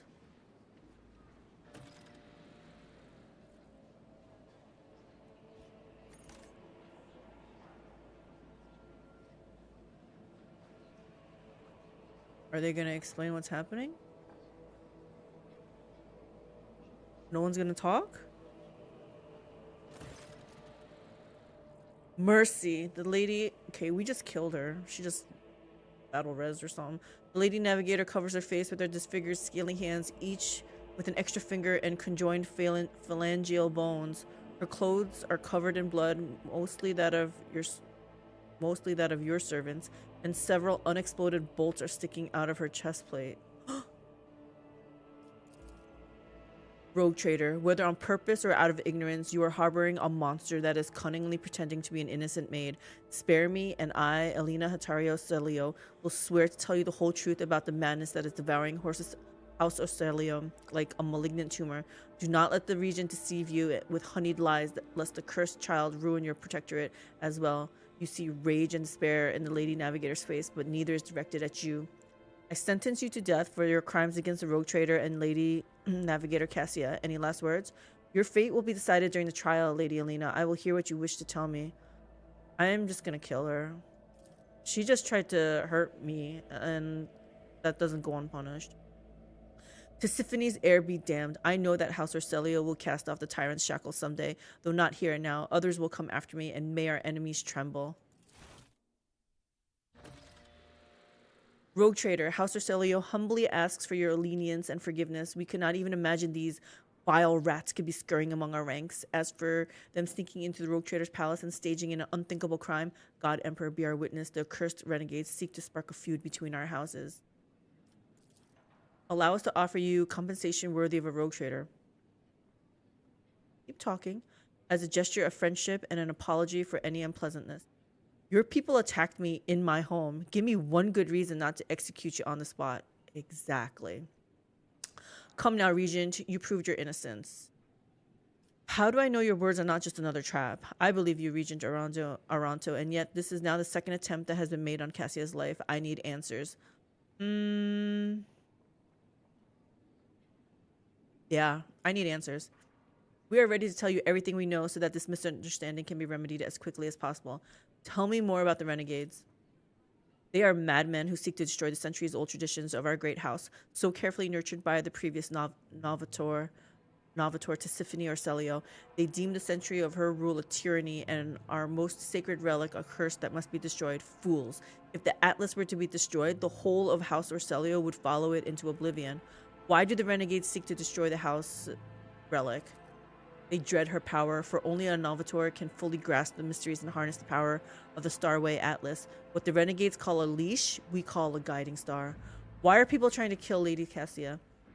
Everyone in the house knows the child is the keeper of the one true Starway Atlas, which once belonged to our great Novator Tisiphone Orsellio. The ungrateful wretches secretly hated her grace, and when Tisiphone abdicated her responsibilities and set off for parts unknown, they staged a revolt to destroy her successor.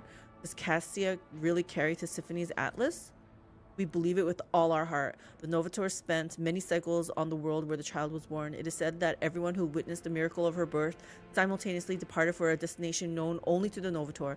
Tisiphone gave the order and followed them soon after, leaving her precious gift, the atlas, to Cassia, and therefore marking her as her successor. It looks like House Orsellio has fallen on hard times. What do you know about Cassia's unbridled power? A special gift for a special child. She was born with it and grew up under its influence. The instability sometimes hampered her education, but we learned to prevent most outbursts. As long as the child remains calm and remains in seclusion, the powers cannot take hold of her mind. Well, looks like you guys had a hard time. Regent stays silent and then replies, to call your statement false would be a lie. For many years, we managed to maintain the fragile balance within our house, but then Novator's departure shook the faith of many. The treasury is empty. The navigators are scattered. The warp routes are scrambled, and many of our allies cannot be reached, which is why it is so important to complete the child's education. It is Cassia's duty to take Tisiphone's place and lead the house to prosperity. Such is her great destiny. She's a little bit unbalanced, but they're willing to accept it. I think I heard enough. We would be honored to hear your thoughts on the matter. I will accept the compensation you have offered. Allow me to decline the compensation. House Orsellio needs its resources now more than ever. They offered first. That's fine. You are sorely mistaken if you think you're getting away with only compensation. I do not care for your pitiful compensation. House Orsellio will pay for this insolence in blood. I'm gonna accept it. The regent nods curtly. We will arrange for the items to be delivered as soon as possible. However, I still hold House Orsellio and you, regent, personally responsible. I will dismiss the charges against House Orsellio for what transpired. I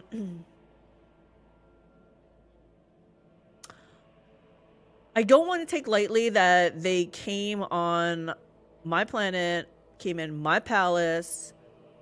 I treated them like royal guests, and they freaking opened fire on me. I'd like to know what the consequences are for if I hold them personally responsible. Like, I feel like I want them to feel my wrath, but I don't want to just kill them, right? I don't want to just, it's fine. I still hold House Orsellio and you, regent, personally responsible. I don't hold him personally responsible.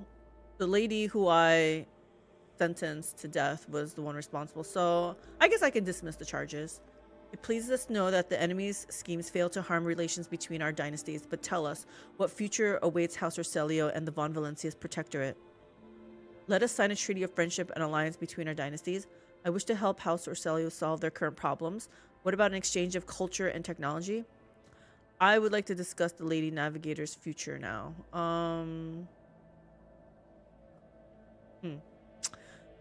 What kind of benefit is there if I sign a treaty of friendship and alliance? Like, sounds like they're poor.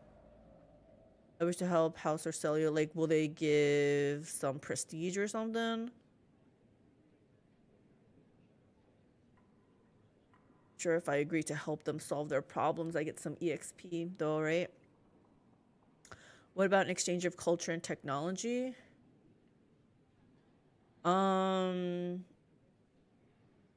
I feel like I should still get more benefit. Like,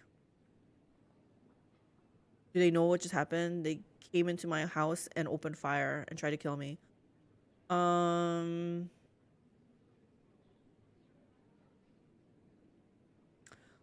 Let's stall and just say, let's discuss Cassia. As we said earlier, the child must return to the fold of her house. We hope you will be gracious enough to acquiesce. I don't know. There are traitors in your midst. Would the Lady Navigator not be safer under my protection? Exactly. 70%. Under the Expanse Law, the payment for rescuing the Lady Navigator was a contract obliging her to serve on my ship. Oh, we're gonna pull, not rank, but use the law on our side. Cassie has no need of your tutelage. As the future Novator, she will handle the issues of her house is facing on her own. I think she does need some guidance. I will give my consent if I am furnished with another navigator. Otherwise, Cassia will remain until her contract expires.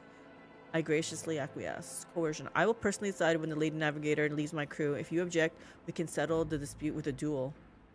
Ooh. 40%. Yeah. I'm not gonna give her up. I will give my consent if I am furnished with another navigator. But I don't want another one. I just want Cassia. I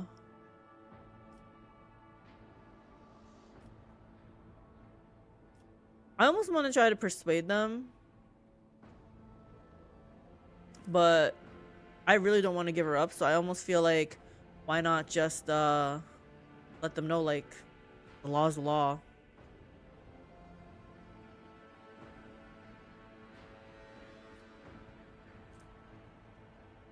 I'm gonna try to persuade them though.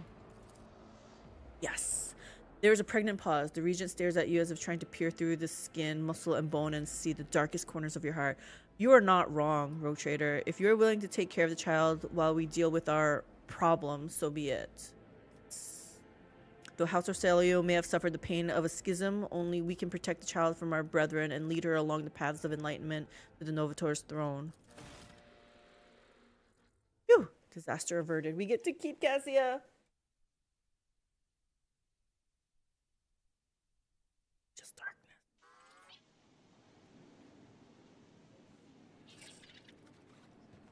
Let me see if she has anything to say. Nope. Somebody better clean up all this mess. Freaking embarrassing. Let's go talk to Cassia.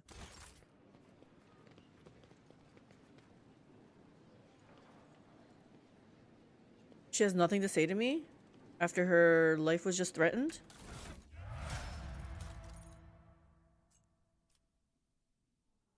I need our people to level up.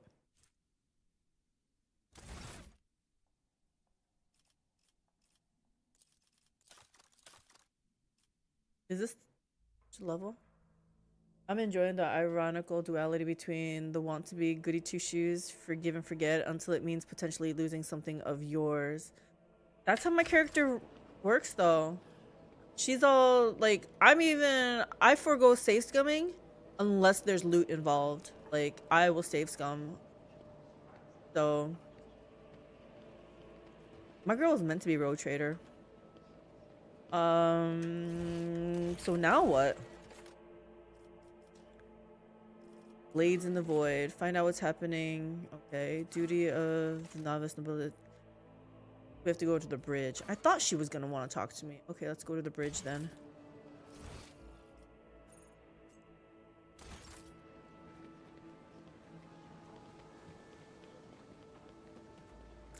And come on, am I really goody two shoes if I'm willing to do exterminatus on a planet?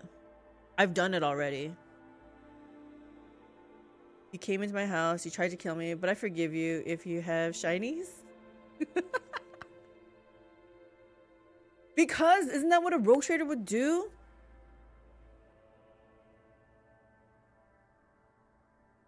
We can't let it get too personal. We have to make money.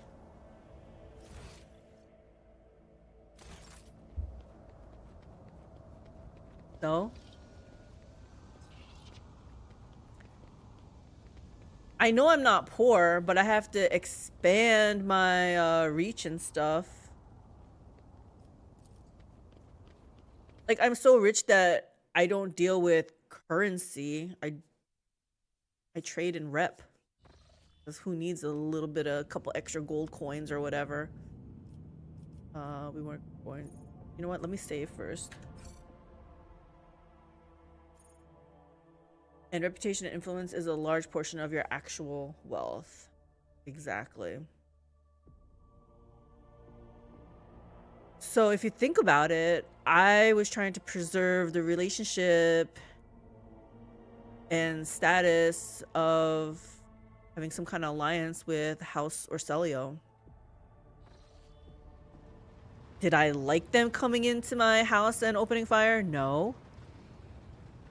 But am I gonna burn bridges when I need to expand my influence?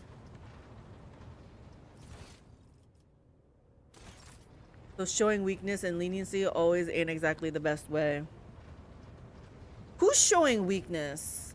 I was willing to negotiate. It is so fortunate you have come. I admit I was seeking you out myself. After the events on Dargonus, it felt like an anthracite grey mantle had dropped on my shoulders. I spent a long time thinking about our very first meeting and what happened next. I cannot wait to shake off this dreary color. You are the only one who I trust to hear this confession. The thought of being Novator both frightens and sickens me. How can I manage an entire house if I cannot even control my powers? I am just grateful to you for always being close and guiding me to the right path. Thank you, Rogue Trader. It will be an honor to keep guiding your vessel through the Sea of Souls until you decide otherwise.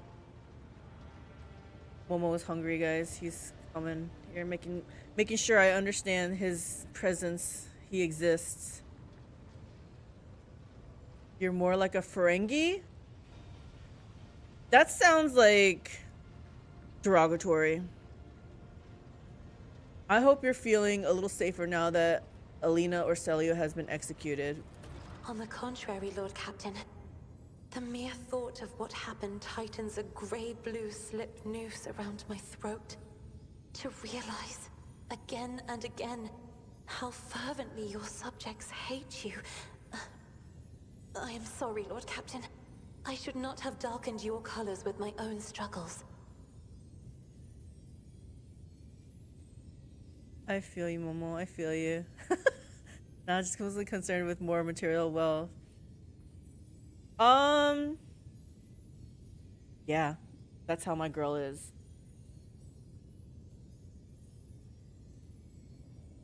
My rogue trader, she just cares about the loots. That's all. He's softly purring. Love you so much, Momo.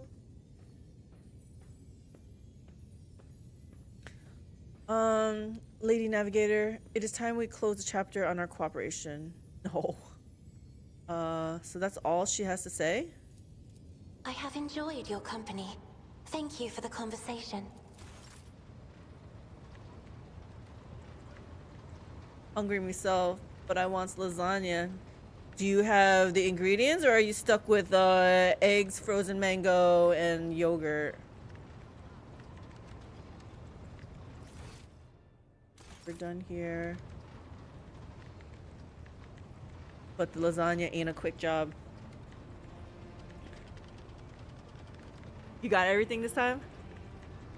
Last night, like 7 p.m., I was like, I feel like eating something sweet. We had nothing. So I just like made 2 pumpkin rolls. It's pretty good. I was like, and then by the time I finished, it was kind of late. And I was like, do you want to eat this now, or is it too late? He's like, nope, I'm coming. Pumpkin, yeah. Even hubby's like, I don't even like pumpkin, and he loves it. We eat it like every year. It's usually made during Thanksgiving time, but I didn't make it that time, so I made it now. I was like, you might not like pumpkin, but it has enough sugar in it that it doesn't matter.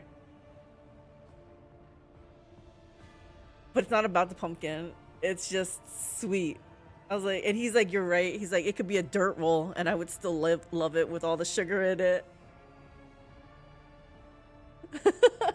Hey, Momo.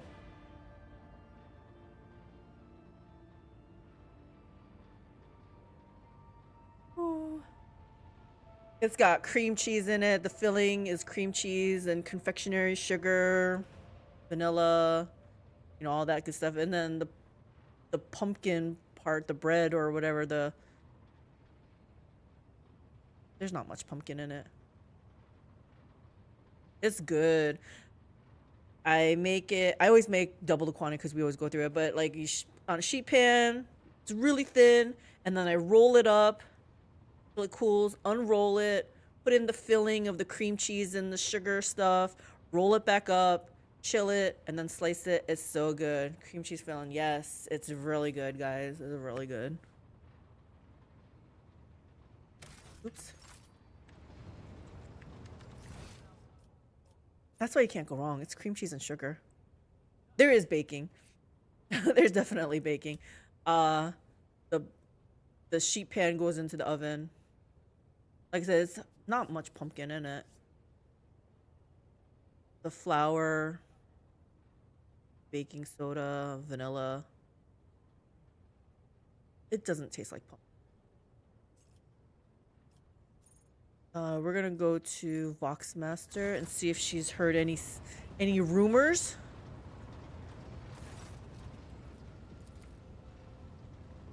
Nope. But yeah, cream cheese and sugar is tasty. Yep. You're not gonna go wrong with that combination for sure. Okay. You think Heinrix wants to talk to me? You have my complete attention. I don't know how I feel about Heinrix being Arch-Militant. I'm clearly not using him the right way. Because I'm not really alternating his strikes. So I have to rethink my plan with him. Hi, Momo.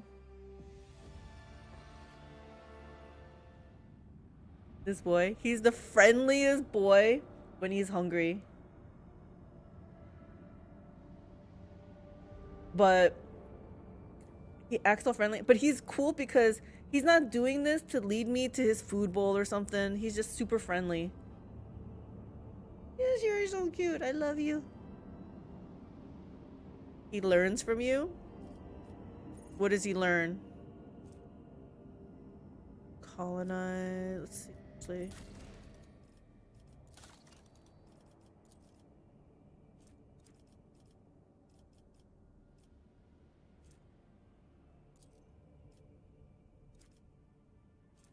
Food above everything else. Is that what you learned from me, Momo? Frag grenade. Blocks Adeptus Arbites. Blocks Season of Wars. Okay, so we gotta choose one of these. Let's see. Let's actually read the description. We're not gonna go by the rewards. We're gonna go by what this says. But this is what he does. He starts biting plastic. He loves to bite plastic. Get my attention. Stop. Don't bite that. Rule number 1. Momo's rules of food acquisition. Look at this. He's gonna come here and he's gonna chomp on this plastic. Stop. Stop. My hand out. Granting the right to unite into guilds will cause an explosive growth of industry, which will in turn lead to the dehydration of the planet's surface.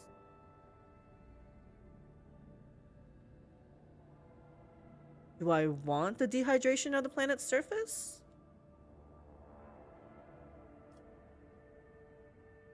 Isn't that bad for me?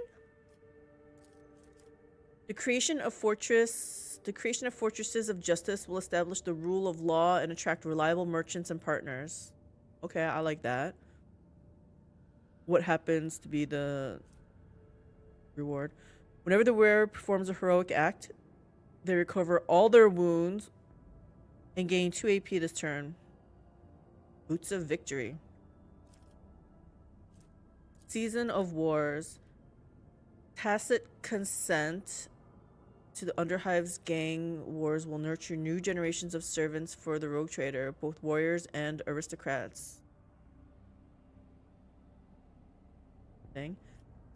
Player character gains the Bloody Underhive Leader feature. All allies gain 5% melee damage and 20% damage to their attacks of opportunity.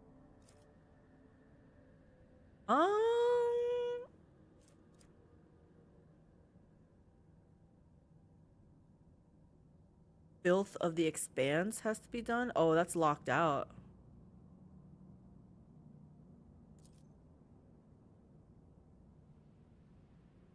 Okay, so we can't ever do this one.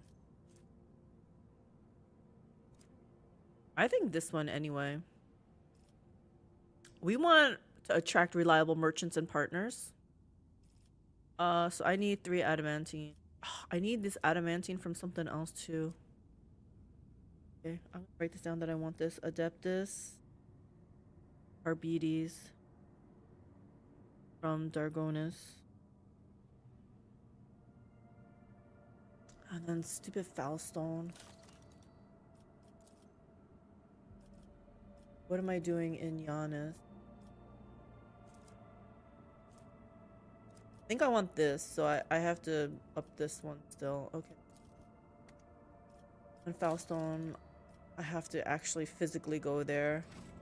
I tell you, the world just doesn't keep moving without me somehow being involved.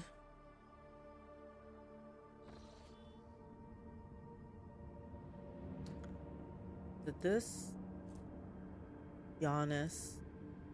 No, Foulstone. I gotta get to Foulstone.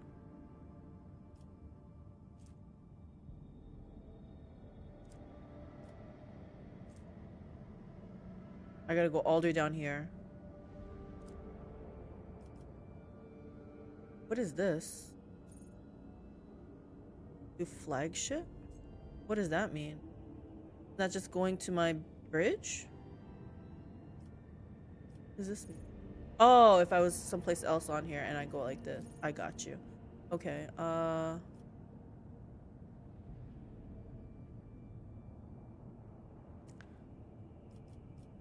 well,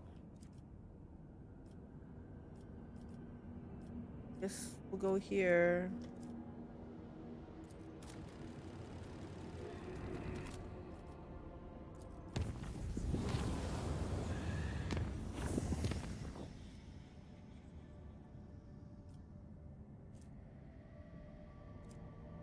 Gotta make it all the way down to. Why can't I just make it here?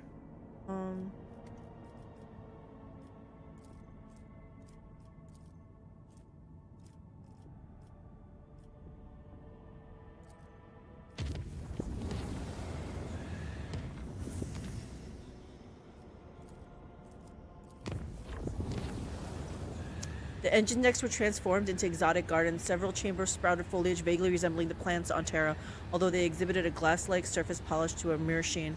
While reflections in the plants perfectly copied their surrounding objects, they did not show a single living being. Those who peered into them saw grotesque blood-covered creatures instead, not unlike bloated abyssal fish with a pair of clawed limbs, sometimes more. Unable to destroy the sinister growth, the voidsmen covered it with plasteel hoods until leaving the immaterium, finally ridding the vessel of the corruption. By the God Emperor's grace, no perils of the warp prevented the vessel from returning to real space.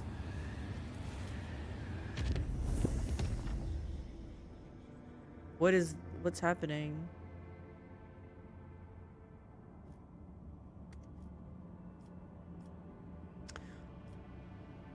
You know what?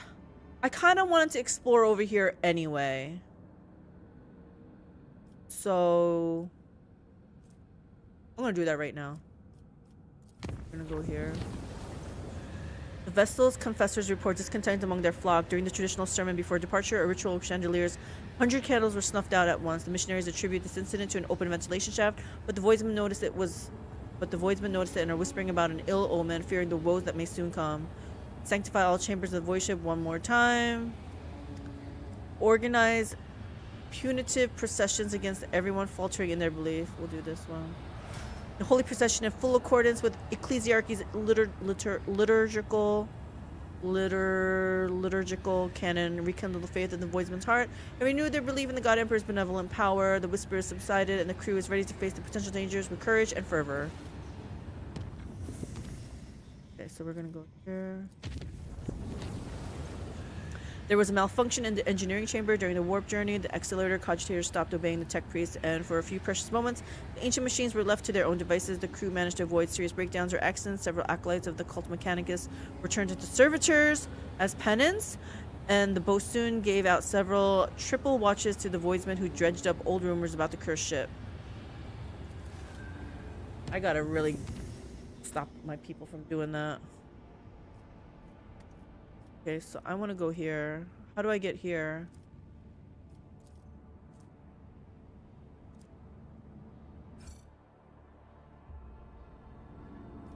So what happens when I say...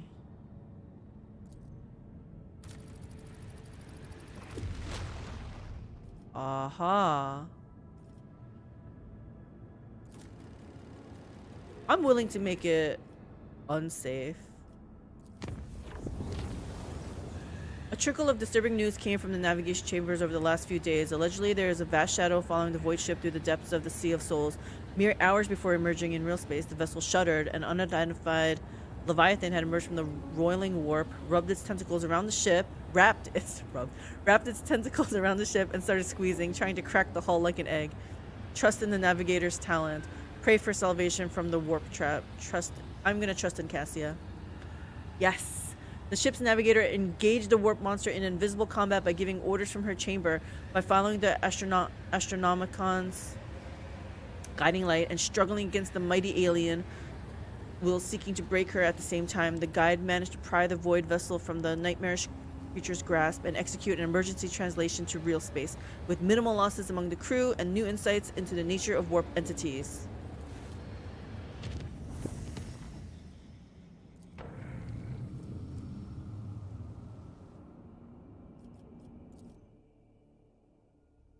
That was kind of fun. We charted our own course. Destroyed ship.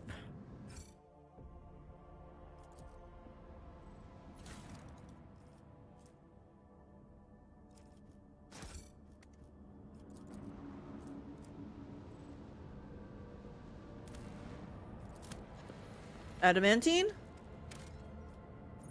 Xenotech. I need this too. Yeah. Shh. Don't tell Heinrix.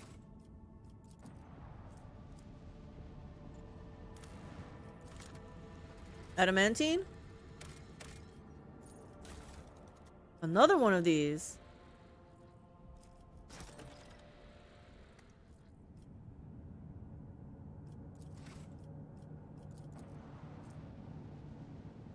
I know I have at least 3. I wonder if I have all 4 pieces. Promethium.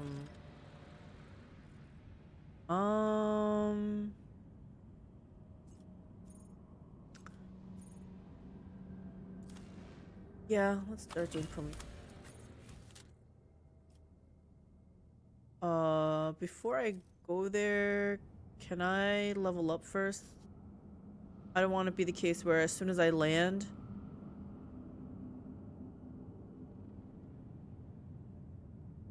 I'm gonna be in battle. It's okay. It's okay. I trust my people. We can still handle it. Yep, looks good. Every ranged weapon in the game has an effective range and a maximum range. Hit chance at maximum range is halved.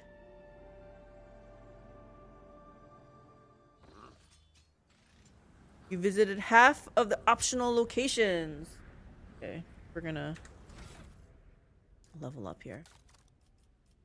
Wait, what did I see here? What's this? At the start of each battle, the rogue trader's party gains plus 10 momentum. Okay.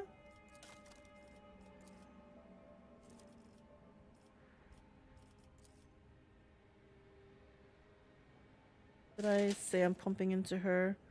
Willpower and then fellowship. So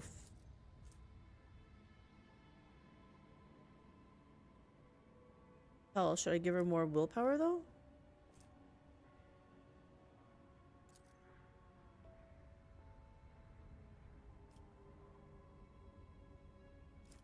Oops.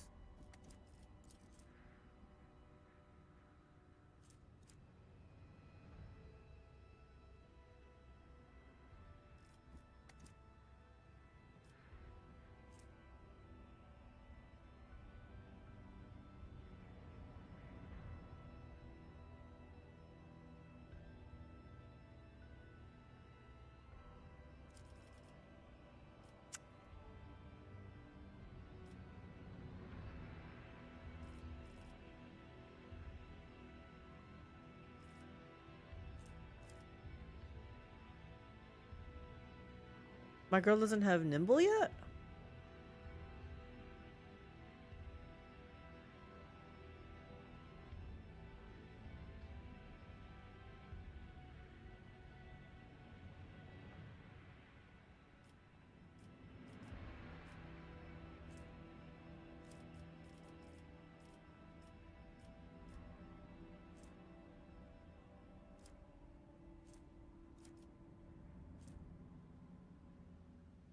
She does not. I don't even think she has a offensive psychic ability.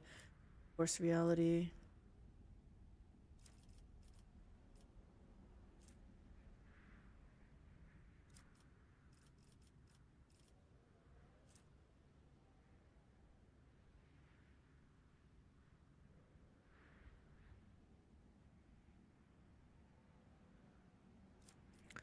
Just a flesh wound.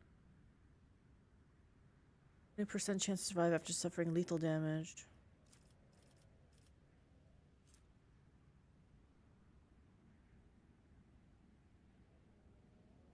That might be good. What's bloody mess? Anytime a Voidborn character scores a critical hit, there is a 10%. She's not going to be scoring a critical hit. Wow, double damage though.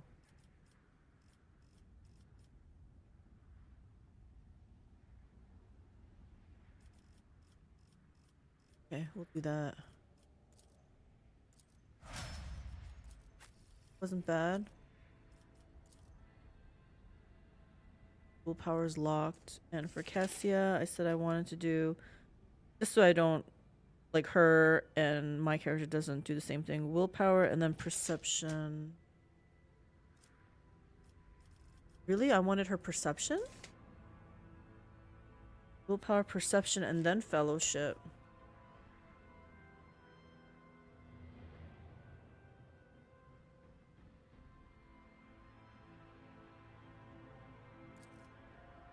Okay, I wrote down that for a reason, I'm guessing. I'll do to the bottom here. Oh gosh, she has so many of these. Okay. Nope, I don't need a movement points. Wait, right?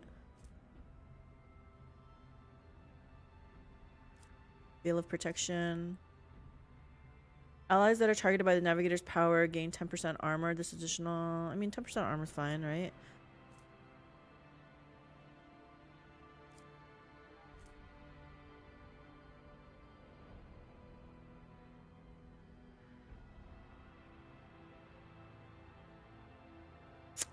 This might be good. Undam the Sea of Souls. While under effect of any navigator power, enemies have their armor reduced. Its reduction is increased by the devastating parameters of the navigator staff, but does not stack.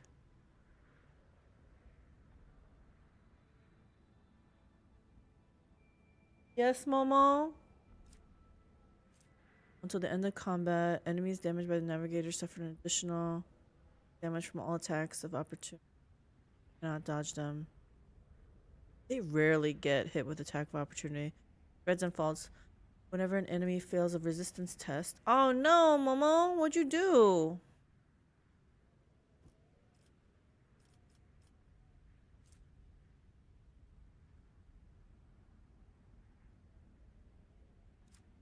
Perilous ways. Enemies moved. Really good if I could move them. Yes. Warp.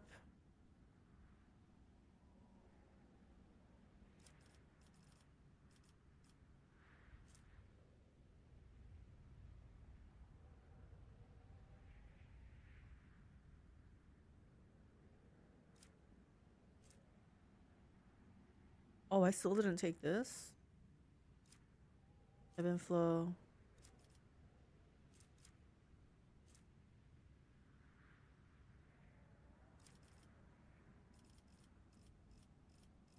I'll do that.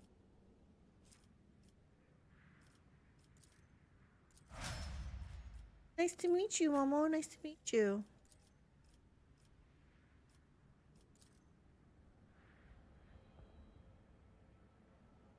Oh, I wanted his strength up. Yes.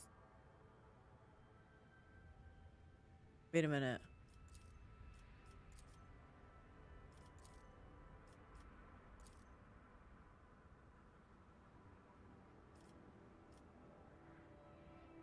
It's only +5?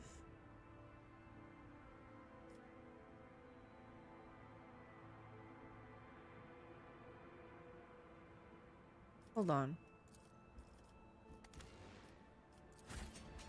Need to F5 for a second.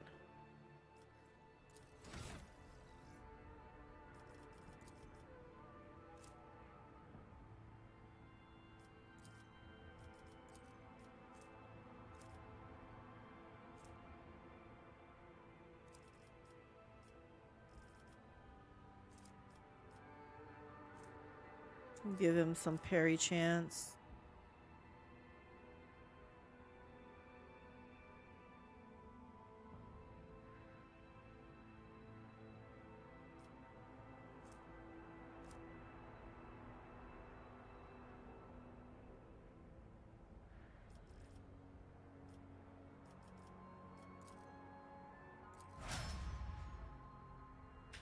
Can he now use that weapon? Yes.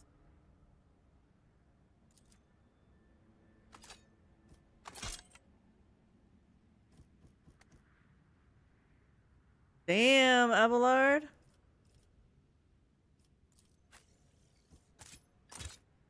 Chain. I want the plasma weapon to be the first one. Alright, started the process. 3 hours to lasagna or something. Why does it take so long? Like, what happens? I don't think I've ever made lasagna. If I had made lasagna, it was a long time ago. Like, the closest thing I've made to it is probably baked ziti, and I layer that. But so what part of the lasagna takes is time consuming like that? Or do you just make like a gigantic bat of it or something?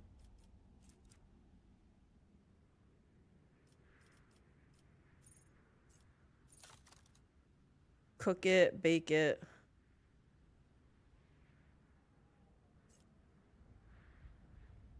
Gotcha. So nothing particular.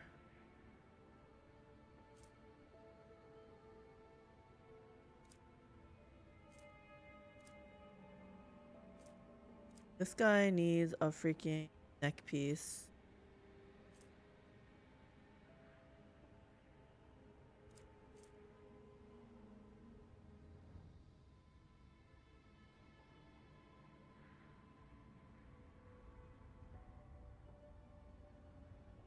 Feeling some tacos, but would have had to go to the store. Yeah, no, that's too much work then.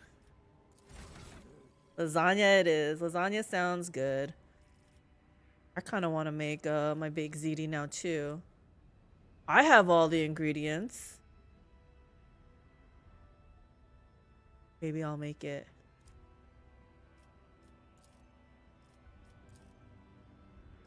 Ballistic skill. What are we gonna give with her?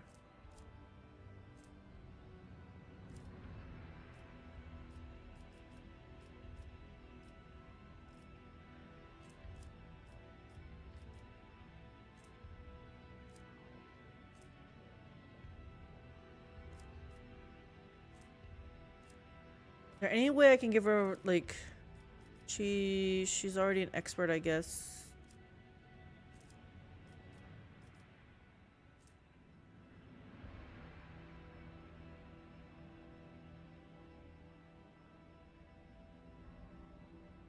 She's not really in melee, so I don't feel like I need to give her this one. Worry about any of that. Full weapon combat.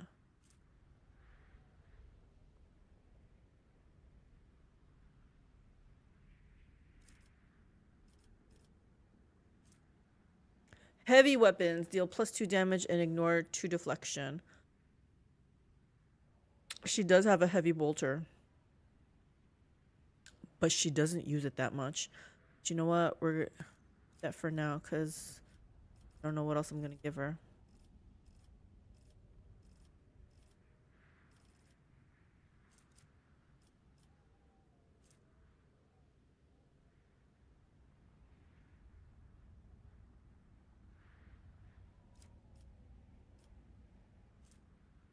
Better to die for the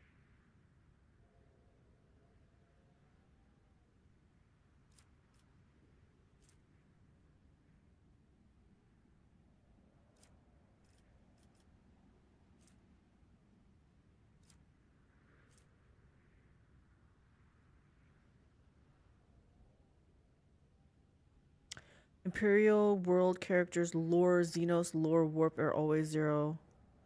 Lore, Xenos, lore, warp. We might be able to do this one because I think Heinrix and maybe Pasqal know Xenos. I don't know about the warp one though, but I still think it might be fine. But I'm gonna do the breaking point. I'm gonna look at these one more time.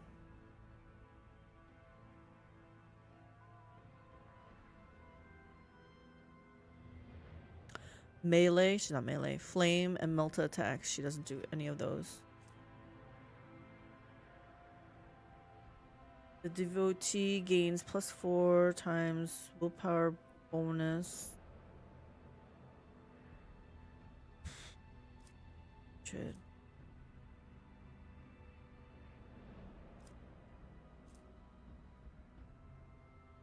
Okay, yeah, no, we're gonna keep Pasqal. I have notes on Pasqal. Int and perception. Oh, Int.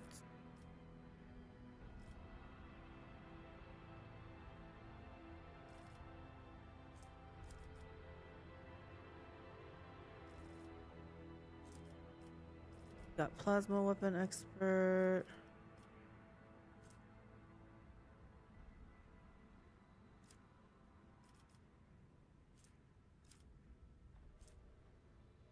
The character can attack with the second weapon in their current weapon set, in addition to the usual one.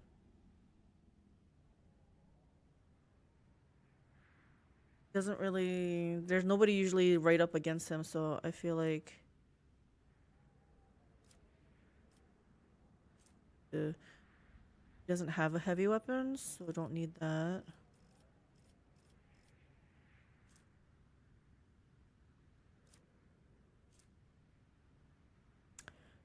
Gain 3 deflection against burning effect and flame weapons.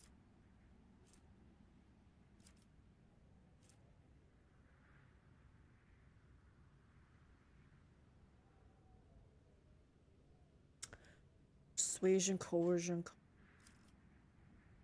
I don't know what to give him.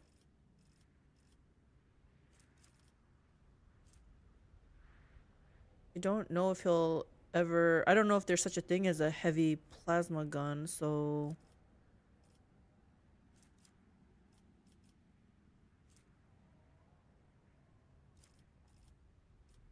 I guess I can give him more hit points. I feel like that's, except for that previous battle. Well, I guess he did die the previous battle, so I guess he could have used some more hit points. Oh, giving him more movement points wouldn't be a bad idea.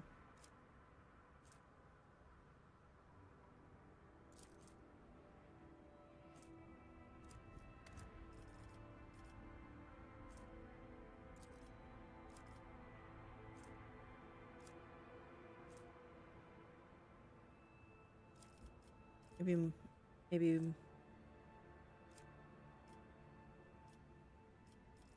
Yeah. He's my assassin, right? And I gave him that point in this thing. Okay.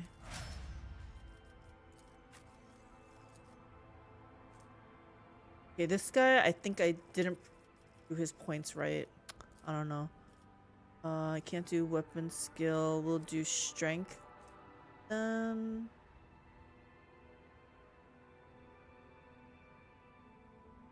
Should I give him toughness?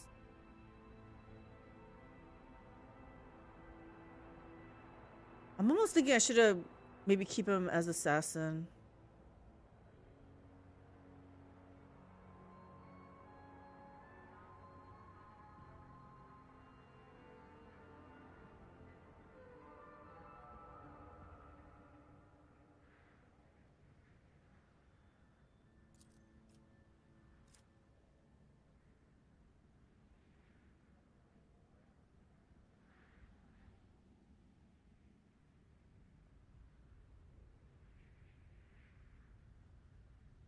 Toughness is a little bit low.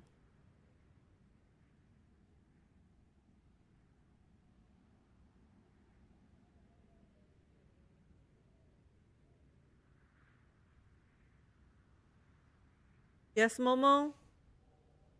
I'm gonna do strength. Hey, baby boy. Give him more movement.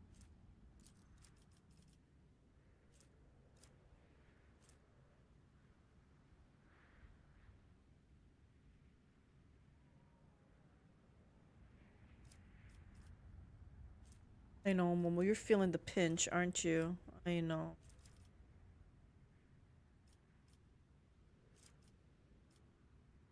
Oh, should I give him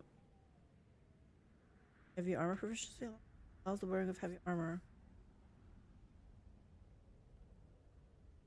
Considering how he's melee, he probably will want this at some point.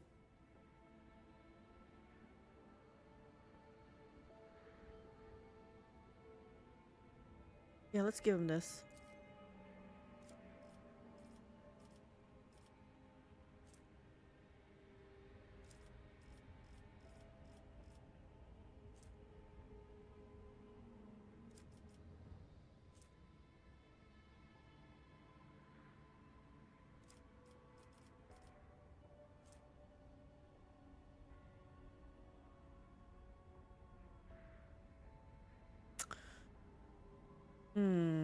Sanctified Slayer sounds good too. Oh, I can increase his psi rating. I don't know if I want to though. Like, I don't really use much of his psyker powers. I'm just gonna do that. Hit F5. Hopefully we'll see some battle. The world will bow. Haven't seen enough time. No bright flashes, no riot of colors, just pure white canvas.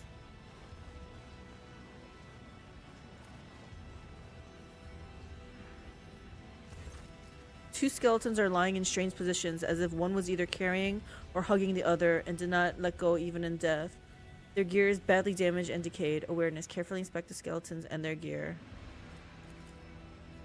There are 3 things worthy of note. Fragments of some sort of devices that both skeletons carried on their belts, some shiny trinkets in the remains of the carried skeleton's bag, and an old portable cogitator in the other's bag. Examine the broken device. The pieces of broken tech suggest that this was a rudimentary radar jammer, an item commonly utilized by pirates in the Cronus Expanse.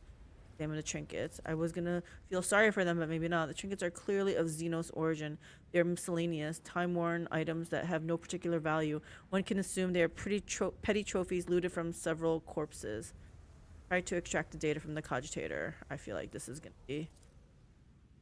The cogitator has been exposed to the elements for decades or even centuries. It is a small miracle that you were able to extract a fragment of a Vox recording. Apparently, the last communications. Scout 1. We're rich. Chaos take me rich. Look out. Fly. For crying out loud. Spit it out. What have you found? Scout 1. Rich. Screw footfall. The expanse can go to the orcs. We're out of here. Calixis, here we come. Yeah, because with our record, Calixis is definitely the place to go. What makes you think life's better there anyway? They were gonna go... I want a house on some planet, a mansion with a lion statue at the entrance. We'll have a servitor with one job, dusting my lion statue. Fly, you idiot. You're still on a dangerous planet. Quit sending me your hollering. Get back here or just tell me what you found already. Fly.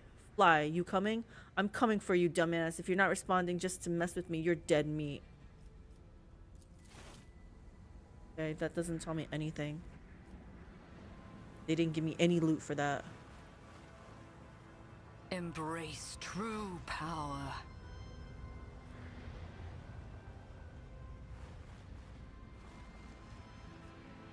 Athletics. That was a problem for you. No, not at all. The world trembles. Sometimes, I wonder to what extent our perception of the Empyrean differs. Let's examine this.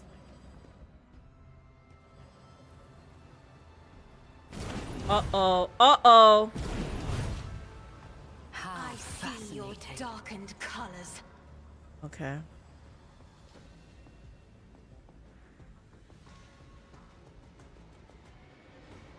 Oh gosh, okay.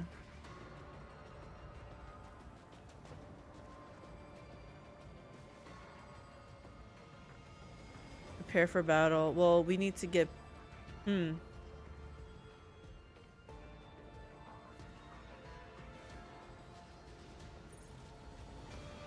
I'm hoping...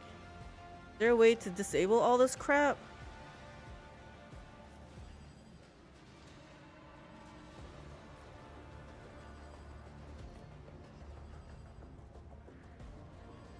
Well...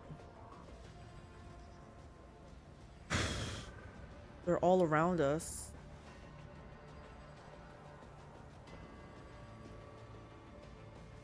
I don't know what to do here. I don't see a safe spot. You're telling me nothing here can disable this?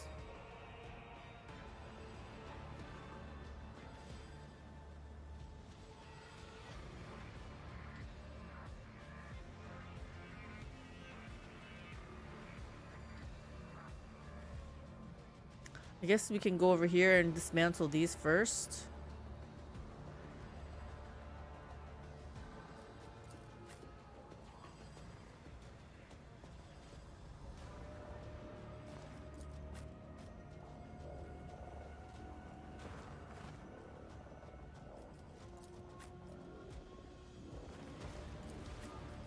Oh, Pasqal can do something about them, right?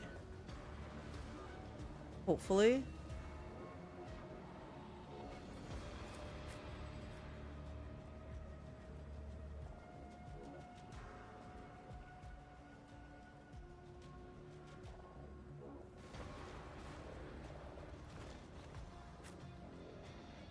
Oh, he can't move there. Damn it, Heinrix.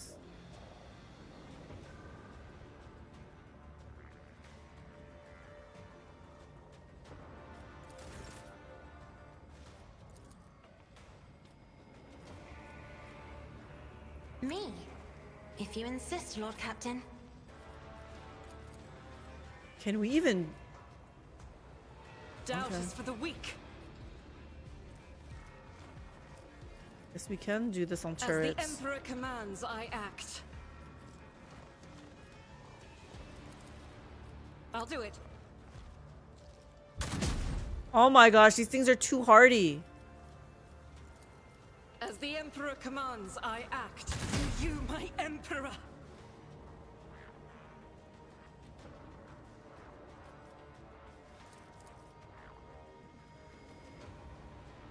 Faith without deeds is worthless.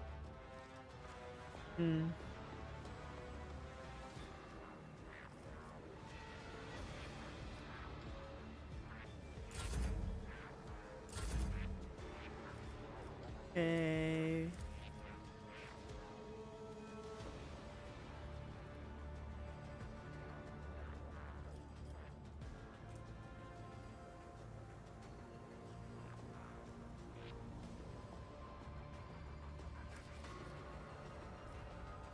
Purpose guides me.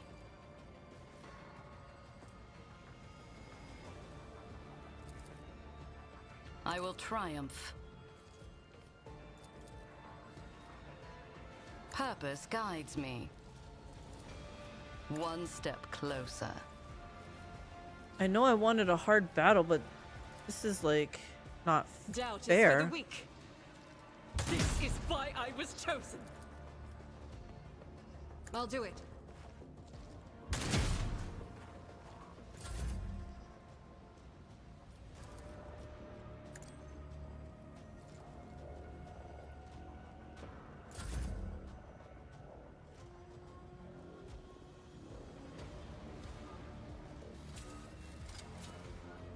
Easily done.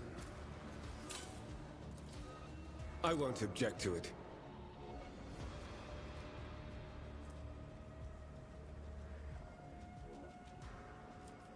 But of course, Lord Captain. How about I go here and hit it?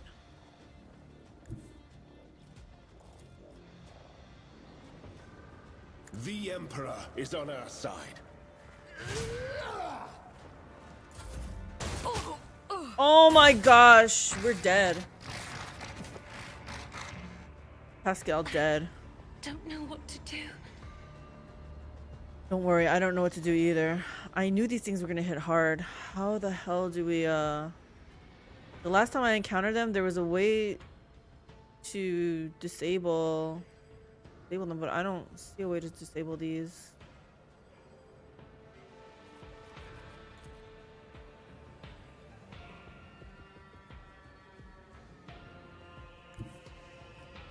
A tactically sound approach.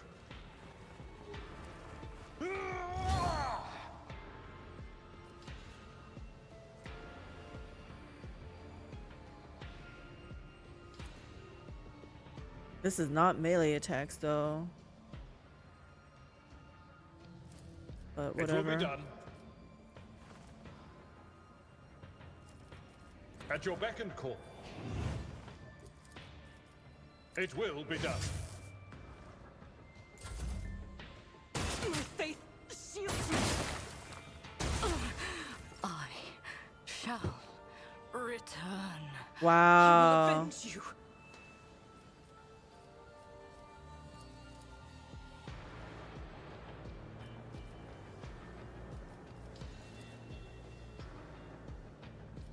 As the Emperor commands, I act. Rest assured, I'll be marking this incident down. Faith without deeds is worthless. Doubt is for the weak. I'll do it.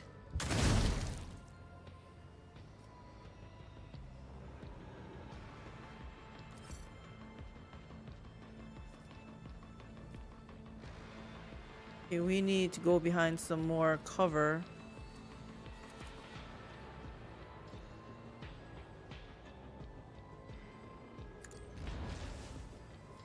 This is unacceptable. We're all dead. If I may. I don't know how Cassia's gonna survive this. I'm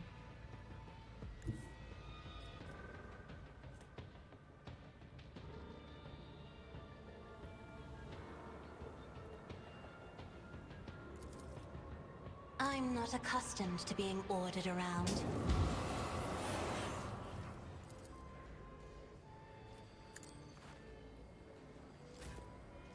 I don't even know what I hope to do here.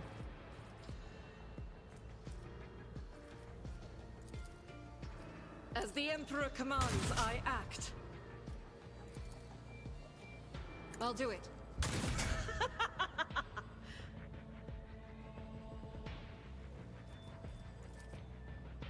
As the Emperor commands, I What act. the hell? I wanted you to go behind here.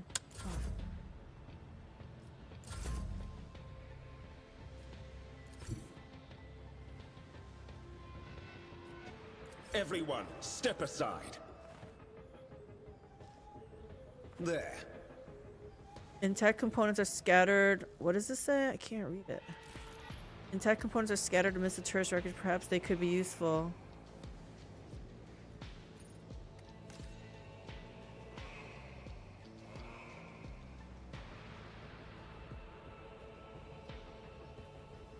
How? Why can't you?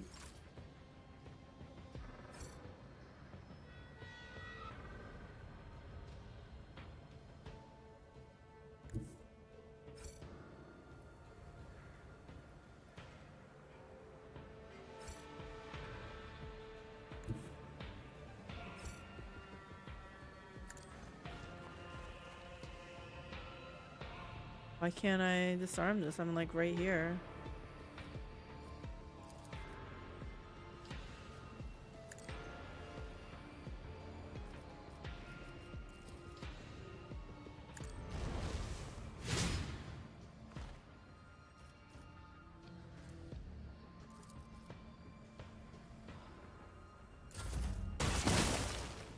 It's nothing.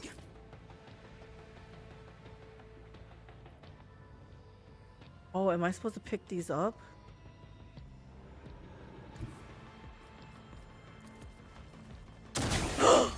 Deliver us. Abelard.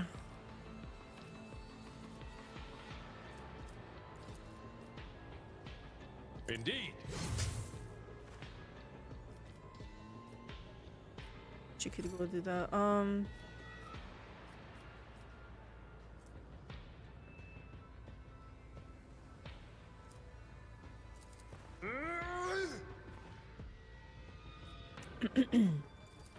It will be done. No! These rupee flashes are choking me. Yes, Momo? I need to find cover. Hi, Momo.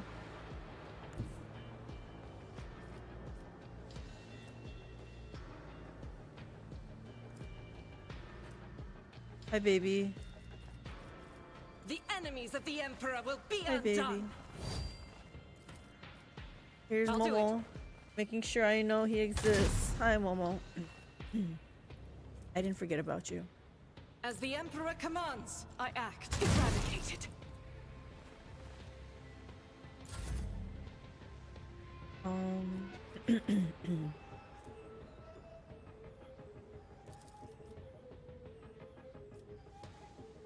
What? Isn't this a job for the serfs? I'm afraid not. Hi, Momo baby.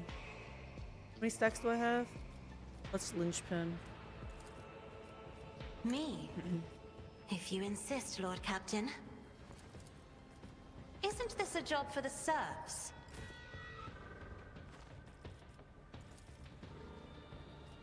Faith without deeds is worthless. As the Emperor commands, I act.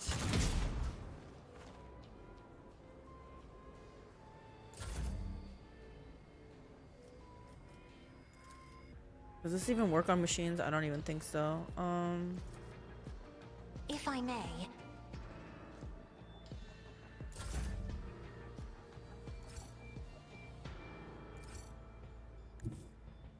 I need a foothold. That was a problem for you.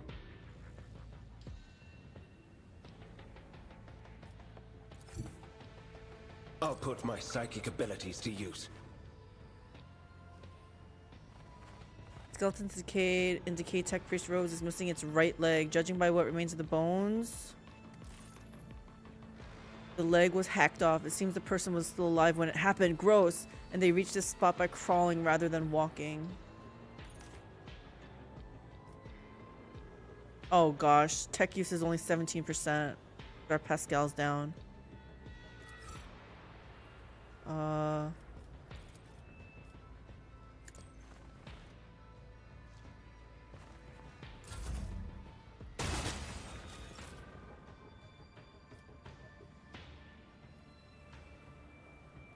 Who else has the... I don't know.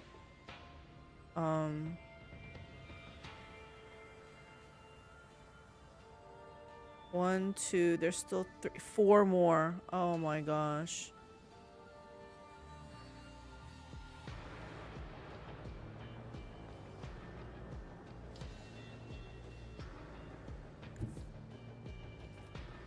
Even if I charge...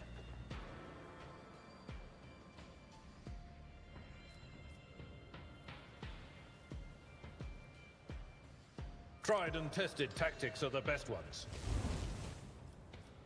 I will do my duty. Victory is imminent.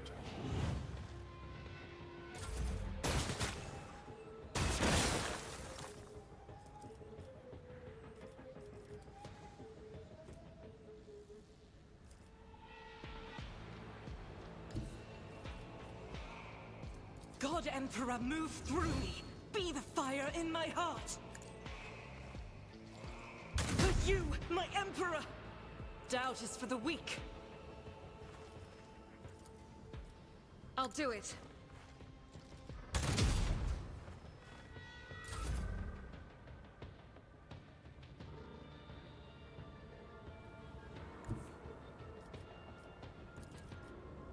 He's already got this, right? Oh, he doesn't. Okay.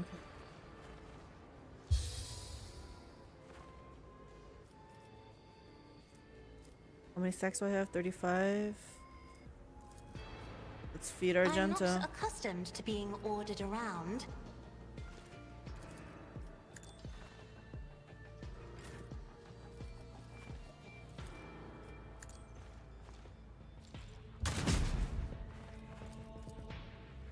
Faith without deeds is worthless. This is why I was chosen.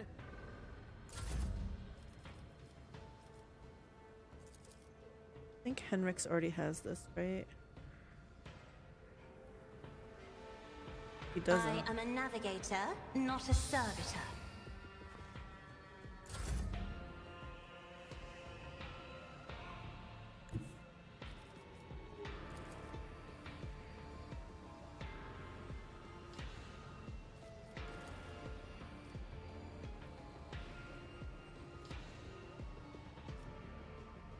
The Emperor is on our side. Let's see to it.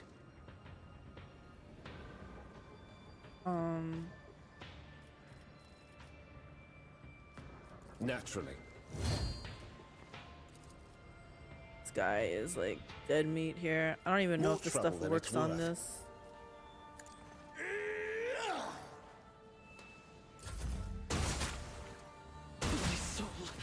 become like fire.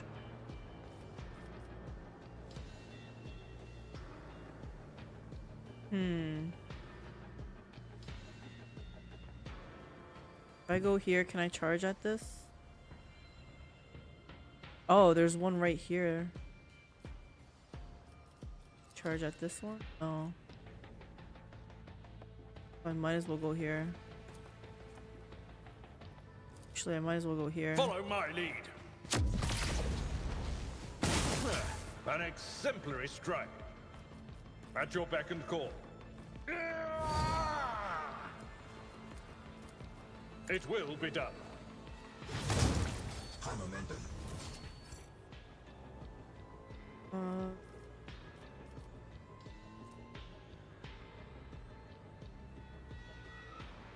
Should I do this on him? Kind of want to use it on Argenta, but she's almost dead.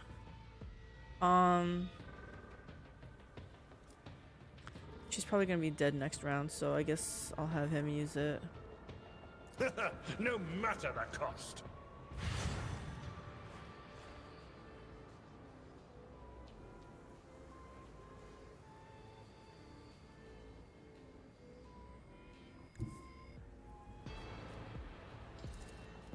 My place is at the fore.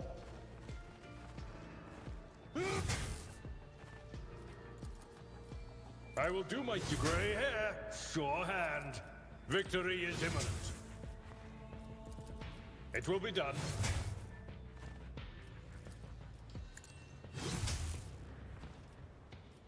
That's it. Okay, Cassia.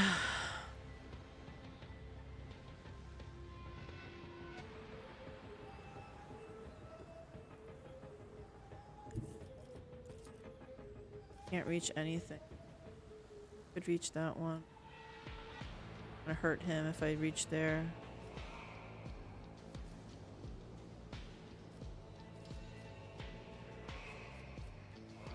How many stacks I got? 38.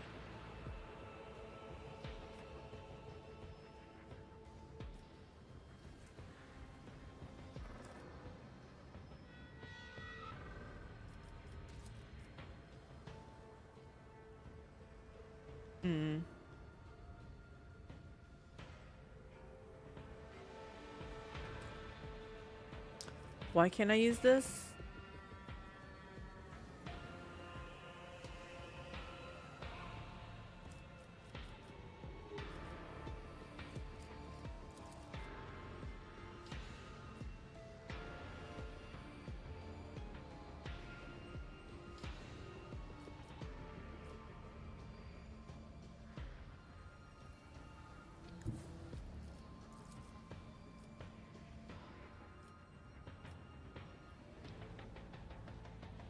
You know what? We're just gonna do it.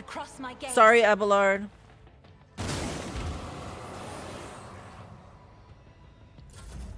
How dare you? Oh my gosh, she survived. Oh, I meant to use this. I know why I didn't though, because she hurt. Oh. Blessed be the hand of the healer. Forgot she could do that. Okay, that's good. 1, 2. As the Emperor commands, I act. I'll do it.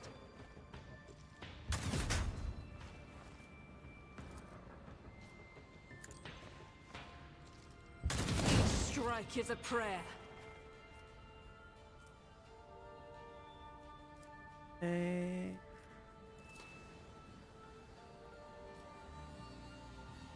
I know she has cover here, I just don't know if it's enough. Well. High momentum.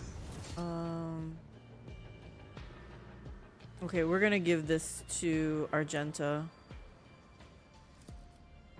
I'll paint your death in colors. As the Emperor commands, I act. Here.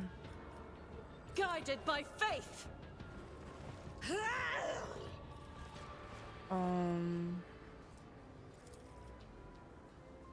one's already dead, right? I'll do it. For you, my Emperor! As the Emperor commands, I act.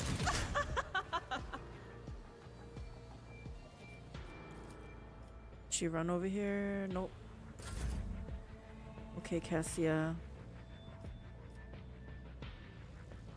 How many stacks does she have? 53? Let's feed her. Isn't this a job for the serfs? Oh, can I do this too? Nope. Okay, we're gonna feed her. We're gonna feed her. Doubt is for the weak. None can escape the Emperor's judgment. Freaking awesome.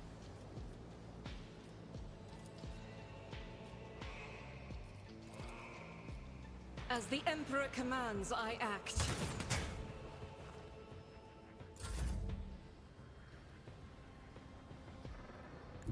I'll move up here.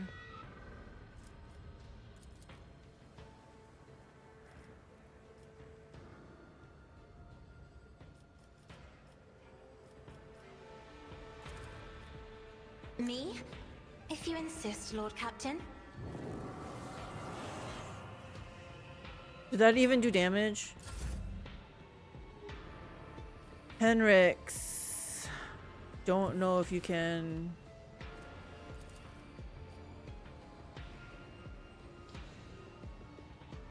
You know what? Have you move over here. Oh, we still can't get everybody.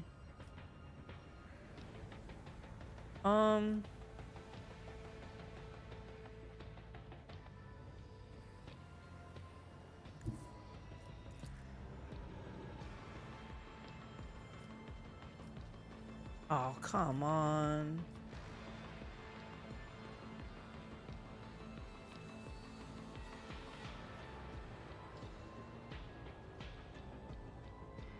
Get me a target.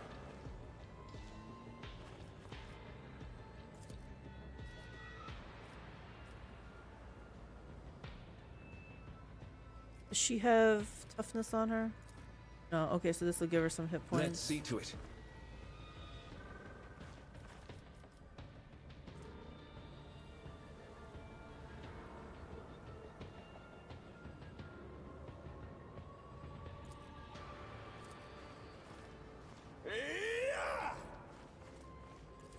This.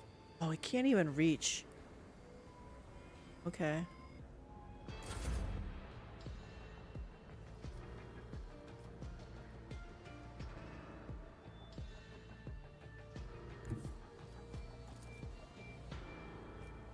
At your beck and call.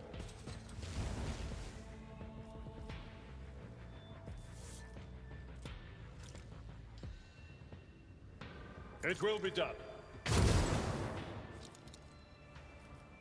Oh shit, that took all his AP.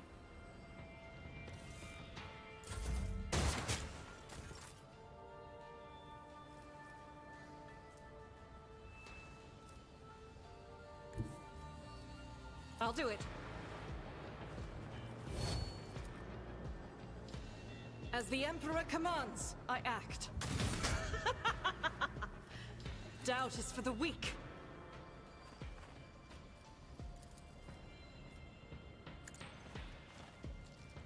Each strike is a prayer. Woo! Man!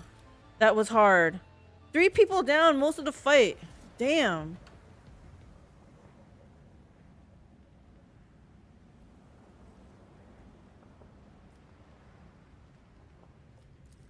I know.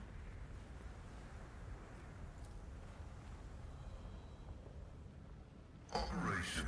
The motionless servo skull shows no sign of damage. Looks like it was hovered next to its dead master until its battery ran down. Okay. You know what? Intriguing. Intriguing as it My sounds. aspirations transcend We humanity. need to heal some wounds here. I need no guidance. Purpose guides me. Oh, only 2 of them were down. Well, Abelard's a freaking tank. Like, he doesn't really go down.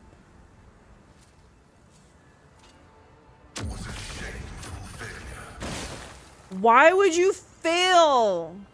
Powers unseen uncover my path.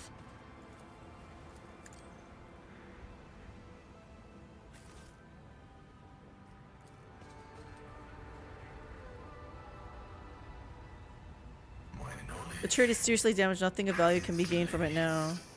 Are you serious? So I should have did this before? Let's seize the opportunity. No, I couldn't before. It wasn't an option. What a shameful failure.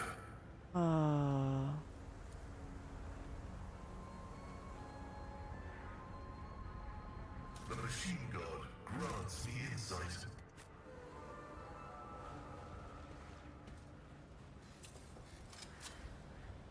This explorator is blessed with multifunctionality. Table this one.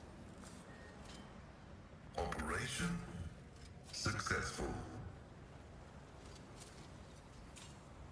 The machine god grants me insight. Error. Making adjustments.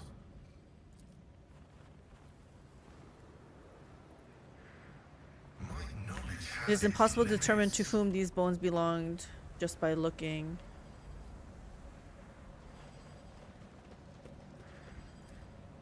No, no, no, no, no, no. For data input. My success is an irrefutable certainty. Heavy xenomesh. Armor 60%. Plus 5 wounds, plus 2 deflection against non-human enemies. I don't know. But nobody really uses that, so let's F5 it.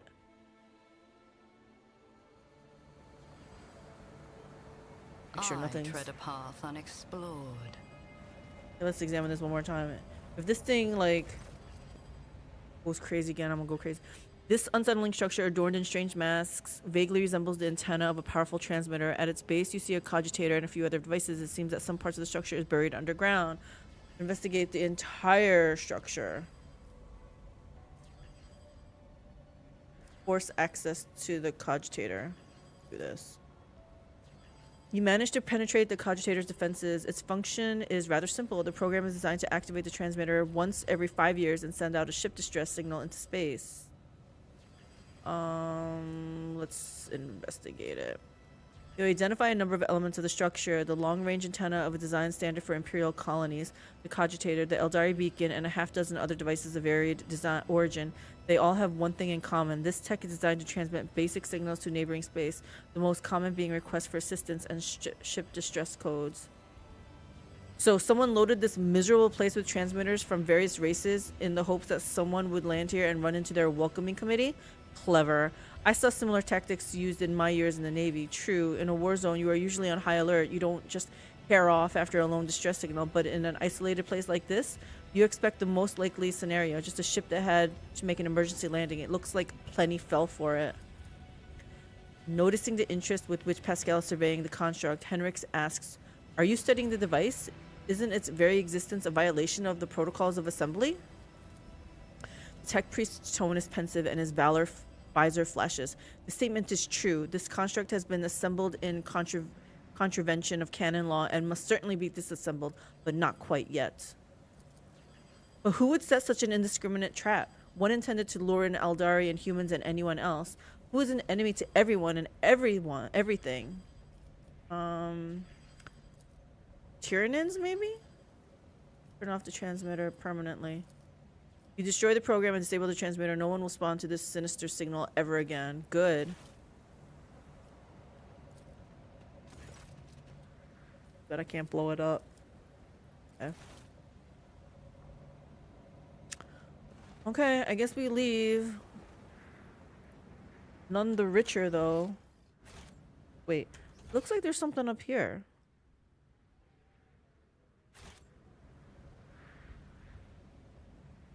Embrace true power. Easily done.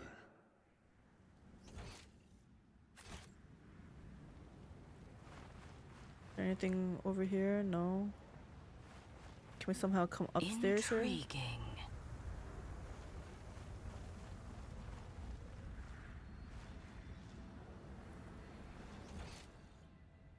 Yeah, I don't know what that is. I can't get there. The world will bow.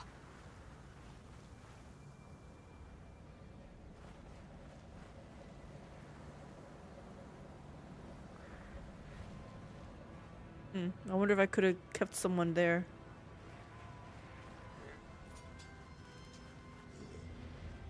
Let's seize the opportunity. No, nothing. Seriously, I came here for nothing. What a waste. What a waste.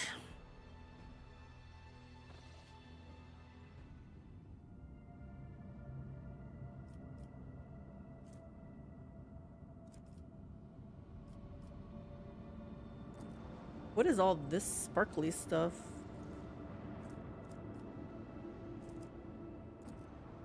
It's nothing. Flying through it, nothing's happening.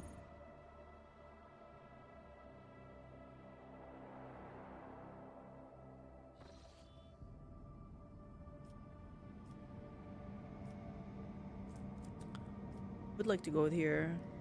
Okay. I think we gotta call it here, guys. It's 6:30. Hubby's on his way home, and Big Bad Russian just made me want to make some big ziti, so I'm starving. We will continue this tomorrow. Hopefully finish off this little area, figure out what we're doing, because I don't know what we're doing. We're just hopping from system to system, hoping for some battles, and I don't know. But thanks for hanging out. Salute. See you, Big Bad Russian. Thank you for hanging out, everyone. I will see you guys tomorrow. Play the game. Don't let the game play you. Loot first, talk later. Heart. Bye.